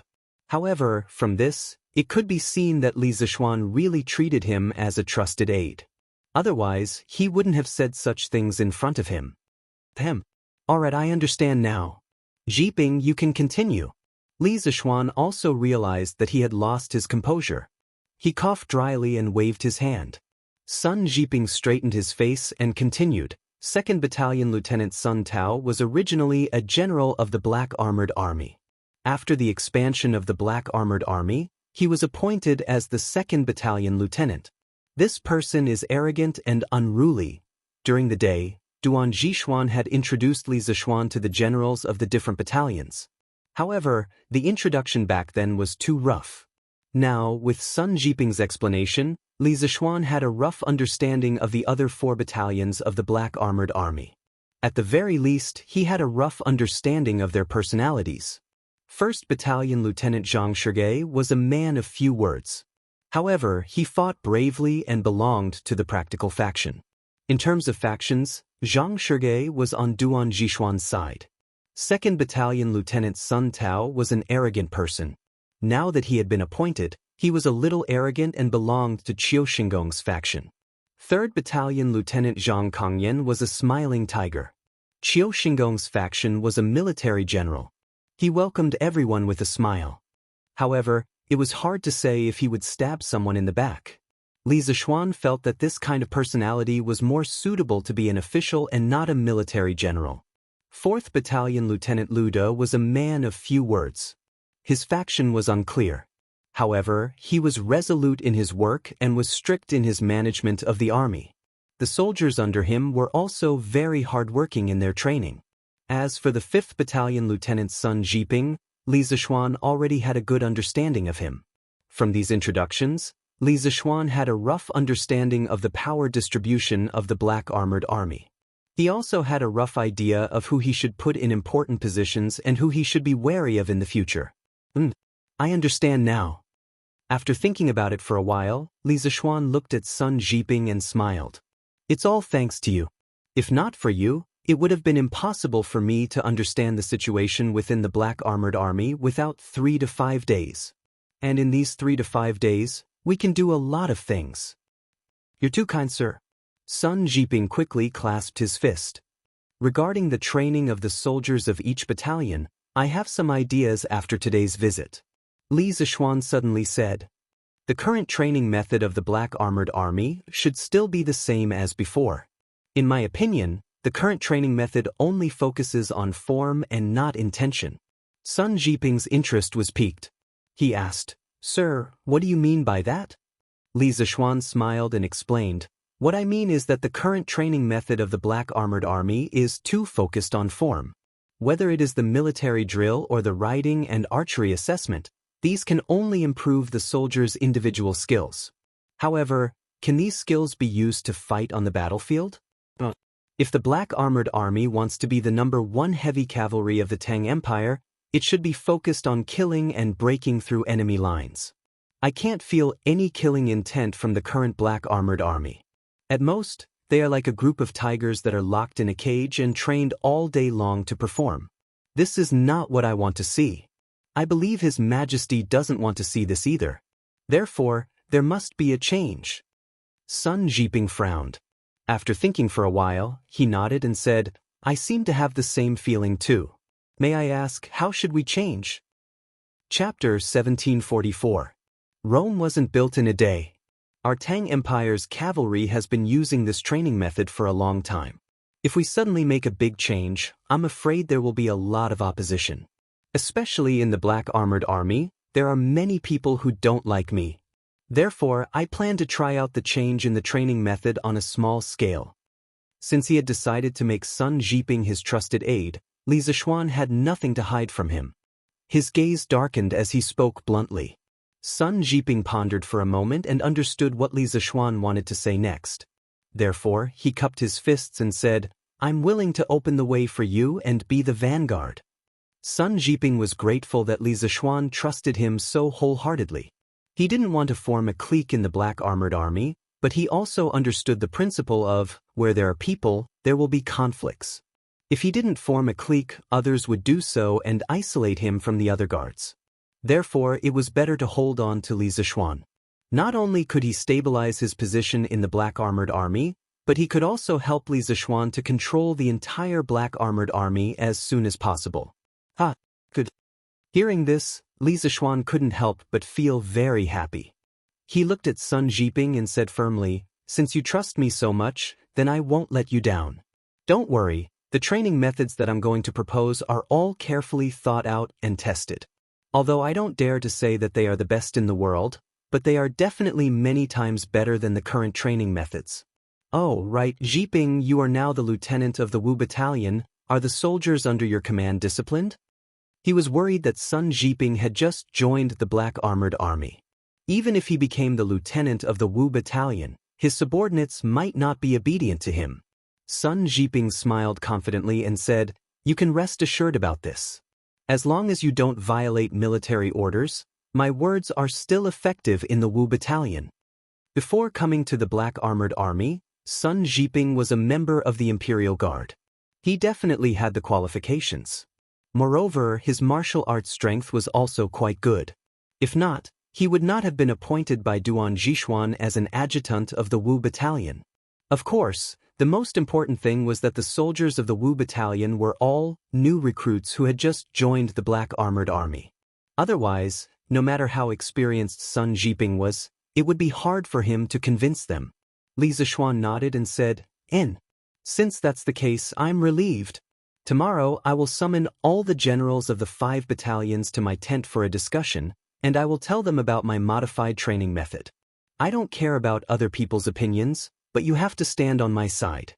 At worst, I will start with the trial in the Wu Battalion, and after some results, even if other people are against it, they will still have to follow my new training method. Seeing Li Zishuan's solemn vow, Sun Jiping cupped his fists and said, This general obeys.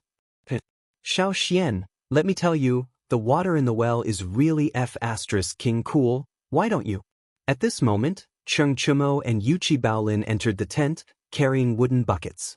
When they saw Sun Jiping sitting inside, Cheng Chumo couldn't help but be taken aback. A moment later, he reacted and dryly coughed. Field officer's son is here? N. Sun Zhiping stood up and nodded. He then looked at Li Zishuan and cupped his fists. If there's nothing else, this general will take his leave. Then, go ahead. Li Zishuan nodded and said. Sun Zhiping then turned and left. Xiao, why is Sun Zhiping here? After Sun Zhiping left, Cheng Chumo immediately came over and asked curiously. Li Zishuan rolled his eyes and pointed at the wooden box on the table. There, he was worried that you two didn't have enough for dinner, so he brought you some food. What? There's such a good thing? Cheng Chumo's eyes suddenly lit up. Without any explanation, he rushed to the table next to him and opened the food box. He immediately saw a few plates of fragrant dishes and 2 big bowls of rice inside. He couldn't help but laugh and say, hee hee. I couldn't tell that this field officer's son was cold on the outside but warm on the inside. He punished me and Bao Lin cleanly during the day, and he even brought us food at night. Old Cheng, will recognize this brother of mine. With that, he picked up his chopsticks and started eating again. Brother Chonyo, I didn't have enough for dinner either. Leave some for me. Yuchi Bao Lin saw this and quickly came over. Speaking of which, if he didn't take the initiative at this time, Cheng Chumo probably wouldn't even leave him a bowl of rice. Faced with these 2 buffoons, Li Zishuan could only smile helplessly. He thought to himself, these 2 kids are famous popinjays in the capital. Why do they look like they haven't eaten before? Beep beep beep. Just as Li Zishuan was about to continue reading his military books, the wooden box at his bedside rang. It was the sound of the telegraph inside. This time, he entered the military camp with the telegraph so that he could communicate with the outside world. If something happened at the academy or at home, he could be the first to know and deal with it, right? Li Zishuan quickly got up and strode to the bedside. He took out the telegraph and placed it on the table. Is it Green Sparrow? Did something happen at the academy? After listening for a while and learning the identity of the sender, Li Zishuan couldn't help but frown as he muttered to himself. At the same time, he casually sent a message to confirm the sender's identity, informing Li Tai that he had received it. Soon, the telegraph rang again. Beep beep beep beep beep beep. Li Zishuan listened quietly without taking notes. His spiritual power was strong enough to translate while listening. Gradually, his expression relaxed. Because the content of the telegram had nothing to do with the academy. Yamacho, Tai plans to leave for the north tomorrow. Today, I'm going to the palace to bid farewell. Father asked Tai to tell you not to forget what you promised yesterday. Remember? The content of the telegram was very brief. Li Zishuan quickly understood what Li Tai meant, but he couldn't help but feel a little puzzled. Li Er asked him not to forget what he promised yesterday. What did he promise old Li yesterday? Li Zishuan's thoughts involuntarily flew back to the conversation with Li Er at Qin Qiong's house yesterday. So it's about this. A moment later, Li Zishuan finally came to a realization. He understood why Li Er was looking for him. Beep beep beep, I know. Be careful on your way north. Li Zishuan, who came back to his senses, sent a message back to Li Tai. The other side quickly replied with a beep, beep, beep, yes, Yamacho, and the telegraph went completely silent. Xiaoxian, whose telegram is it? Cheng Chumo, who was at the side, asked while eating. When Li Zishuan received the telegram just now, the 2 of them deliberately lowered the sound of their eating so as not to disturb Li Zishuan. Now that the telegram was received, they could finally eat without restraint. Chinke, Li Zishuan replied casually, and then said unhappily, you 2 hurry up and eat, then go to sleep. The training in the Wu Battalion tomorrow will be much more intensive than today. You want to increase the training tomorrow? Cheng Chumo was dumbfounded. Li Zishuan couldn't be bothered with him, and began to think about how to solve the problem that he promised Li Er yesterday. Chapter 1745. In the tent, Cheng Chumo and Yuchi Bao Lin continued to eat. They had already eaten their fill, but when they heard Li Zishuan say that they would increase their training tomorrow, they couldn't help but feel a little hungry. The 2 of them immediately felt even more motivated to eat. They looked like they wouldn't stop until they had finished all the food in their boxes. They weren't afraid of indigestion at all. Li Zishuan, after a long moment of thought, turned on the telegraph and sent out another message. Beep beep beep. Chang, and King of Shu's residence. Ever since Li Ku had been crowned King of Shu several months ago, he had moved out of the imperial palace. In the last few days, he and Li Junxian had been busy setting up the gold-clothed guards for the Yanhuang Bank. He had just eaten dinner and had just bathed and changed his clothes. As he was reading in his study, he suddenly heard a beeping sound coming from a wooden box on a nearby bookshelf. Could it be a message from Yamacho? As a student of Yanhuang College, Li Ku was naturally very familiar with this beeping sound. When he had gone north to exterminate the locusts, he had helped Li Zishuan manage the telegraph. Now that Li Ku was in charge of the Yanhuang Bank, Li Zishuan had given him a telegraph for daily communication purposes. In truth, with Li Zishuan's wealth and the Academy's current technology, he could mass-produce telegraph machines. However, the number of telegraph machines in the Great Tang could be counted on one's fingers. The Academy had one, the workshop had one, the Imperial Palace had one, the Marquis residence had one, Li Tai had one, Li Ke had one, and Li Zishuan had one. There were two reasons why they hadn't mass-produced telegraph machines. One reason was that there was no need, and the other was that Li Zishuan had too many telegraph machines, which could lead to the leak of technical secrets. After all, it was much easier to keep a secret with 7 telegraph machines than with 70. However, if the imperial court needed a large number of telegrams, such as when the war between the Great Tang and the Turks was about to break out, with the technological foundation of the Strange Taste Pavilion, they were completely capable of producing dozens of telegrams in just a few days for the army to use. In the study of the King of Shu's mansion, Li Ku walked quickly to the bookshelf and placed the wooden box on the desk. He took out the telegraph and began to record the code skillfully. It really is Yamacho. A moment later, Li Ku confirmed the identity of the person on the other end of the telegraph. He was suddenly energized and quickly replied a string of codes to confirm his identity with Li Zishuan. Beep beep beep. A moment later, the telegraph machine rang again. This time, the ringing lasted for more than 15 minutes. Li Ke used a pencil to write down 2 pages of code on the rice paper. Only then did the beeping sound of the telegraph machine gradually stop. Li Ke hurriedly took the password book from the bookshelf and began to translate the code sent by Li Zishuan. He did not have Li Zishuan's monstrous memory, who could translate the code in his mind while listening to it. Little Ku, the kingdom war is imminent. Yesterday, I promised His Majesty to gather all the merchants of Great Tang to gather military funds for the country. However, I am currently in the military and cannot travel.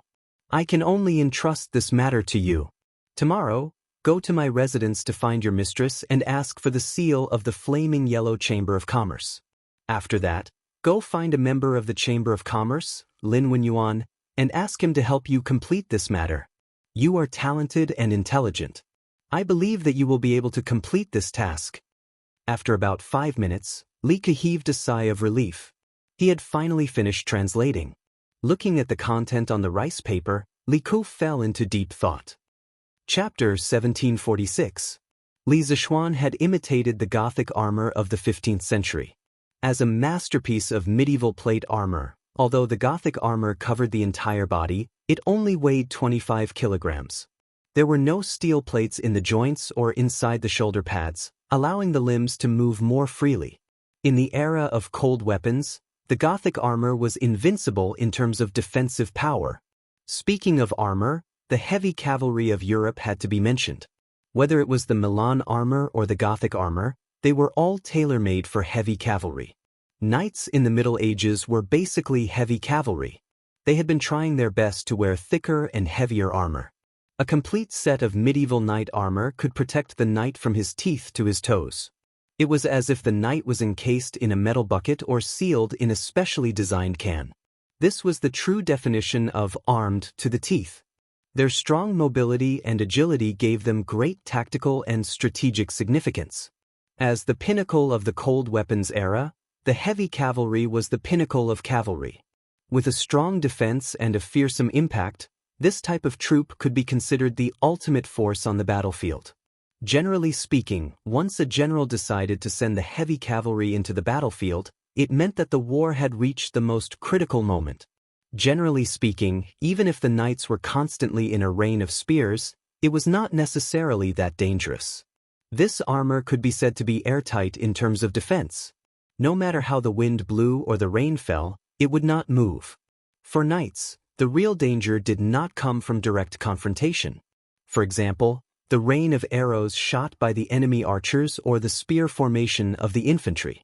The arrows shot by the archers often had a hard time penetrating the armor of the knights.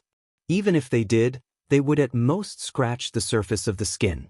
Once during the Crusades, the English knights were ambushed by the Arabs. The Arabs shot arrows from afar, but the only defense the English knights could make was to raise their shields and maintain a tight formation. The spears used by the infantry were usually made of wood. The knights could easily break these cheap spears with their momentum. In reality, as long as they were on horseback, the heavy cavalry in heavy armor could not be defeated in a direct confrontation. On the battlefield, they were like an armored tank, able to move unhindered and rampage. They were practically invincible. This was also why Li Zishuan had chosen to create a new set of plate armor for the Black Armored Army.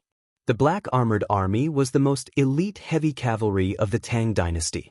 If they were equipped with the toughest armor of the medieval era, as long as they were properly trained, the 5,000 Black Armored Army would be able to quickly adapt to the new equipment. By then, they would be practically invincible. When that time came, the Turkic Wolf cavalry would definitely not be a match for the Black Armored Army.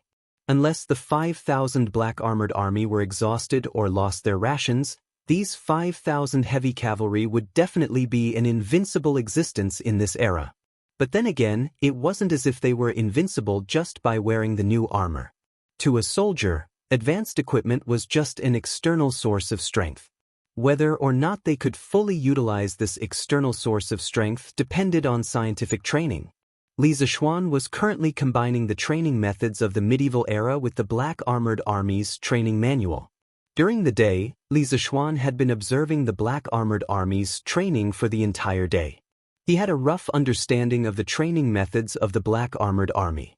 In summary, there were only 2 points: military formation training and equestrian training.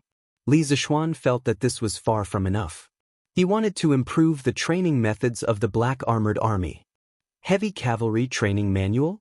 At 5:45 a.m., physical fitness training. All soldiers will wear their armor and run 10 li. Those who fail to complete it in half an hour will be fined 5 li.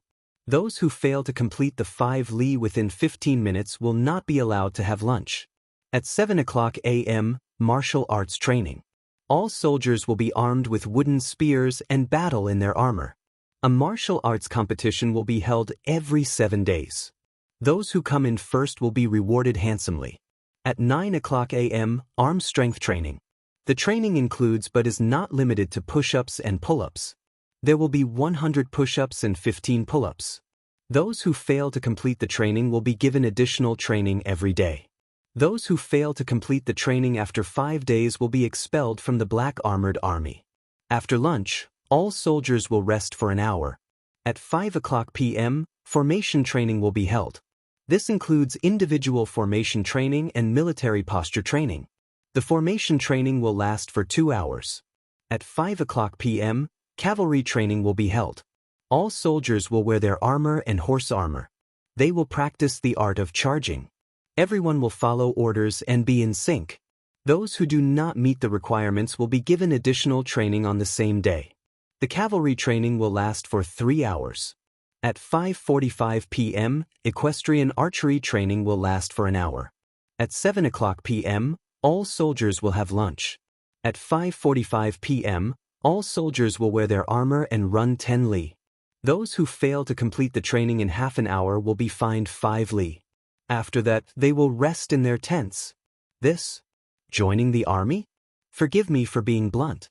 Since the establishment of the Black Armored Army, there has never been such a ridiculous training method. What the hell is push-ups? What are pull-ups? Also, the Black Armored Army is cavalry, not infantry. Why do they need long-distance running and combat training? This is ridiculous. The next day, Li Zishuan summoned all the captains of the 5 battalions to the side tent next to the main tent. Then he took out the results of his hard work last night and let the 5 captains read it one by one. Although some of the captains were illiterate, some of them read it out for him in a low voice. After everyone had read the contents of the heavy cavalry drill, a tall and strong middle-aged man saluted Li Zishuan with an ugly face. Li Zishuan's gaze sharpened as he looked at the burly man in front of him. When these 5 people had entered the tent just now, they had all introduced themselves. Li Zishuan naturally knew the identity of this person. He was the 2nd Battalion's lieutenant, Sun Tao. Li Zishuan had expected this guy to be the first to speak up. Sun Tao was a staunch supporter of the Hill Protector faction, while Li Zishuan was on Duan Zhishuan's side. Speaking of which, it was all thanks to Sun Zhiping telling him about the factions within the Black Armored Army last night. Otherwise, he would have been caught off guard in this situation. Captain Sun has never seen these training methods. How can you be so sure that they are useless to the Black Armored Army? Just because you don't understand something doesn't mean it is useless. There are too many things in this world that you haven't seen. Since Li Zishuan was sure that this guy was a staunch supporter of the Hill Protector faction, he didn't hold back. He sneered and mocked Sun Tao. Chapter 1747. You. In the tent, Sun Tao was enraged by Li Zishuan's blatant mockery. He was a veteran who had been in the Black Armored Army for 7 to 8 years. Who would dare to disrespect him? Even Duan Zhishuan rarely spoke to him in such a tone. Now that he was being mocked by Li Zishuan, a brat who had just joined the army, how could he tolerate it? He immediately exploded. His face was red with anger and his eyes were wide open as he glared at Li Zishuan. No matter how useless this general is, I have been in the army for more than 10 years. I have even been in the Black Armored Army for 8 years. In terms of military experience, I'm afraid I'm not inferior to Sir Consul, am I? Tit for tat. The atmosphere in the tent suddenly froze. Li Zishuan looked at Sun Tao with a smile while Sun Tao looked at Li Zishuan angrily. The two of them did not give in to each other's gazes. It could be said that they were at daggers drawn. Speaking of which, Sun Tao had originally planned to maintain a harmonious relationship with Li Zishuan on the surface. Even if he did not want to deal with Li Zishuan on the surface, he did not want to fall out with Li Zishuan on the surface. After all, other than the fact that he was a consul, Li Zishuan's background in the imperial court was too powerful. However, Li Zishuan's mockery just now made Sun Tao completely lose his mind. What did he mean by, there are many things that he has not seen? He was, after all, a veteran in the army. What right did Li Zishuan, rookie, have to criticize a veteran like him? He admitted that he was indeed inferior to Li Zishuan in other aspects. However, in terms of military experience, he would never bow down to Li Zishuan. For Li Zishuan to say that he was incompetent in this aspect was a great insult to him. For this reason, he did not mind falling out with Li Zishuan openly. After all, he had the upper hand and was not afraid of Li Zishuan secretly taking revenge. After all, Qiu Xingong was backing him up. Sun Zhiping saw the tense atmosphere and couldn't help but tighten his grip on the sword at his waist. No matter what, he would definitely stand firmly on Li Zishuan's side. If Sun Tao dared to make any moves against Li Zishuan, he would not hesitate to draw his sword and stop him. Although this would be against the military rules, Sun Zhiping would not hesitate. Ahem. Field Officer Sun, Sir Consul, please don't be angry. We are all fellow soldiers. Why should we fall out over such a small matter? Just as the temperature in the tent dropped to freezing point, another middle-aged officer standing beside Sun Tao stepped forward. He first patted Sun Tao's arm and then smiled at Li Zishuan. Sir Consul, you may not know this, but Field Officer Sun has been in the Black Armored Army for 8 years. Although he may not be an experienced veteran, he has at least been through dozens of battles. Field Officer Sun is usually an upright person and does not know how to be flexible with his words. If he offends the consul, I hope that the consul will forgive him. You. In the tent, Sun Tao was enraged by Li Zishuan's blatant mockery.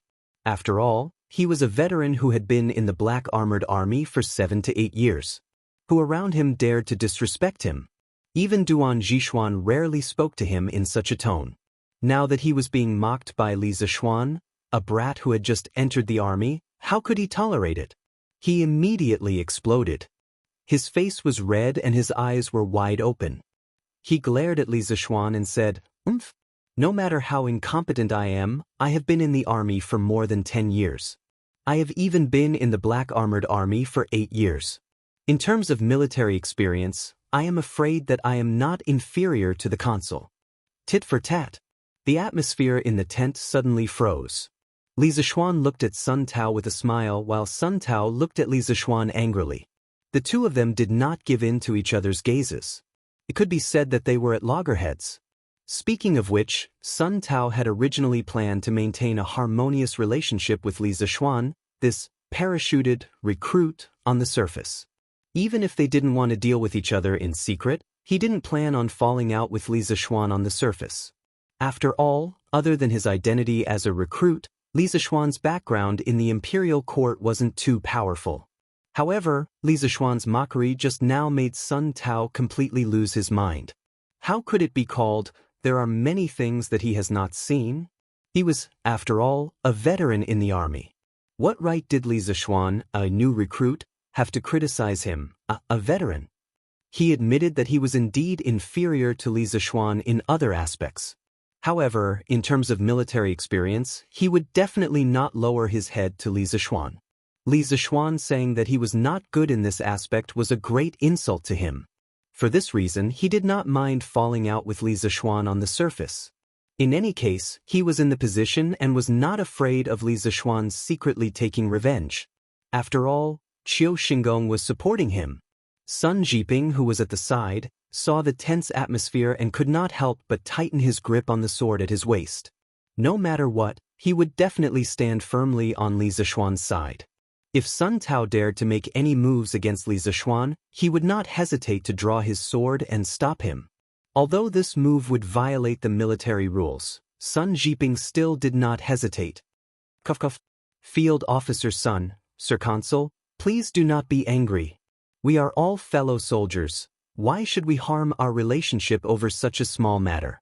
Just as the temperature in the tent dropped to freezing point, another middle-aged general standing beside Sun Tao stepped forward. He first patted Sun Tao's arm, then smiled and cupped his fists towards Li Zishuan. "Sir Colonel, you may not know this, but Field Officer Sun has been in the Black Armored Army for 8 years. Even if I can't say that I have experienced hundreds of battles, I still have at least dozens of them. Field Officer Sun is usually an upright person and doesn't know how to be flexible with his words. If he has offended the colonel, please forgive this lowly one's offense."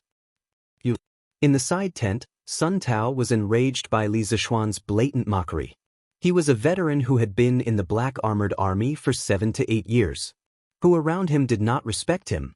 Even Duan Zhishuan rarely spoke to him in such a tone.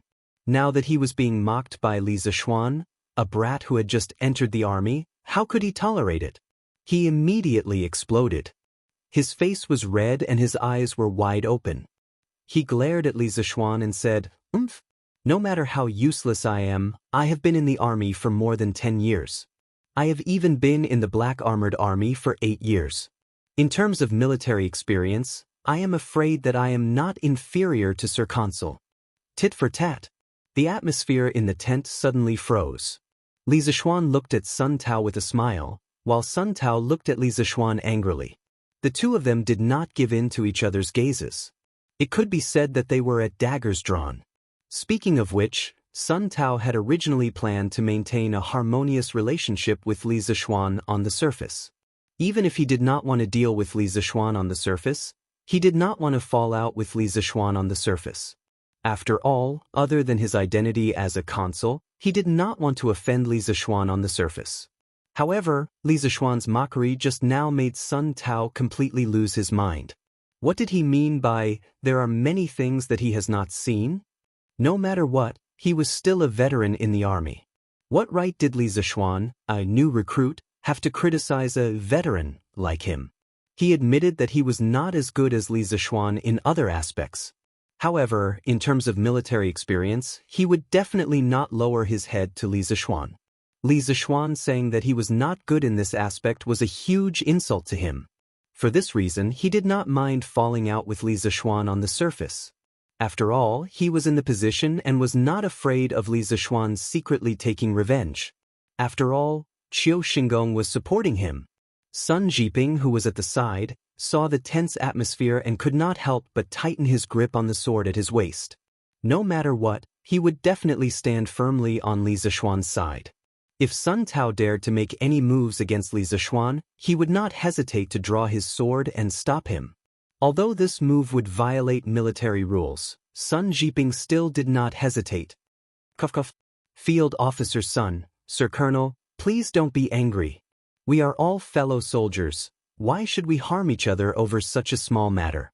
Just as the temperature in the tent dropped to freezing point, another middle-aged officer who was standing beside Sun Tao stood out. He first patted Sun Tao's arm and then smiled at Li Zishuan as he clasped his fist and said, Sir Colonel, you may not know this, but Field Officer Sun has been in the Black Armored Army for 8 years. Although he may not be an experienced veteran, he has at least experienced dozens of battles. Field Officer Sun is usually an upright person and does not know how to be flexible in his words. If he offends you, please forgive me. In the tent, Sun Tao was enraged by Li Zishuan's blatant mockery. He was a veteran who had been in the Black Armored Army for 7 to 8 years. Who around him did not respect him. Even Duan Zhishuan rarely spoke to him in such a tone. Now that he was being mocked by Li Zishuan, a brat who had just joined the army, how could he tolerate it? He immediately exploded. His face was red and his eyes were wide open. He glared at Li Zishuan and said, No matter how useless I am, I have been in the army for more than 10 years. I have even been in the Black Armored Army for 8 years. In terms of military experience, I am afraid that I am not inferior to Sir Colonel. Tit for tat. The atmosphere in the tent suddenly froze. Li Zishuan looked at Sun Tao with a smile, while Sun Tao looked at Li Zishuan angrily. The two of them did not give in to each other's gazes. It could be said that they were at daggers drawn. Speaking of which, Sun Tao had originally planned to maintain a harmonious relationship with Li Zishuan on the surface. Even if he did not want to deal with Li Zishuan on the surface, he did not want to fall out with Li Zishuan on the surface. After all, other than his identity as a colonel, he did not want to offend Li Zishuan on the surface. However, Li Zishuan's mockery just now made Sun Tao completely lose his mind. What did he mean by, there are many things that he has not seen? No matter what, he was still a veteran in the army. What right did Li Zishuan, a new recruit, have to criticize a veteran like him? He admitted that he was indeed not as good as Li Zishuan in other aspects. However, in terms of military experience, he would definitely not bow down to Li Zishuan. Li Zishuan said that he was not good in this aspect. To him, it was a great insult. For this reason, he did not mind falling out with Li Zishuan on the surface. Anyway, he was in the position and was not afraid of Li Zishuan secretly taking revenge. After all, Qiu Xingong was backing him up. Sun Jiping, who was at the side, saw the tense atmosphere and could not help but tighten his grip on the sword at his waist. No matter what, he would definitely stand firmly on Li Zishuan's side. If Sun Tao dared to make any moves against Li Zishuan, he would not hesitate to draw his sword and stop him. Although this move was against military rules, Sun Jiping still did not hesitate. Field Officer Sun, Sir Colonel, please don't be angry. We are all fellow soldiers. Why should we harm our friendship over such a small matter? Just as the temperature in the tent dropped to freezing point, another middle-aged general standing beside Sun Tao stepped forward. He first patted Sun Tao's arm, then smiled and cupped his fists towards Li Zishuan. Sir Colonel, you may not know this, but Field Officer Sun has been in the Black Armored Army for 8 years. Although I can't say that he has experienced hundreds of battles, he has at least experienced dozens of battles. Field Officer Sun is usually an upright person and doesn't know how to be flexible with his words. If he has offended the colonel, please forgive this lowly one's offense. You! In the side tent, Sun Tao was enraged by Li Zishuan's blatant mockery. He was a veteran who had been in the Black Armored Army for 7 to 8 years. Who around him did not respect him. Even Duan Zhishuan rarely spoke to him in such a tone. Now that he was being mocked by Li Zishuan, a brat who had just joined the army, how could he tolerate it? He immediately exploded. His face was red and his eyes were wide open in anger. He looked at Li Zishuan and said, "Umph. No matter how useless I am, I have been in the army for more than 10 years. I have even been in the Black Armored Army for 8 years. In terms of military experience, I am afraid that I am not inferior to Sir Colonel." Tit for tat. The atmosphere in the tent suddenly froze. Li Zishuan looked at Sun Tao with a smile, while Sun Tao looked at Li Zishuan angrily. The two of them did not give in to each other's gazes. It could be said that they were at daggers drawn. Speaking of which, Sun Tao had originally planned to maintain a harmonious relationship with Li Zishuan, this parachuted recruit, on the surface. Even if he didn't want to deal with Li Zishuan in the dark, he didn't plan on falling out with Li Zishuan on the surface. After all, other than his identity as a recruit, Li Zishuan's background in the imperial court wasn't too powerful. However, Li Zishuan's mockery just now made Sun Tao completely lose his mind. What did he mean by, "There are many things that he has not seen"? No matter what, he was still a veteran in the army. What right did Li Zishuan, a new recruit, have to criticize a veteran like him? He admitted that he was not as good as Li Zishuan in other aspects, but in terms of military experience, he would definitely not lower his head to Li Zishuan. Li Zishuan saying that he was not good in this aspect was a huge insult to him. For this reason, he did not mind falling out with Li Zishuan on the surface. After all, he was in the position and was not afraid of Li Zishuan secretly taking revenge. After all, Qiu Xingong was backing him up. Sun Jiping, who was at the side, saw the tense atmosphere and could not help but tighten his grip on the sword at his waist. No matter what, he would definitely stand firmly on Li Zishuan's side. If Sun Tao dared to do anything to Li Zishuan, he would not hesitate to draw his sword and stop him. Although this action would violate military rules, Sun Jiping still did not hesitate. Cough cough. Field Officer Sun, "Sir Colonel, please don't be angry. We are all fellow soldiers. Why should we harm our friendship over such a small matter?" Just as the temperature in the tent dropped to freezing point, another middle-aged officer who was standing beside Sun Tao stood out. He first patted Sun Tao's arm and then smiled at Li Zishuan. He clasped his fist and said, "Sir Colonel, you may not know this, but Field Officer Sun has been in the Black Armored Army for 8 years. Although he may not have experienced hundreds of battles, he has at least experienced dozens of battles. Field Officer Sun is usually an upright person and does not know how to be flexible with his words. If he has offended the Colonel, please forgive this lowly one." Chapter 1748. Push-ups are a way to train your shoulders, arms, and waist. During the training, your body needs to be in a straight line from your shoulders to your ankles. Both arms should be placed on your chest, with the distance between your hands slightly wider than your shoulders. Both palms should be placed on the ground to support your body as you go up and down. 1 round trip counts as 100 rounds is a pass. Just like this.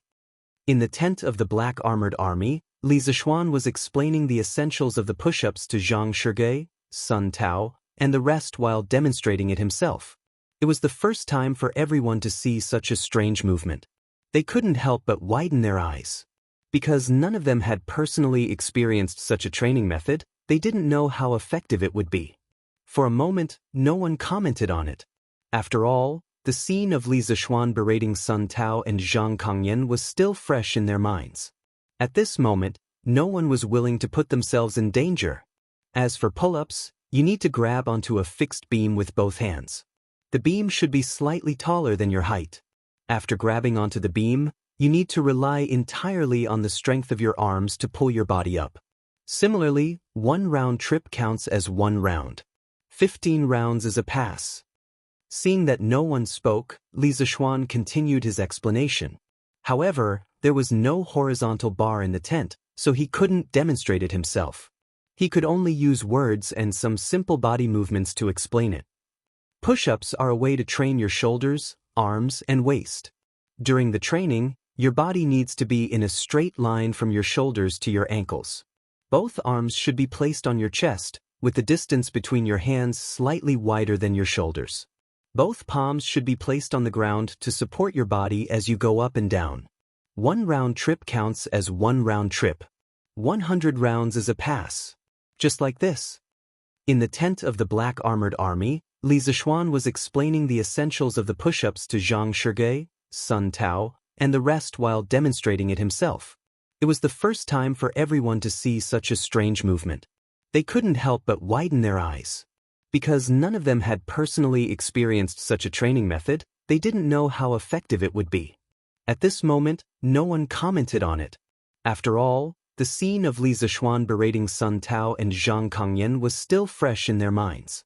At this moment, no one was willing to put themselves in danger. As for pull-ups, you need to grab a fixed beam with both hands. The height of the beam is slightly higher than your height. After grabbing the beam, you need to rely on the strength of your arms to pull your body up. Similarly, 1 up, 1 down, and 1 back and forth is counted as 1 round. Seeing that no one spoke, Li Zishuan continued his explanation. However, there was no horizontal bar in the tent, so he could not give a personal demonstration. He could only use words and some simple body movements to explain. Push-ups are a training method to train the shoulders, arms, and waist. During the training, the body needs to be in a straight line from the shoulders to the ankles. Both arms should be placed on the chest and the distance between the hands should be slightly wider than the shoulders. Both palms should be placed on the ground to support the body as it goes up and down. 1 round trip counts as 1 round. Just like this. In the tent of the black armored army, Li Zishuan was explaining the essentials of the push-ups to Zhang Shige, Sun Tao, and the rest while demonstrating it himself. It was the first time for everyone to see such a strange movement. They couldn't help but widen their eyes. Because none of them had personally experienced such a training method, they didn't know how effective it would be. At this moment, no one commented on it. After all, the scene of Li Zishuan berating Sun Tao and Zhang Kangyan was still fresh in their minds. At this moment, no one was willing to put themselves in danger. As for pull-ups, you need to grab a fixed beam with both hands. The height of the beam is slightly higher than your height. After grabbing the beam, you need to rely on the strength of your arms to pull your body up. Similarly, 1 up, 1 down, and 1 back and forth is counted as 1 round. Seeing that no one spoke, Li Zishuan continued his explanation. However, there was no horizontal bar in the tent, so he couldn't do it himself. He could only use words and some simple body movements to explain it. Push-ups are a training method to train the shoulders, arms, and waist. During the training, the body needs to be in a straight line from the shoulders to the ankles. Both arms should be placed on the chest and the distance between the hands should be slightly wider than the shoulders. Both palms should be placed on the ground to support the body up and down. 1 round trip is counted as 1 round. 100 rounds is a pass. Just like this. In the tent of the black armored army, Li Zishuan was explaining the essentials of the push-ups to Zhang Shige, Sun Tao, and the rest while demonstrating it himself. It was the first time for everyone to see such a strange movement. They couldn't help but widen their eyes. Because none of them had personally experienced such a training method, they didn't know how effective it would be. At this moment, no one commented on it. After all, the scene of Li Zishuan scolding Sun Tao and Zhang Kangyan was still vivid in everyone's mind. At this time, no one wanted to get into trouble.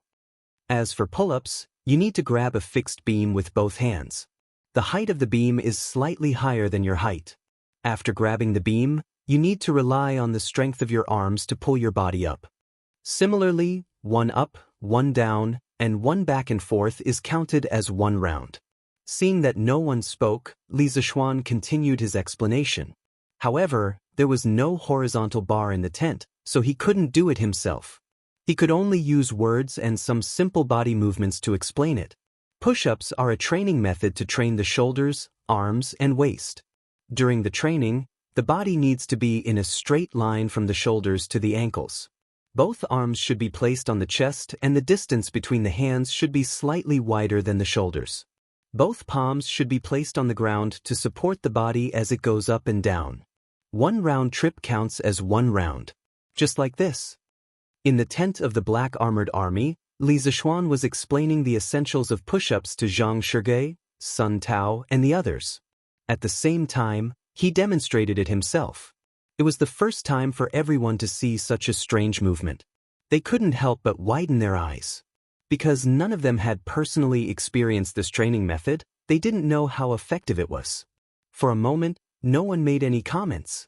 After all, the scene of Li Zishuan scolding Sun Tao and Zhang Kangyan was still vivid in everyone's mind. At this time, no one wanted to get into trouble. As for pull-ups, you need to grab a fixed beam with both hands. The height of the beam is slightly higher than your height. After grabbing the beam, you need to rely on the strength of your arms to pull your body up. Similarly, one up, one down, and one back and forth is counted as one round. Seeing that no one spoke, Li Zishuan continued his explanation. However, there was no horizontal bar in the tent, so he couldn't demonstrate it himself. He could only use words and some simple body movements to explain it.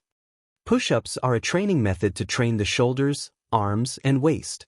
During the training, the body needs to be in a straight line from the shoulders to the ankles. Both arms should be placed on the chest and the distance between the hands should be slightly wider than the shoulders. Both palms should be placed on the ground to support the body as it goes up and down. One round trip counts as one round. Just like this. In the tent of the Black Armored Army, Li Zishuan was explaining the essentials of push-ups to Zhang Shige, Sun Tao, and the others. At the same time, he demonstrated it himself. It was the first time for everyone to see such a strange movement. They couldn't help but widen their eyes. Because none of them had personally experienced this training method, they didn't know how effective it was. At this time, no one made any comments. After all, the scene of Li Zishuan scolding Sun Tao and Zhang Kangyan was still vivid in their minds. At this time, no one wanted to bump into the muzzle of a gun. As for pull-ups, you need to grab onto a fixed beam with both hands. The beam should be slightly taller than your height. After grabbing onto the beam, you need to grab onto the floor to support your body.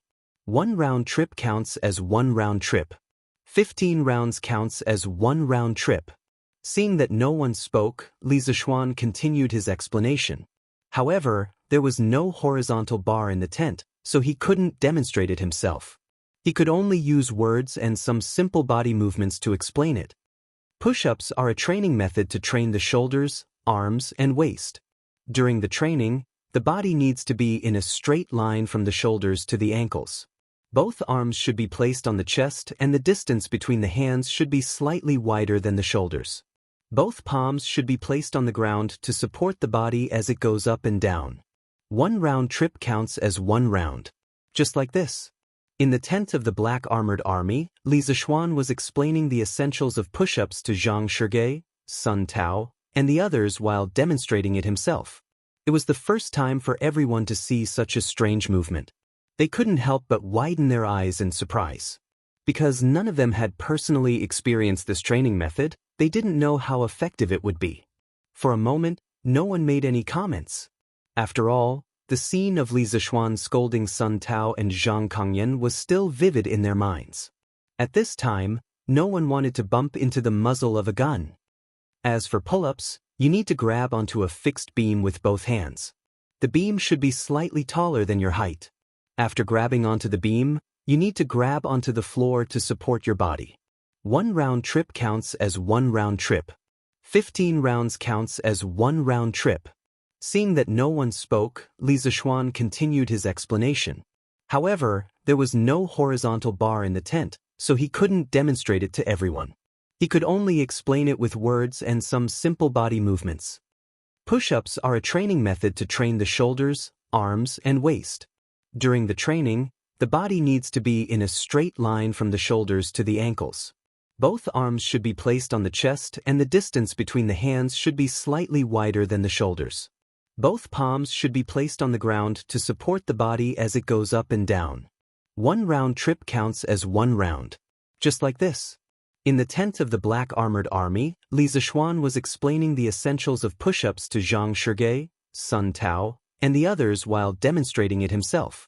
It was the first time for everyone to see such a strange movement.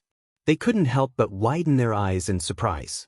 Because none of them had personally experienced this training method, they didn't know how effective it would be. At this time, no one made any comments. After all, the scene of Li Zishuan scolding Sun Tao and Zhang Kangyan was still vivid in everyone's mind. At this time, no one wanted to get into trouble. As for pull-ups, you need to grab onto a fixed beam with both hands. The beam should be slightly taller than your height. After grabbing onto the floor to support your body, you need to grab onto the floor to support your body. 1 round trip counts as 1 round trip. 15 rounds counts as 1 round trip. Seeing that no one spoke, Li Zishuan continued his explanation. However, there was no horizontal bar in the tent, so he couldn't demonstrate it to everyone. He could only explain it with words and some simple body movements. Push-ups are a training method to train the shoulders, arms, and waist. During the training, the body needs to be in a straight line from the shoulders to the ankles. Both arms should be placed on the chest and the distance between the hands should be slightly wider than the shoulders. Both palms should be placed on the ground to support the body as it goes up and down. 1 round trip counts as 1 round. Just like this. In the tent of the Black Armored Army, Li Zishuan was explaining the essentials of the push-ups to Zhang Shige, Sun Tao, and the others while demonstrating it himself. It was the first time for everyone to see such a strange movement. They couldn't help but widen their eyes in surprise. Because none of them had personally experienced this training method, they didn't know how effective it would be. For a moment, no one made any comments. After all, the scene of Li Zishuan scolding Sun Tao and Zhang Kangyan was still vivid in everyone's mind. At this time, no one wanted to get into trouble. As for pull-ups, you need to grab onto a fixed beam with both hands. The beam should be slightly taller than your height. After grabbing onto the floor to support your body, you need to grab onto the floor to support your body. 1 round trip counts as 1 round trip. 15 rounds counts as 1 round trip. Seeing that no one spoke, Li Zishuan continued his explanation. However, there was no horizontal bar in the tent, so he couldn't demonstrate it to everyone. He could only explain it with words and some simple body movements. Push-ups are a training method to train the shoulders, arms, and waist. During the training, the body needs to be in a straight line from the shoulders to the ankles. Both arms should be placed on the chest and the distance between the hands should be slightly wider than the shoulders. Both palms should be placed on the ground to support the body as it goes up and down. 1 round trip counts as 1 round. Just like this. In the tent of the Black Armored Army, Li Zishuan was explaining the essentials of the push-ups to Zhang Shige, Sun Tao, and the others while demonstrating it himself. It was the first time for everyone to see such a strange movement. They couldn't help but widen their eyes in surprise. Because none of them had personally experienced this training method, they didn't know how effective it would be. At this time, no one made any comments. After all, the scene of Li Zishuan scolding Sun Tao and Zhang Kangyan was still vivid in everyone's mind. At this time, no one wanted to get into trouble. As for pull-ups, you need to grab onto a fixed beam with both hands. The beam should be slightly taller than your height. After grabbing onto the floor to support your body, you need to grab onto the floor to support your body. 1 round trip counts as 1 round trip. 15 rounds counts as 1 round trip. Seeing that no one spoke, Li Zishuan continued his explanation. However, there was no horizontal bar in the tent, so he couldn't demonstrate it to everyone. He could only explain it with words and some simple body movements. Chapter 1749. The kinetic energy formula in physics tells us that if you want to increase the kinetic energy of an object, you have to work on speed and mass. For heavy cavalry, the warhorse's speed is relatively stable. Thus, if you want to increase kinetic energy, you have to work on mass. For individual cavalry, the way to increase mass is to increase armor. This way, you can increase both the impact and defense. It can be said to be killing 2 birds with 1 stone. Moreover, heavy cavalry was developed according to this train of thought. However, compared to cavalry as a whole, the way to increase mass is to increase the number of cavalry. The impact of a massive heavy cavalry formation is not inferior to a modern armored formation. Thus, regardless of east or west, heavy cavalry formations are shockingly similar. China's armored cavalry and iron stupa all pursue a powerful impact to crush the opponent. In the Song dynasty, the Jin dynasty's heavy cavalry unit, Guzi Ma, in order to increase the impact of the heavy cavalry formation, they were even connected by iron chains. As for the West, Due to the importance of cavalry's impact, they placed far more importance on their mobility. Thus, the greatest characteristic of heavy cavalry tactics is their cohesion. Cavalry battles are the same as infantry. Both sides are arranged in a neat formation to charge at each other. In order to demonstrate this simple tactic, maintaining a neat formation is extremely important for heavy cavalry. This is extremely rare in light cavalry tactics. The heavy cavalry group charging tactic was the key for an army to form a powerful first assault force. Under normal circumstances, the attacking side would use the heavy cavalry formation to directly tear apart the opponent's first or second defensive formation, providing the conditions for the following troops to join in the battle. As early as the 8th century AD, the heavy cavalry of the Carolingian dynasty started using cavalry formation to charge. Ever since the fall of the Roman Empire, Charlemagne established the Carolingian army with heavy cavalry as the core. In every battle, they have performed well. The Carolingian cavalry was the first recorded unit to use heavy cavalry to charge. The classic charging action is to hold the javelin horizontally, using the warhorse's speed to imbue the javelin with great impact, causing great damage to the opponent. Therefore, a strong shoulder and arm strength was absolutely necessary for a heavy cavalry. Of course, in addition to this, heavy cavalry also had to have a certain level of close combat skills. This was because when the impact tactic tore apart the enemy's defensive line, the heavy cavalry needed to engage in close combat with the scattered enemy. Regarding this point, the Western heavy cavalry history was especially crazy. According to records, during the Middle Ages in France, where heavy cavalry tactics were prevalent, one of the qualifications for a knight was to fight with a wild boar bare-handed without any armor. Only by killing the wild boar could one pass. This was also the reason why the cavalrymen of Abba tried their best to avoid close combat with the Crusaders. Due to the almost crazy pursuit of individual combat skills, the Western heavy cavalry used a large number of competitions to maintain combat skills when there was no war. This kind of competition later developed into an important social activity, an important means to win honor, solve disputes, and even attract the opposite sex. Li Zishuan had referred to the charging tactics of the Western heavy cavalry in the Middle Ages and combined them with the current situation of the Tang Empire. He had come up with a training manual for the black armored army. It might not be the best, but it was definitely the most suitable for the current black armored army. Chapter 1750. Good. Since Jiping trusts me so much, I won't let you down. In the tent of the black armored army, Sun Jiping stepped forward and took the lead in accepting the new drill.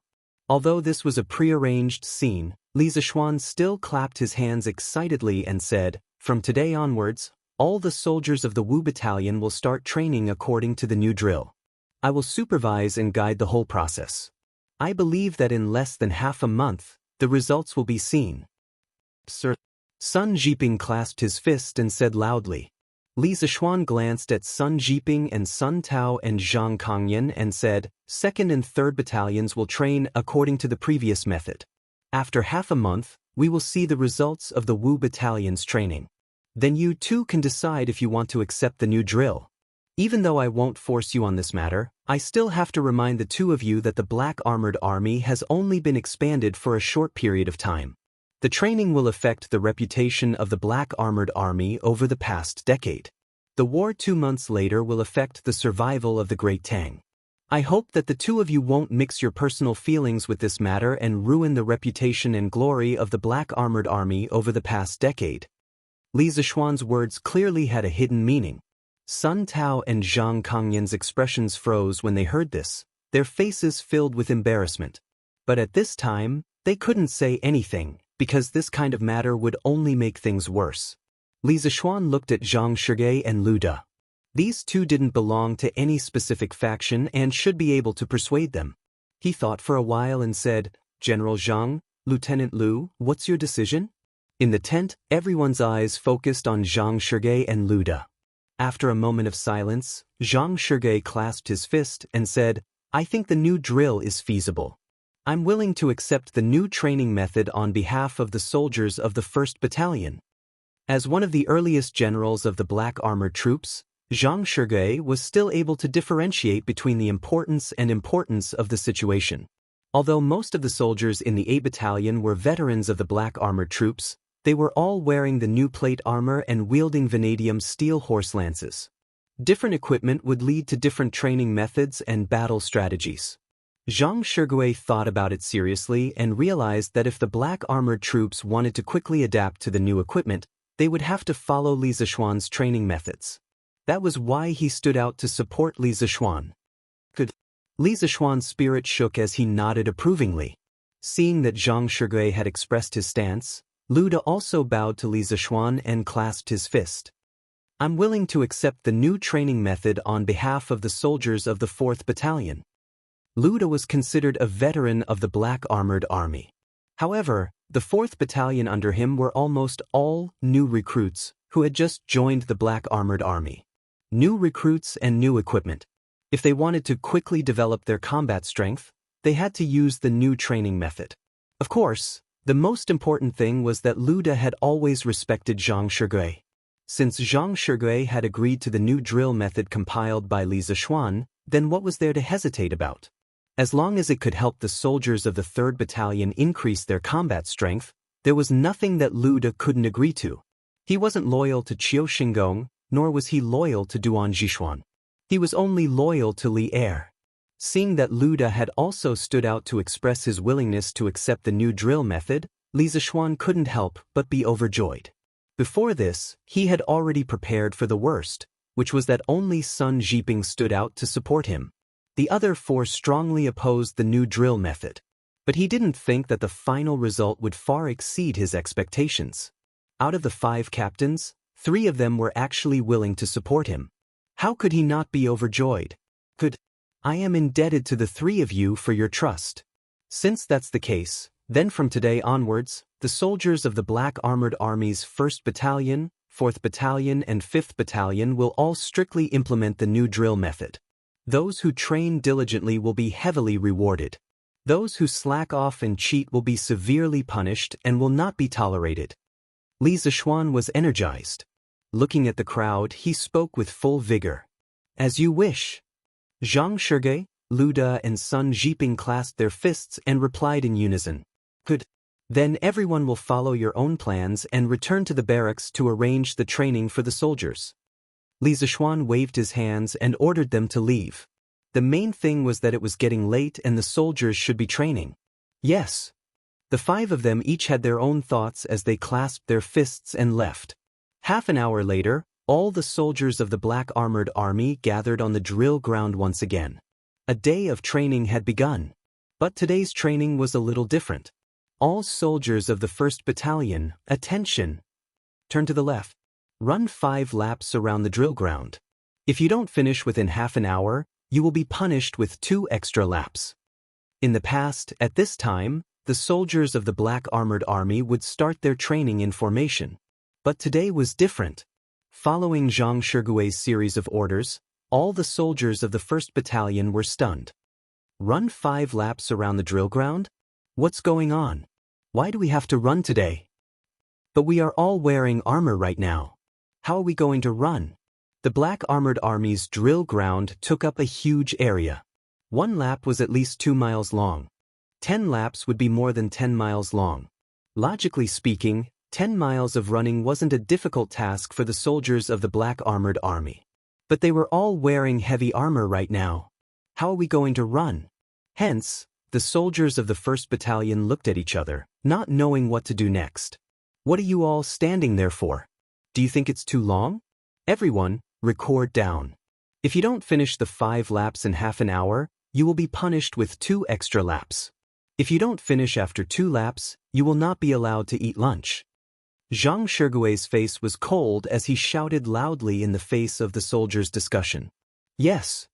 The soldiers were startled, and they hurriedly started to run. The soldiers of the Black Armored Army weren't alone. After they got up and started running, the 4th and 5th Battalions followed closely behind. After the initial shock and disbelief, the 3,000 soldiers of the Black Armored Army began a vigorous and exhausting day under the morning sun. Isn't that Zhang Shigui? What's he doing with his men? Qiu Xingong, who had just finished his breakfast and came to the drill ground to observe the training, saw the 3,000 soldiers running around the drill ground. He couldn't help but frown and ask curiously, "Go and call Zhang Kangyan over." After thinking for a moment, Qiu Xingong ordered his personal guard behind him. It was a little unrealistic to ask someone to call Zhang Shigui over directly. Firstly, Zhang Shigui wasn't on his side. Secondly, Zhang Shigui's seniority and status in the Black Armored Army was not lower than his. If he sent someone to call Zhang Shigui over, Zhang Shigui would probably ignore him. Hence, he could only call his little brother, Zhang Kangyan. "Yes, sir." The personal guard cupped his fists and left. Chapter 1751. General, I heard you were looking for me? On the side of the Black Armored Army drill ground, 3rd Camp Lieutenant Zhang Kangyan ran over to greet Qiu Xingong. Qiu Xingong nodded. Perhaps he realized that this wasn't the place to talk. After all, the soldiers of the Black Armored Army were still training. He turned around and led Zhang Kangyan towards the tents outside the drill ground. As he walked, he asked, "What's up with the A, D, and V camps today? Why didn't they follow the usual practice?" At this time, Zhang Kangyan wiped the sweat on his forehead and hurriedly replied, replying to the general, "Adjunctly made a new training manual last night. Zhang Shige, Lu De, and Sun Jiping are now leading the soldiers to train according to the new training manual." New training manuals? Qiu Xingong was stunned when he heard this. Then he suddenly had a bad premonition, so he quickly asked, "What new training manual?" Li Zishuan just joined the army for a day. How could he come up with new training manuals? Tell me what the new training manuals are about. Zhang Kangyan pondered for a moment and said, "Early this morning, Adjunctly asked all the commanders of the 5 camps to go to the side tent for a meeting. He showed us his new training manuals. The first rule of the new training manuals is long-distance running." As Zhang Kangyan explained, Qiu Xingong's face turned darker and darker. After Zhang Kangyan finished, Qiu Xingong finally couldn't hold it in anymore and exploded. "Bastard! Nonsense. The Black Armored Army is cavalry. Why would they practice long-distance running? Why would they practice martial arts? And what are these push-ups and pull-ups? I've never heard of them before. What's even more ridiculous is that Li Zishuan is a brat who doesn't know anything about military affairs. He just joined the army and he's already causing trouble. Why would Zhang Shige, Lu De, and the rest follow suit? No, if this continues, the Black Armored Army will be ruined by Li Zishuan. Order Zhang Shige, Lu De, and Sun Jiping to stop running and resume their usual training." Qiu Xingong's anger was justified. Before Li Zishuan came to the camp, he had been in charge of the daily training of the Black Armored Troops. In the end, Li Zishuan had only been in the Black Armored Troops for a day and he had already overthrown the training system that he had painstakingly built. How could he not be angry? Furthermore, in his view, Li Zishuan's new training method was completely ridiculous. If they were to continue training like this, the Black Armored Army would become the laughingstock of Great Tang. However, Zhang Kangyan did not immediately relay Qiu Xingong's order. Instead, a troubled look flashed across his face. After a moment of hesitation, Zhang Kangyan said with a troubled expression, "General, I'm afraid this is inappropriate." If one were to differentiate between civil and military, Zhang Kangyan would be more of a civil official than a military general. This fellow was extremely quick-witted. Compared to his ability in civil affairs, his military strength was simply trash. Thus, he had always been Qiu Xingong's think tank. Hearing this, Qiu Xingong frowned and said unhappily, "What's inappropriate about it?" Zhang Kangyan's brows furrowed as he explained, replying to the general. After Adjunct Li finished introducing his new training drill this morning, he claimed that he wouldn't force the battalion commanders to train their soldiers according to his drill, that it would all be voluntary. Zhang Shige, Lu De, Sun Jiping, and the others, they all voluntarily accepted the new training drill. "General, if you order them to stop training now, I don't think they would listen." "Outrageous. Do you think they would dare to disobey my orders?" Hearing this, Qiu Xingong was instantly enraged. Zhang Kangyan immediately kept quiet out of fear, not daring to utter a single word. "Sighed. Forget it, I'll go look for General Duan. Li Zishuan, this brat, this old man has really underestimated him. This old man has truly underestimated him. I can't let him continue messing around like this. After a moment, Qiu Xingong probably felt that Zhang Shigui and the rest might really dare to disobey his orders, so he sighed and changed his words. After all, Duan Zhishuan had said yesterday that he would hand over the daily training of the black armored troops to Li Zishuan. Even if Zhang Shigui and the rest did not listen to his orders, it was understandable. General is wise. Zhang Kongyan clasped his fist and flattered him. You and Sun Tao did well. On this matter, you can't mess around with Li Zishuan. You go and lead the training. I'll go look for General Duan. Qiu Xingong looked at Zhang Kongyan and waved his hand. Sir. Zhang Kongyan accepted the order and left. Qiu Xingong stood there for a while before walking towards the commander's tent. Half a month ago, the black armored troops had entered a state of closed training. Under normal circumstances, they were only allowed to enter and not leave the camp. This included Duan Zhishuan and Qiu Xingong. These days, they had been living and eating in the camp. Of course, if there was an important court meeting, they could still leave the camp to attend it. The day before yesterday, Li Zishuan had come to Chang and to visit Duan Zhishuan. Coincidentally, Duan Zhishuan had just finished attending the morning court meeting. Otherwise, he could only come to the camp to look for Duan Zhishuan.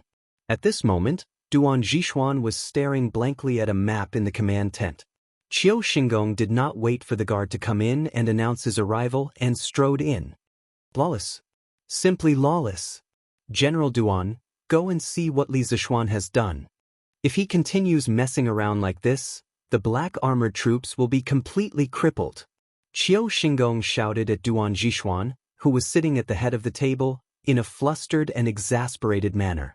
His loud shout immediately snapped Duan Zhishuan out of his thoughts. He could not help but frown and ask, Xingong, what did Li Zishuan do to make you so angry? Qiu Xingong said angrily, This Qiu just heard that Li Zishuan summoned all the commanders of the 5 battalions to the side tent early this morning to discuss his new training manual. Zhishuan, tell me, this kid has only been in the barracks for a day. What kind of training manual can he write? Isn't this nonsense? New training manual? In contrast to Qiu Xingong's angry face, Duan Zhishuan's eyes lit up when he heard that Li Zishuan had written a new training manual. He asked with interest, Xingong, tell me, what is the content of the training manual that Li Zishuan wrote? To be honest, Duan Zhishuan was not angry at all. Instead, he was pleasantly surprised. That's right, pleasantly surprised. According to his original expectations, after Li Zishuan entered the black armored troops, it would take at least 3 to 5 days before he could come up with any useful suggestions. He never expected that Li Zishuan would write a training manual within a day of entering the camp. This was too fast. Of course, Duan Zhishuan still had some doubts about the quality of the training manual. That kid's training manual is all nonsense. General Duan, listen to it first. The first rule states that the soldiers of each camp must start running 10 miles in their armor at 4 in the morning. Chapter 1752. Long-distance running with armor trains endurance, cavalry charging with hidden sharpness, and combat training for close combat. These are all good ideas. In the Black Armored Army's commander's tent, Duan Zhishuan couldn't help but nod as he listened to Qiu Xingong describe the contents of Li Zishuan's new training manual. Seeing this, Qiu Xingong's face darkened. Duan Zhishuan was obviously, brainlessly, siding with Li Zishuan. That's right. In Qiu Xingong's opinion, Li Zishuan's new training manual was ridiculous, yet Qiu Xingong was still nodding his head. What else could he be if he wasn't siding with Li Zishuan? However, he had misunderstood Qiu Xingong. Qiu Xingong didn't know that he was in the situation. The one who was looking at things objectively from the outside was Duan Zhishuan, not him. In fact, even though Duan Zhishuan admired Li Zishuan, it was only admiration. If he had to choose between the Black Armored Army and Li Zishuan, he would choose the Black Armored Army without hesitation. Therefore, when Duan Zhishuan heard that Li Zishuan had come up with a new training manual, he was only pleasantly surprised for a moment. Following that, he became worried. He was worried that Li Zishuan's new training manual would have some illogical aspects that would cripple the Black Armored troops. Luckily, Duan Zixuan felt that most of the content in Li Zixuan's training manual was pretty good. However, when he saw Qiu Xingong's old face, which was as black as the bottom of a pot, he quickly coughed and said, "Cough, cough. But what are the push-ups and pull-ups in Army Commander Li's training manual?" Qiu Xingong could only swallow his anger. He replied in a low voice, "I don't know either. I think it's Li Zixuan's playful behavior. This guy really doesn't know what's good for him. It's fine if he's frivolous and unruly in the imperial court, but he's also fooling around in the military.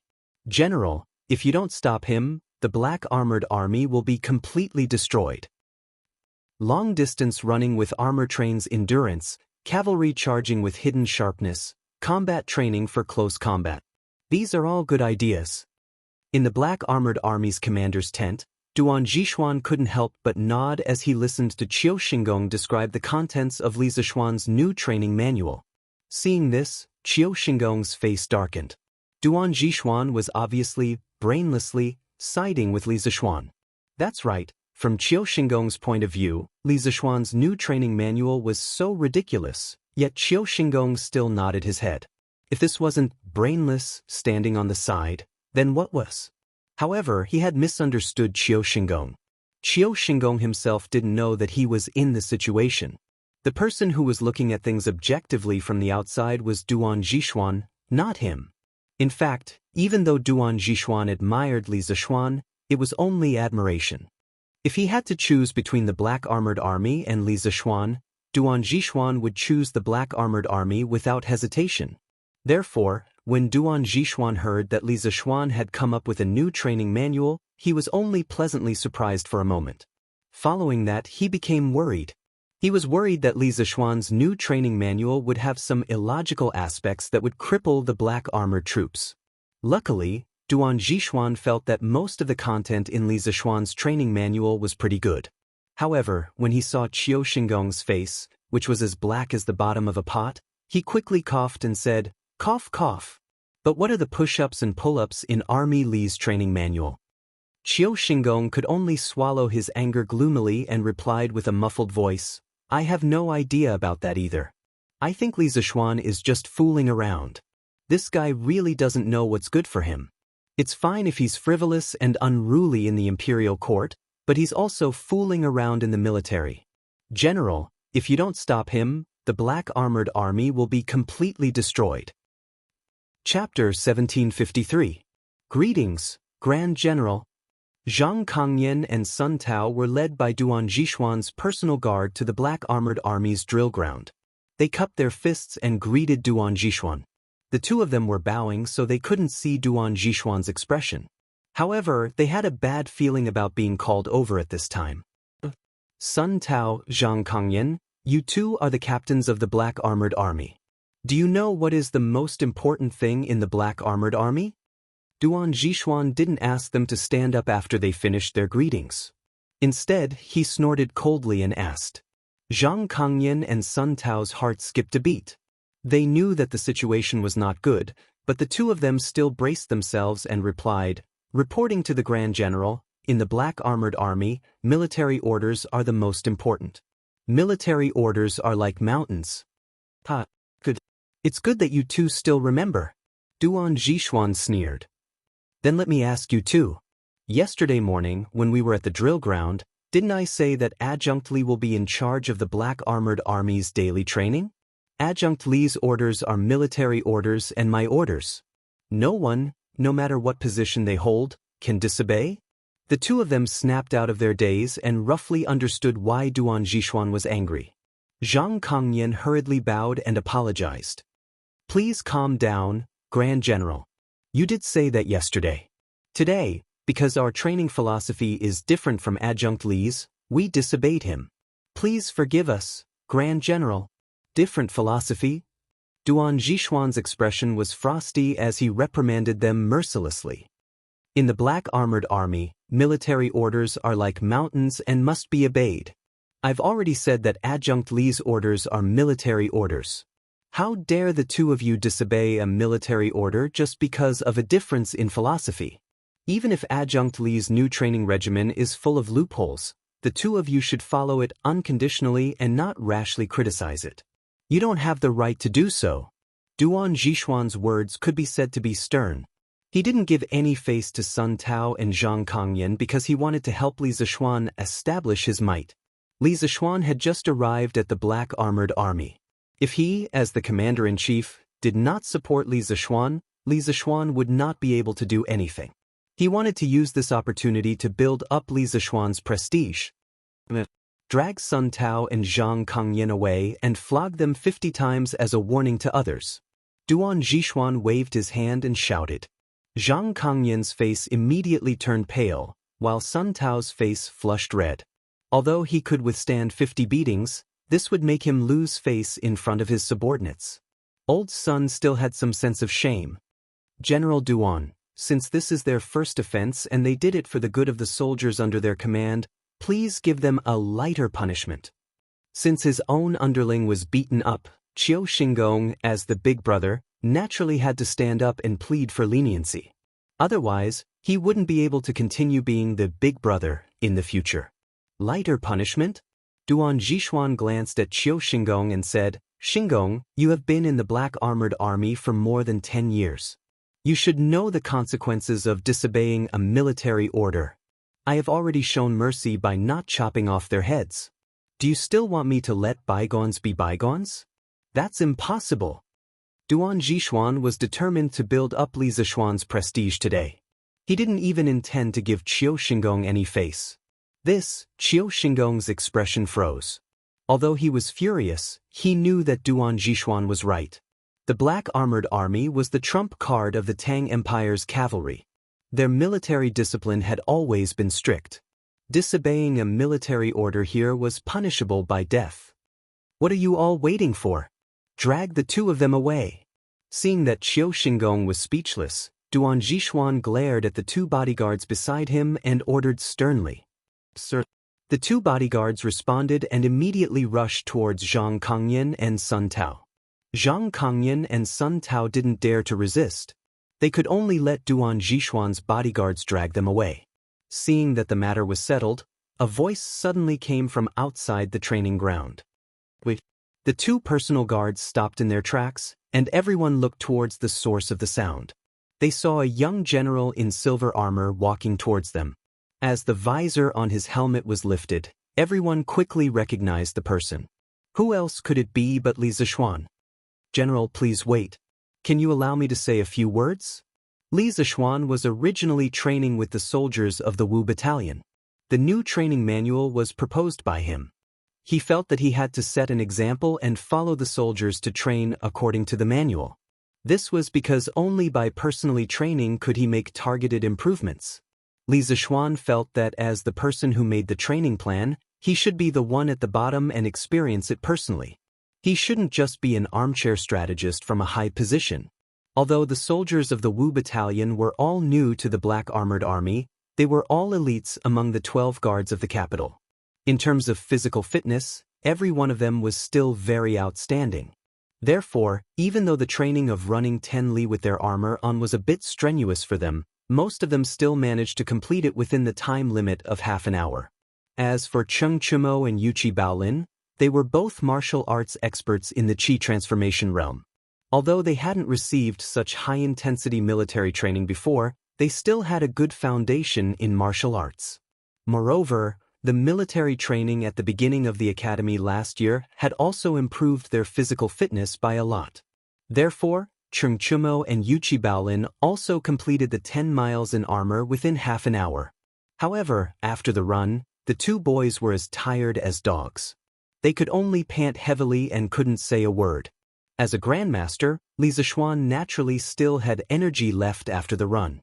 After he told Sun Jiping not to let the soldiers sit on the ground to rest immediately, he left the main group and came to the drill ground. With his excellent hearing, he happened to hear the conversation between Duan Zhishuan and Qiu Xingong. At this moment, seeing Sun Tao and Zhang Kangyan being dragged away by Duan Zhishuan's bodyguards, Li Zishuan pondered for a moment and walked over to stop them. "Oh, what do you want to say, General Li?" An inexplicable look flashed across Duan Zhishuan's eyes. Then, he looked at Li Zishuan with a serious expression and said. Li Zishuan looked at Zhang Kangyan and Sun Tao, then saluted Duan Zhishuan and said, "General, please allow me to report that Captain Sun and Captain Zhang can't be blamed for this matter. When I gathered all the generals to discuss the new drill this morning, I already said in advance that it was up to everyone whether they wanted to accept the new drill. Those who didn't want to accept it, it wouldn't be too late to accept it when the results of the new drill are seen. The generals of the Black Armored Army are all veterans who have experienced hundreds of battles. It is normal for everyone to have their own views on military affairs. Therefore, I think that it is normal for Captain Sun and Captain Zhang to disagree with my views on the new drill. I hope that the general can give them a way out and let them off." Plead for mercy? Li Zishuan actually came to plead for mercy for Sun Tao and Zhang Kangyan? Sun Tao and Zhang Kangyan, who were being detained, suddenly had a look of disbelief on their faces. Then they were pleasantly surprised. On the other hand, Qiu Xingong's face was stunned at first, but then he realized something. He couldn't help but look at Li Zishuan with eyes full of resentment. Because Li Zishuan's move of requiting evil with good was checkmate. Chapter 1754. Since Adjunct Li personally pleaded for you, I will not pursue the crime of disobeying military orders this time. But the two of you must remember this lesson. If you do it again, I will settle all the old and new debts with you. On the Black Armor military drill ground, facing Li Zishuan, who suddenly appeared to plead for Zhang Kangyan and Sun Tao, Duan Zhishuan squinted his eyes and looked deeply at Li Zishuan. Then his old face turned serious as he spoke sternly to Zhang Kangyan and Sun Tao. Yes. Thank you, great general. Thank you, great general." Hearing this, Zhang Kangyan and Sun Tao hurriedly walked over and bowed to Duan Zhishuan as if they had been granted amnesty. Duan Zhishuan waved his hand and said, "If you want to thank someone, thank Adjunct Li. All right, the two of you can go and lead the team for training." "Sir." Zhang Kangyan and Sun Tao replied. Then, they clasped their fists to Li Zishuan to thank him for pleading for them just now. Then they left.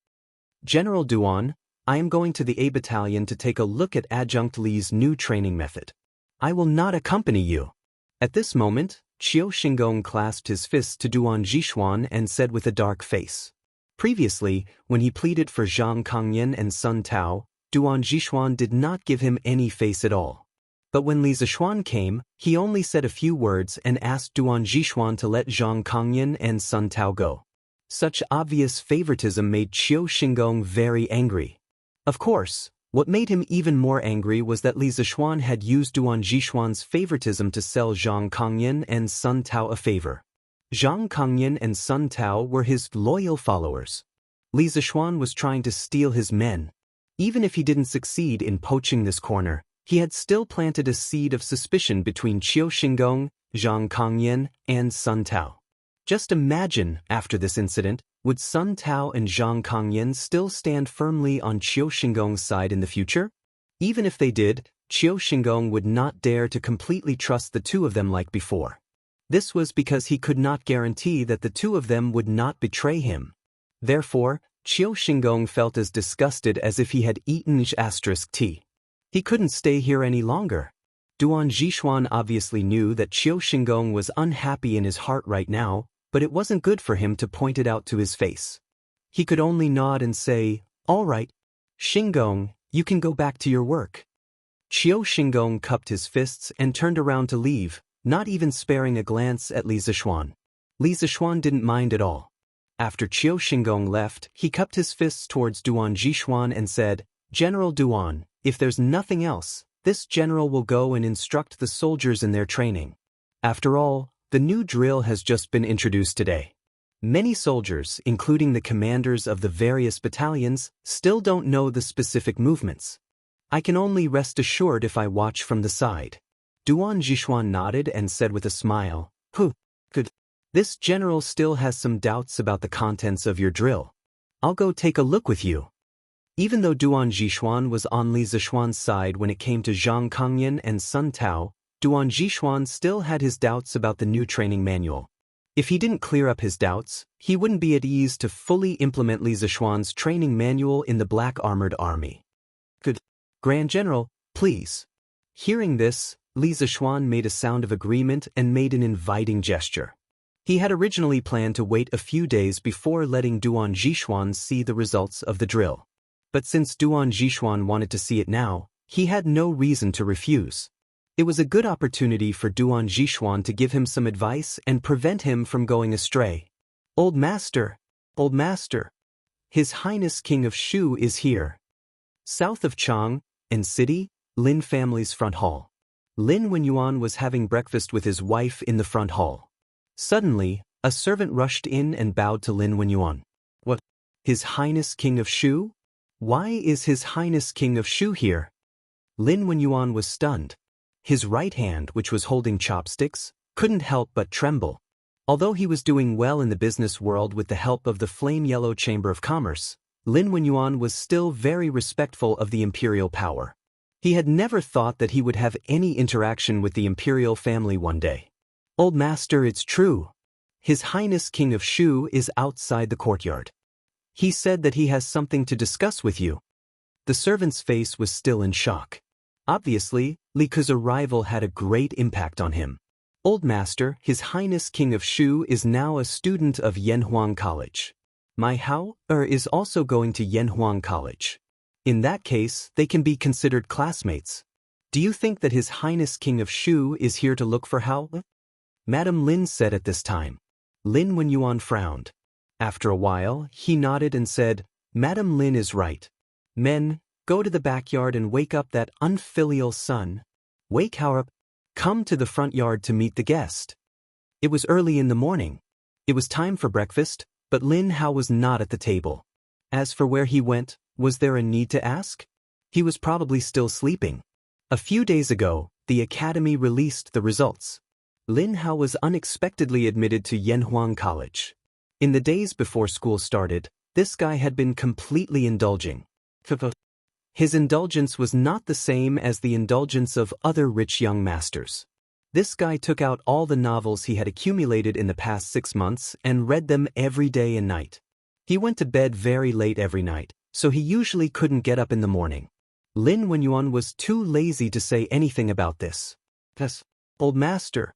A servant girl who was serving at the side hurriedly followed the order and left. At this time, Lin Wenyuan seemed to have thought of something. He instantly stood up and said angrily to the servant just now, Bastard, His Highness King of Shu came to visit. You didn't directly bring him in. How dare you stop him? Did you eat a bear's heart or a leopard's gall? Normally, people who came to the Lin mansion had to be notified, but Li Ke was different. He was a prince. Why would he need to be notified when he came to a small merchant's house? The servant hurriedly said, Old Master, I wouldn't dare. His Highness King of Shu insisted that he should be notified when he came to visit. That's why I came in to report. Lin Wenyuan breathed a sigh of relief. He nodded and said, Let's go. Come with me to welcome His Highness King of Shu. Out of politeness, Li Ke wanted to report first before coming in. However, Lin Wenyuan did not dare to put on airs.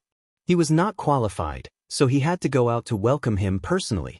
Immediately, a large group of servants and servant girls in the front hall followed behind Lin Wenyuan and Madame Lin and walked quickly towards the gate. When they arrived at the gate, to Lin Wenyuan's surprise, there was no large group of palace guards outside the gate. There was only an elegant young man dressed in a scholarly robe. His clothes were not luxurious, but they could not hide the innate noble aura of the young man. Needless to say, that young man was Li Ke. It was hard to imagine that a prince would go out without a single guard. Lin Wenyuan hurriedly went up to him and bowed respectfully. Your Highness King of Shu has graced my humble abode with your presence. I hope your Highness will forgive me for not going out to welcome you. Chapter 1755. Boss Lin, you don't have to be so courteous. This prince is visiting incognito today, why would you make such a big fuss? Outside the Lin mansion, Li Ke walked over with a smile and helped Lin Wenyuan up. He had woken up early in the morning and sent someone to Lantian County to ask for the Yanhuang Chamber of Commerce president's seal from Han Yushi. After knowing that it was Li Zishuan's idea, Han Yushi did not suspect anything. She also knew that Li Ke was one of Li Zishuan's favorite students, so she gave the seal to the guard sent by Li Ke. After receiving the seal, Li Ke came to the Lin mansion alone. The reason why he came alone was because he did not want to make a big fuss. After all, Li Zishuan had told him last night that he could only plan this in secret and could not stand out in the open. As for the safety of leaving the Lin mansion alone, he was not worried. Firstly, this was Chang and city, right under the nose of the emperor, so the security here was pretty good. Secondly, Li Ku was not some weak scholar. In terms of martial arts, he had been taught by famous masters since young. At such a young age, his martial arts were already quite good. Even if he met with danger, Li Ku was confident that he could escape. Oh, this old man understands. This old man understands. The news of Your Highness coming to the Lin mansion today will definitely not spread. Your Highness, please come in and talk. Hearing this, Lin Wenyuan, who had been in the business world for many years, immediately understood. He first promised Li Ku and then invited him in. Boss Lin, please. Li Ku laughed, thinking that this Lin Wenyuan was also a clever person. No wonder Li Zishuan was willing to let him work for the Chamber of Commerce. Under Lin Wenyuan's lead, the group came to the front hall. Lin Wenyuan ordered the servants to bring tea and then sent all the servants out. Boss Lin, you don't have to be so polite. This prince is visiting incognito today, why would you make such a big fuss? Outside the Lin mansion, Li Ku walked over with a smile and helped Lin Wenyuan up. He had woken up early in the morning and sent someone to Lantian County to ask Han Yushi for the Yan Huang Chamber of Commerce's president's seal. Knowing that this was Li Zishuan's intention, Han Yushi did not suspect anything. She also knew that Li Ku was one of Li Zishuan's most valued students. Thus, she handed over the Yan Huang Chamber of Commerce's president's seal to the guards sent by Li Ku. After receiving the president's seal, Li Ku came to the Lin mansion alone. The reason why he came alone was because he didn't want to make a big deal out of it. After all, Li Zishuan had told him last night that he was only allowed to plan this matter in secret. He absolutely couldn't stand on the surface.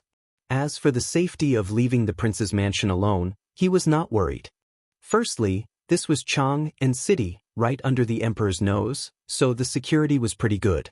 Secondly, Li Ku was no weak scholar. In terms of martial arts, he had been taught by famous masters since he was young. His martial arts skills were already quite good at such a young age. This old man understands. This old man understands. Your Highness' visit to the Lin mansion today will not be spread. Your Highness, please come in. Lin Wenyuan, who had been in the business world for many years, immediately understood. He gave his word to Li Ku and then invited him in. Boss Lin, please. Li Ku laughed. This Lin Wenyuan was a clever person. No wonder Li Zishuan was willing to let him work for the Chamber of Commerce. Under Lin Wenyuan's lead, the group of people arrived at the front hall. Lin Wenyuan ordered the servants to bring tea and then sent all the servants out of the hall. Chapter 1756. In the front hall of the Lin clan, Li Ku recounted to Lin Wenyuan the contents of the telegram Li Zishuan had sent him last night. Of course, in the process, Li Ku also gave Lin Wenyuan a brief explanation of the current situation between the Great Tang and the Turks. As soon as his voice fell, Lin Wenyuan pondered for a moment, then stood up and cupped his hands towards Li Ku, saying in a deep voice, I am indebted to Marquis and His Highness for thinking so highly of me. Although this Lin is a merchant, I also know that the rise and fall of the country is related to the happiness of my generation. Without this peace and prosperity, how can a merchant like this Lin do business in peace? I can only become a slave of a fallen country. This Lin has also heard about the imperial court's recruitment of elite soldiers the day before yesterday. After hearing Your Highness's explanation today, this Lin feels that the current situation is not optimistic. Although we merchants do not receive a salary from the imperial court, the only reason we can do business in peace is because Your Majesty has created peace and prosperity for the people of the realm. Now that the country is in danger, no matter what others do, as long as I can help the imperial court defeat the Turks, this Lin is willing to use up all my wealth. Marquis and Your Highness have instructed me to raise military funds, so this Lin will definitely do my utmost to gather all the merchants I can to raise sufficient funds for the frontline soldiers. The merchants of this era, especially those who had experienced the 5 barbarian rebellions and the chaos of the Sui dynasty, understood just how difficult it was to obtain peace and prosperity. Without peace, let alone glory and wealth, it would be difficult to even keep one's name. Lin Wenyuan's words came from the bottom of his heart and could be said to be powerful and resonant. Li Ke couldn't help but be moved. He stood up and cupped his hands towards Lin Wenyuan. Then, he said with a sigh, "This humble prince is deeply moved by Lord Lin's righteousness. The Yamacho truly did not misjudge you." Lin Wenyuan shook his head. "Your Highness praises me too much. This old man is just a crude man. How could I bear the weight of your Highness's profound righteousness?" "Oh, Lord Lin is too modest." Li Ke smiled, then continued, "You're right. Then I will leave this matter to you.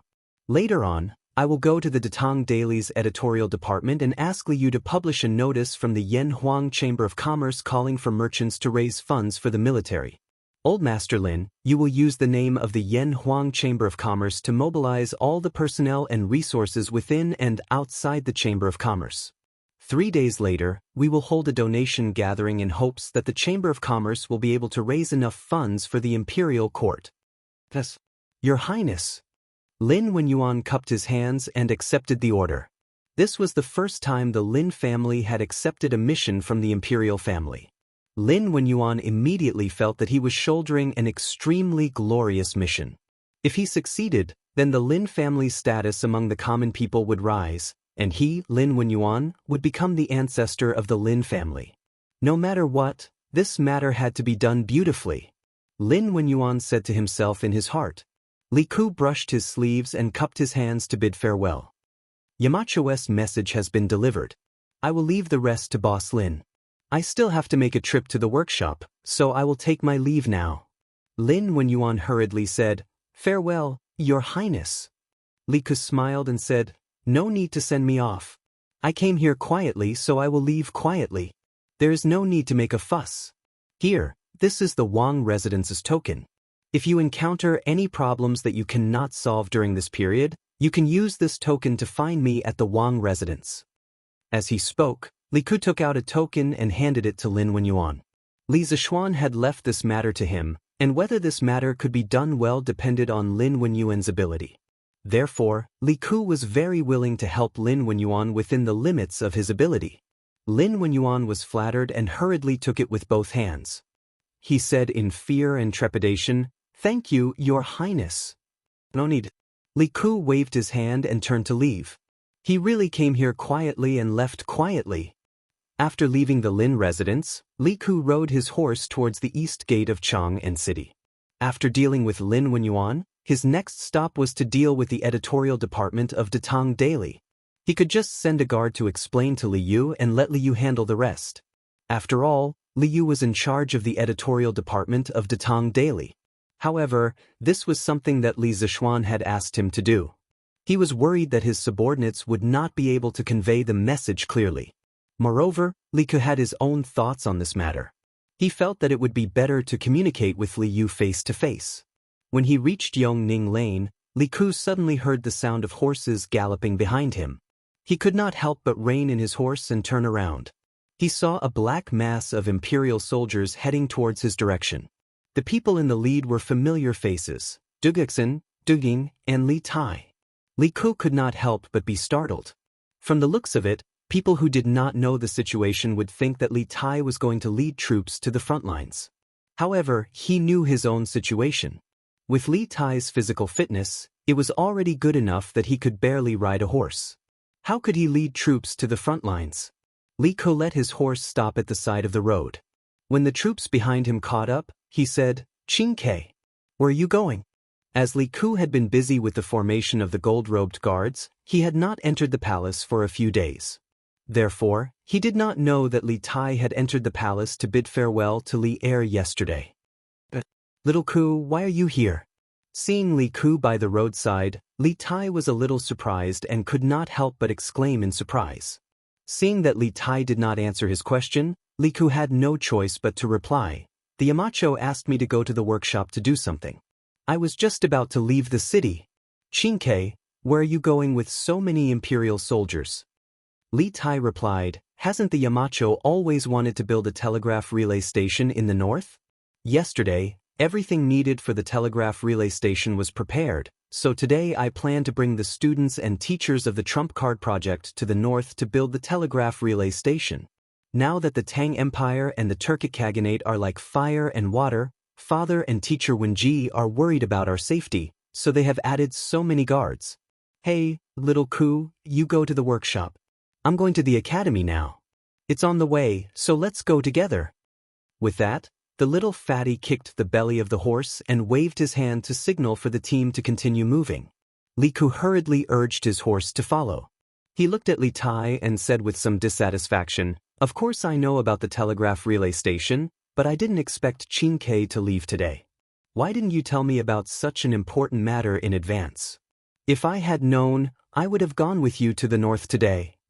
Even without Li Tai saying it, Li Ku knew that this trip to the north was very risky.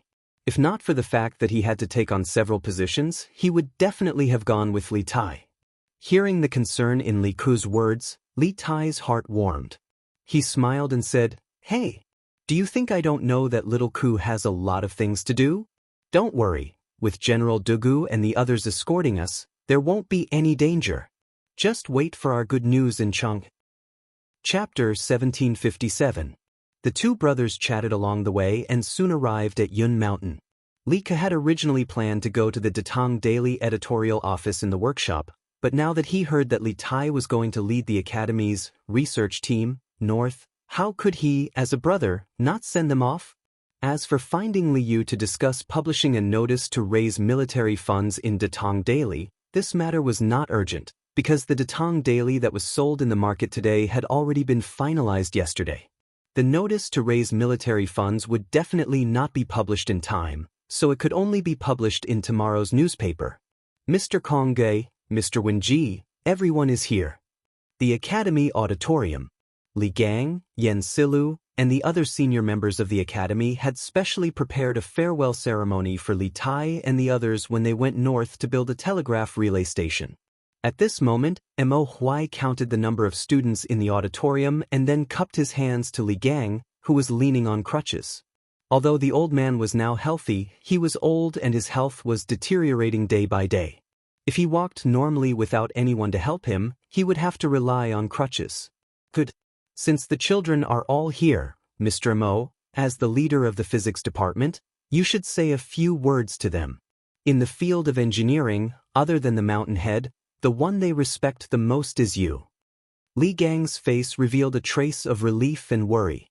After a moment, he turned to Mo Huai and said. The latter half of his sentence was not wrong. In terms of engineering attainments, other than Li Zishuan, there were few people in Yanhuang College who could compete with Mo Huai. To be precise, it was Mo Huai and Mo Lingwei. Mr. Wenji, you flatter me. Mo Huai cupped his hands and said humbly. He then turned to look at the 32 students who were about to go north to build the telegraph relay station and said in a deep voice, Very good. Everyone is very punctual. Since everyone is here, I will say a few words first. Mo Huai paused for a moment. The students below the stage also quietened down and looked over. Mo Huai continued, You are all the most outstanding students of the academy, or perhaps you are teachers. This time, you will go up north to build the telegraph. Qin Ke will be the chief commander, and Mo Chue will be the deputy commander. Please remember that the northern border is different from the hinterland of Guangzhou, and it is also different from Yanhuang College. No one is allowed to act alone outside. This old man has already assigned all of your missions to Qin Quebec. When the time comes, everyone must listen to Qin Ke's instructions. This old man hopes that you can set up the telegraph relay stations in Bing Province and Yun Province in the shortest time possible and return safely. In addition, unless it's absolutely necessary, you're not allowed to mention your mission to anyone else. Do you understand? Understood. 32 Yanhuang College students straightened their backs and answered loudly. Mo Huai nodded, and then his gaze swept across every student and teacher in the hall before he said, That's right. In terms of engineering, all of you are the best among the teachers and students of Yanhuang College. Usually, All of your knowledge is obtained from the teaching materials compiled by the Yamacho, but that is all written knowledge. This old man once remembered that the Yamacho once said, "What is learned on paper is ultimately shallow, and what is learned must be experienced." This trip up north is a good opportunity for all of you to display and verify what you have learned. I hope that all of you can cherish this opportunity. While serving the country, you can also open up a path for those who are lagging behind in engineering. Understood? Hearing this, the students cupped their hands in acknowledgement. Mo Huai then looked at Li Tai and said, "Qing Ke, although we have deduced the construction of the telegraph relay station countless times before, we will definitely encounter all kinds of problems when it is actually built. When the time comes, just send a telegram to the academy or directly to the Yamacho. We will provide support from behind." Li Tai cupped his hands and said, "Tai understands. Thank you, sir." Mo Huai nodded and looked at Mo Chue, the future tycoon of the Mo family. Ahem, the boundary between Mo school and engineering is becoming more and more blurred. In fact, Mo Huai did not know if there was a need to continue the Mo family's legacy because Li Zishuan's engineering was more advanced and perfect than Mo school. He said, "Mo Chue, you will lead the accompanying teachers from the academy this time. You must take good care of the children and ensure their safety." Mo Chue cupped his fists solemnly and said, "Yes. Mo Chue understands." Mo Huai nodded in satisfaction and said, "I've told you everything that needs to be told. Let Mr. Wenji have a few words with you. I don't know if you can make it in time for the new students of the academy this year." With that, he stepped aside and said to Li Gang, "Mr. Wenji, please." But Li Gang nodded and walked to the center of the stage with Wang Ji's help. He looked at the teachers and students of the academy below and said unhurriedly, "Mr. Mo's instructions were very thorough, so I won't repeat them. What I want to say is, children, this trip to the north is not only an opportunity for you to practice the truth, but also an opportunity for you to use what you have learned to spread engineering and serve the country. The telegraph relay station is related to the outcome of the war between the Tang Empire and the Turks. It is your honor and the Academy's honor to be able to bear this heavy responsibility at such a young age. But there is one thing you must remember. You must return safely. You are the foundation of Yanhuang College. This old man, Li Gang, will wait for your safe return in Yunshan and the academy." With that, Li Gang cupped his hands solemnly at the teachers and students below the stage with a serious expression. In this special era and the current special situation, Li Tai and the others' trip to the north was given a special meaning. The atmosphere in the auditorium suddenly became more solemn. Affected by this atmosphere, the teachers and students were all moved and felt the great responsibility and mission on their shoulders. Their faith in this trip became even more firm. "Sir, rest assured. We will definitely return safely." Under the leadership of Li Tai, the 32 elite members of the elite engineering team cupped their hands towards Li Gang and said solemnly. Li Gang nodded and waved his hand. "Good. It's about time. Let's go." "Yes." With Li Gang's words, the Academy's research team left the auditorium one after another. After a simple gathering outside, they boarded the carriages and set off for the mountain gate. As for the 1,000 Imperial Army guards that Li Tai had brought, they waited at the foot of the mountain. "Qingge, take care." At the gate of the academy, Li Ku shouted at the carriages. "Little Ku, you take care too." Li Tai opened the curtains and waved at Li Ku, who was standing outside the car. Speaking of which, this was the first time the little fatty had left the capital since he was born. He hadn't thought much of it before, but at this moment of departure, Li Tai suddenly felt a strong reluctance to part with the academy, his fellow students, teachers, and his brother Li Ku. "Generals, I'll leave the safety of the people from the academy to you." Li Gang personally followed the carriages to the foot of Cloud Mountain. As the group set off, Li Gang cupped his hands at Dugu Xin and Dugu Fing. Behind Li Gang, Mo Huai, Yan Silu, and the others also cupped their hands at Dugu Xin and Dugu Fing. Dugu Xin hurriedly cupped his hands. "Teacher Wenji's words are too serious. This is what we should do. On this trip north, we brothers will use our lives to protect their safety. Teacher Wenji, please rest assured." Li Gang nodded and cupped his hands. Then this old man will thank you in advance. Teacher is too polite. It's getting late. The army should be setting off. Teacher will meet again. Duguxin cupped his hands in return and ordered the army to set off. We'll meet again.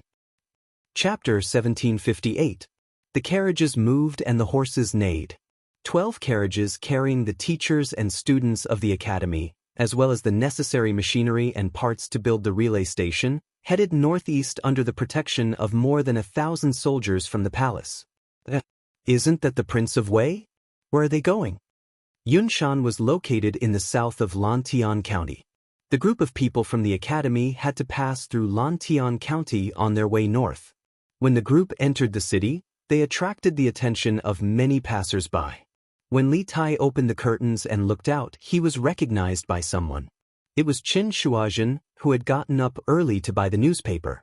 With Li Tai's financial support, she and her sister, Qin Shuoyu, had already lived in the south of Lantian County. Of course, they rented a house. Qin Shuazhen was working as an apprentice in a medical hall in the city before school started. On one hand, she could learn some medical skills. After all, she was going to be admitted into the medical school of Yanhuang College. On the other hand, she could earn some money to support her family. Every day she worked and rested. Her life was quite fulfilling. Early in the morning, Chen Shuazhen planned to buy the newspaper and go directly to the medical hall as usual. However, a group of carriages and many soldiers rushed into the city and headed north. A head popped out of the leading carriage.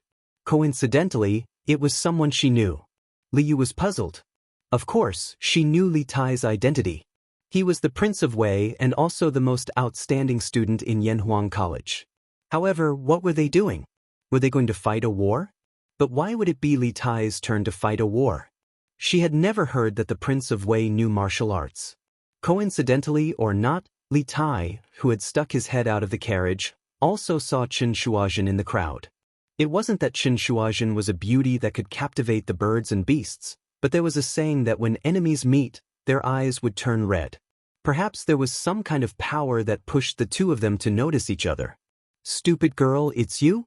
The carriages moved and the horses neighed. 12 carriages carrying the teachers and students of the academy, as well as the necessary machinery and parts to build the relay station, headed northeast under the protection of more than 1,000 soldiers from the palace. Isn't that the Prince of Wei? Where are they going? Yunshan was located in the southern part of Lantian County. The group from the academy had to pass through Lantian County on their way to the north. When the group reached the city, they attracted a lot of attention. When Li Tai opened the curtains and looked out, he was recognized by someone.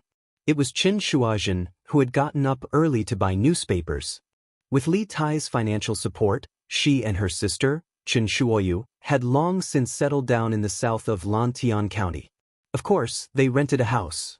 Taking advantage of the fact that school hadn't started yet, Qin Shuazhen worked as an apprentice in a medical hall in the city. On the one hand, she could learn some medical skills. After all, she was taking the exam for the medical school of Yanhuang College.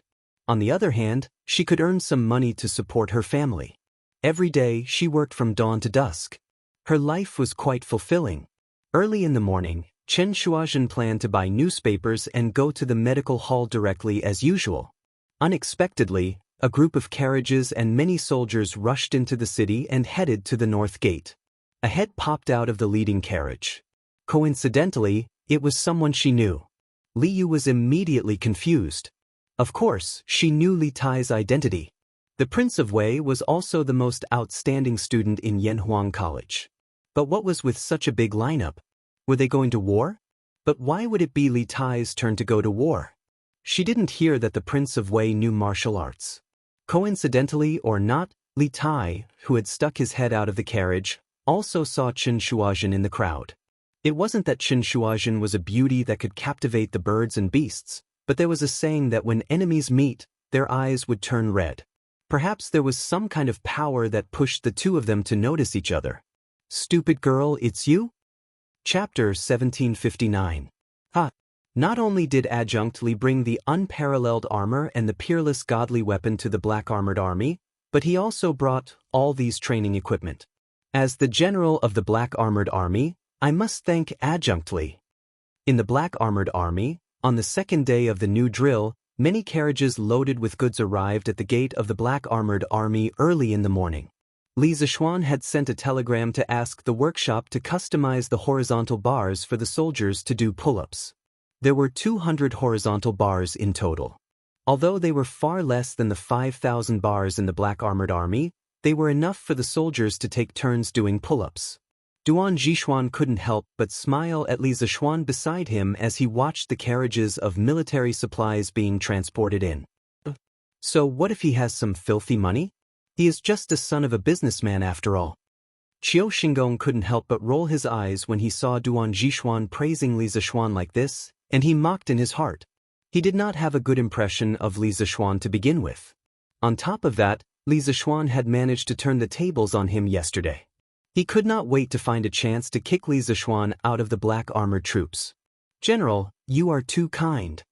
Li Zishuan saluted Duan Zhishuan and said, I am now a member of the Black Armored Army. It is my responsibility to do something for the Black Armored Army. Duan Zhishuan laughed and said, You are too humble, Adjunct Li. Business is business, and personal wealth is personal wealth. Adjunct Li has spent so much money for the Black Armored Army that even I, as the general of the Black Armored Army, am ashamed. Let's not talk about the previous weapons and armor. I will report the training equipment to the Ministry of War and purchase it with military funds. I hope Adjunct Li will not refuse.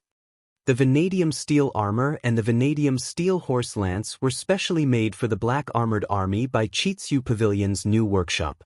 The cost was entirely borne by Li Zishuan. This was the promise that Li Zishuan had made to Li Er. Not only did Adjunct Li bring the unparalleled armor and the peerless godly weapon to the Black Armored Army, he even brought these training tools. As the general of the Black Armored Army, I really have to thank Adjunct Li. Inside the Black Armored Army, early in the morning, many carriages loaded with goods arrived at the gate of the Black Armored Army. These were the horizontal bars that Li Zishuan had sent a telegram to the workshop the day before. 2 sets of horizontal bars were specially made for the soldiers' training. Zhishuan asked the workshop. There were 200 horizontal bars. There were 200 horizontal bars in the Black Armored Army. Although there were horizontal training,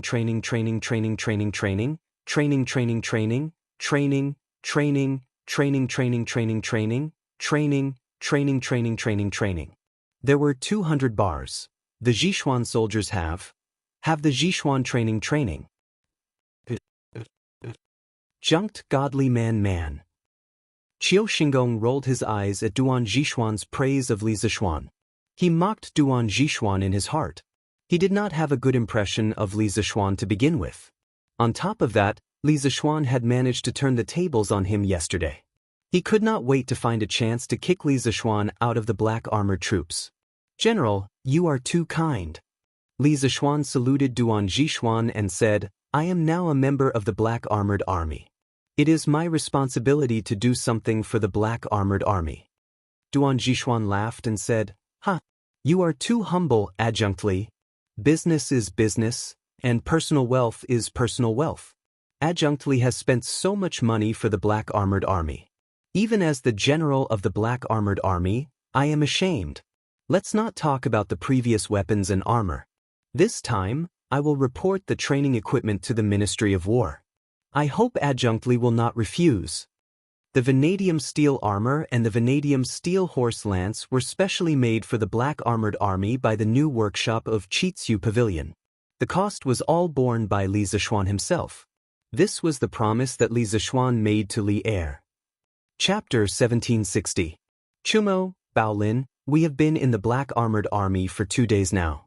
How do you feel? After setting the challenge with Qiu Xingong, Li Zishuan came to the training area of the Wu Battalion and asked Chung Chumo and Yuchi Baolin, who had just finished their 10-mile-long run. Now, other than the Wu Battalion, there were also the A Battalion and D Battalion.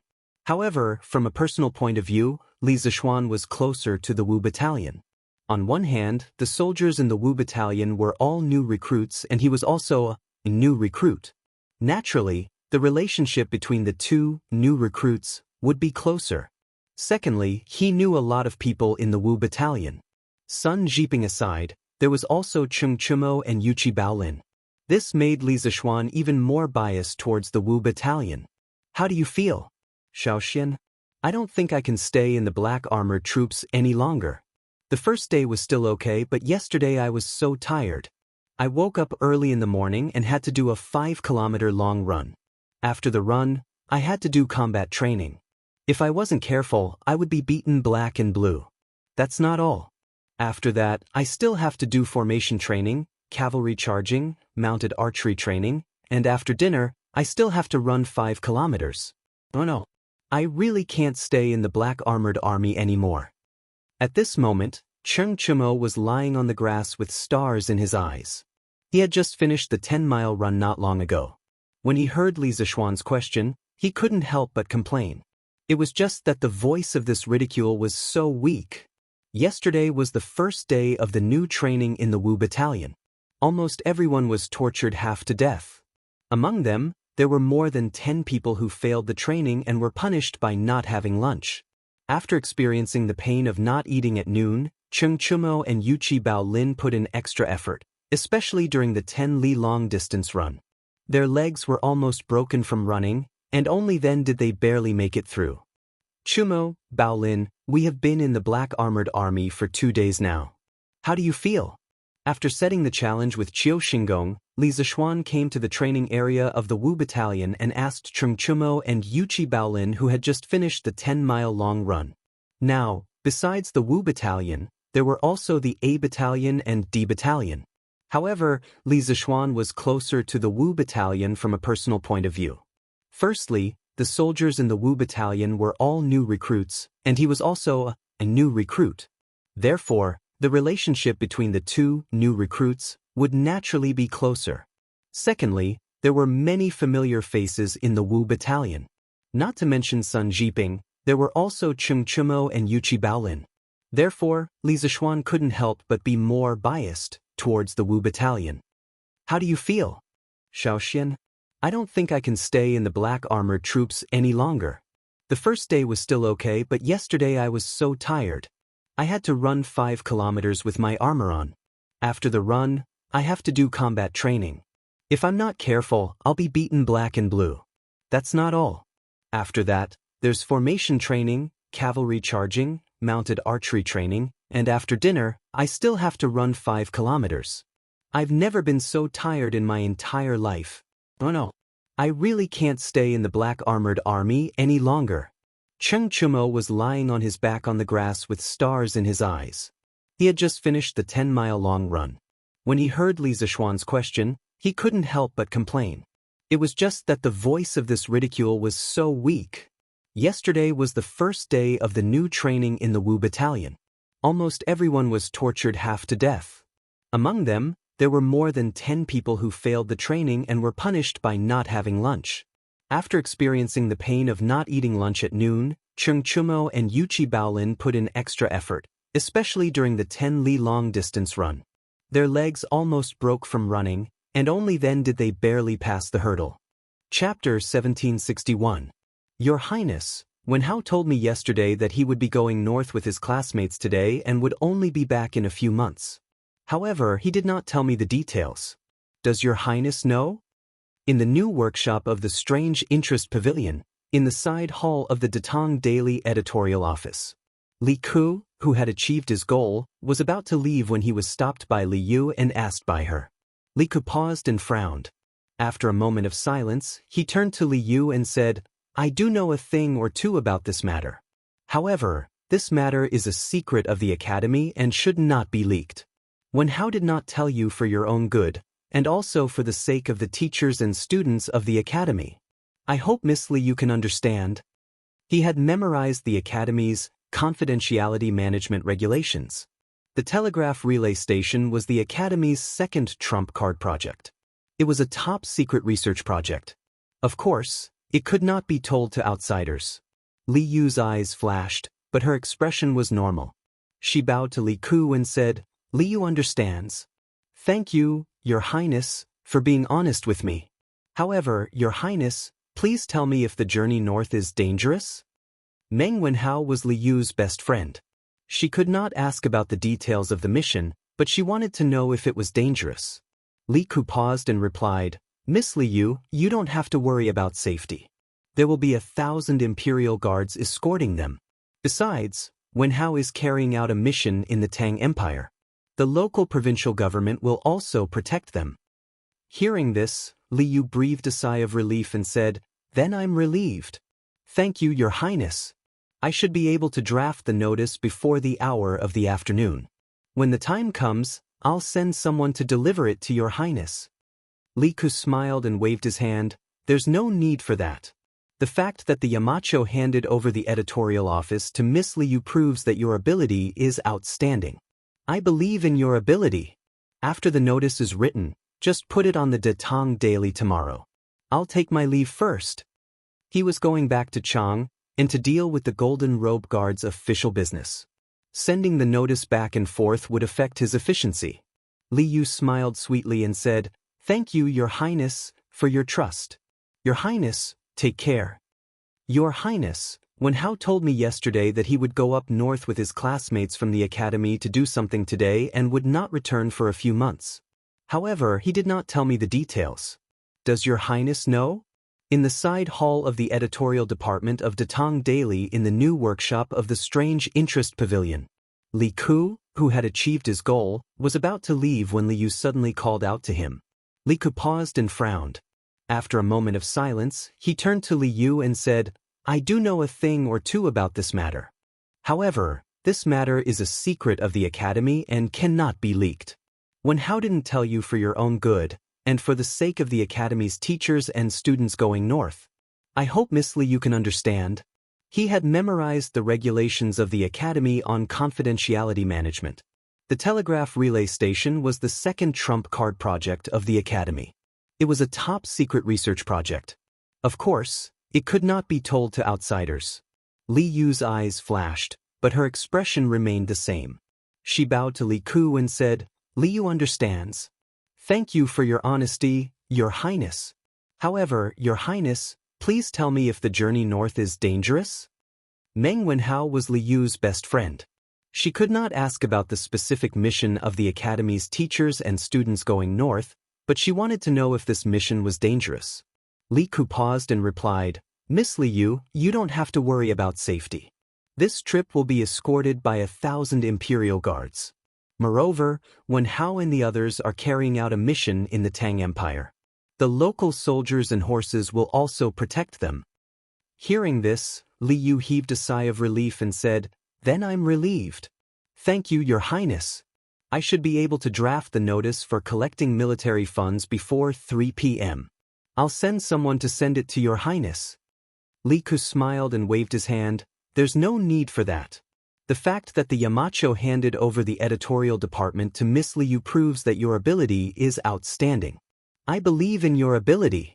After the notice is written, just put it on the Datang Daily tomorrow. I'll take my leave first. He was going back to Chang and city to deal with the Golden Robe Guard's official business. Sending documents back and forth would inevitably affect his efficiency. Li Yu smiled sweetly and said, Thank you, Your Highness, for your trust. Take care, Your Highness.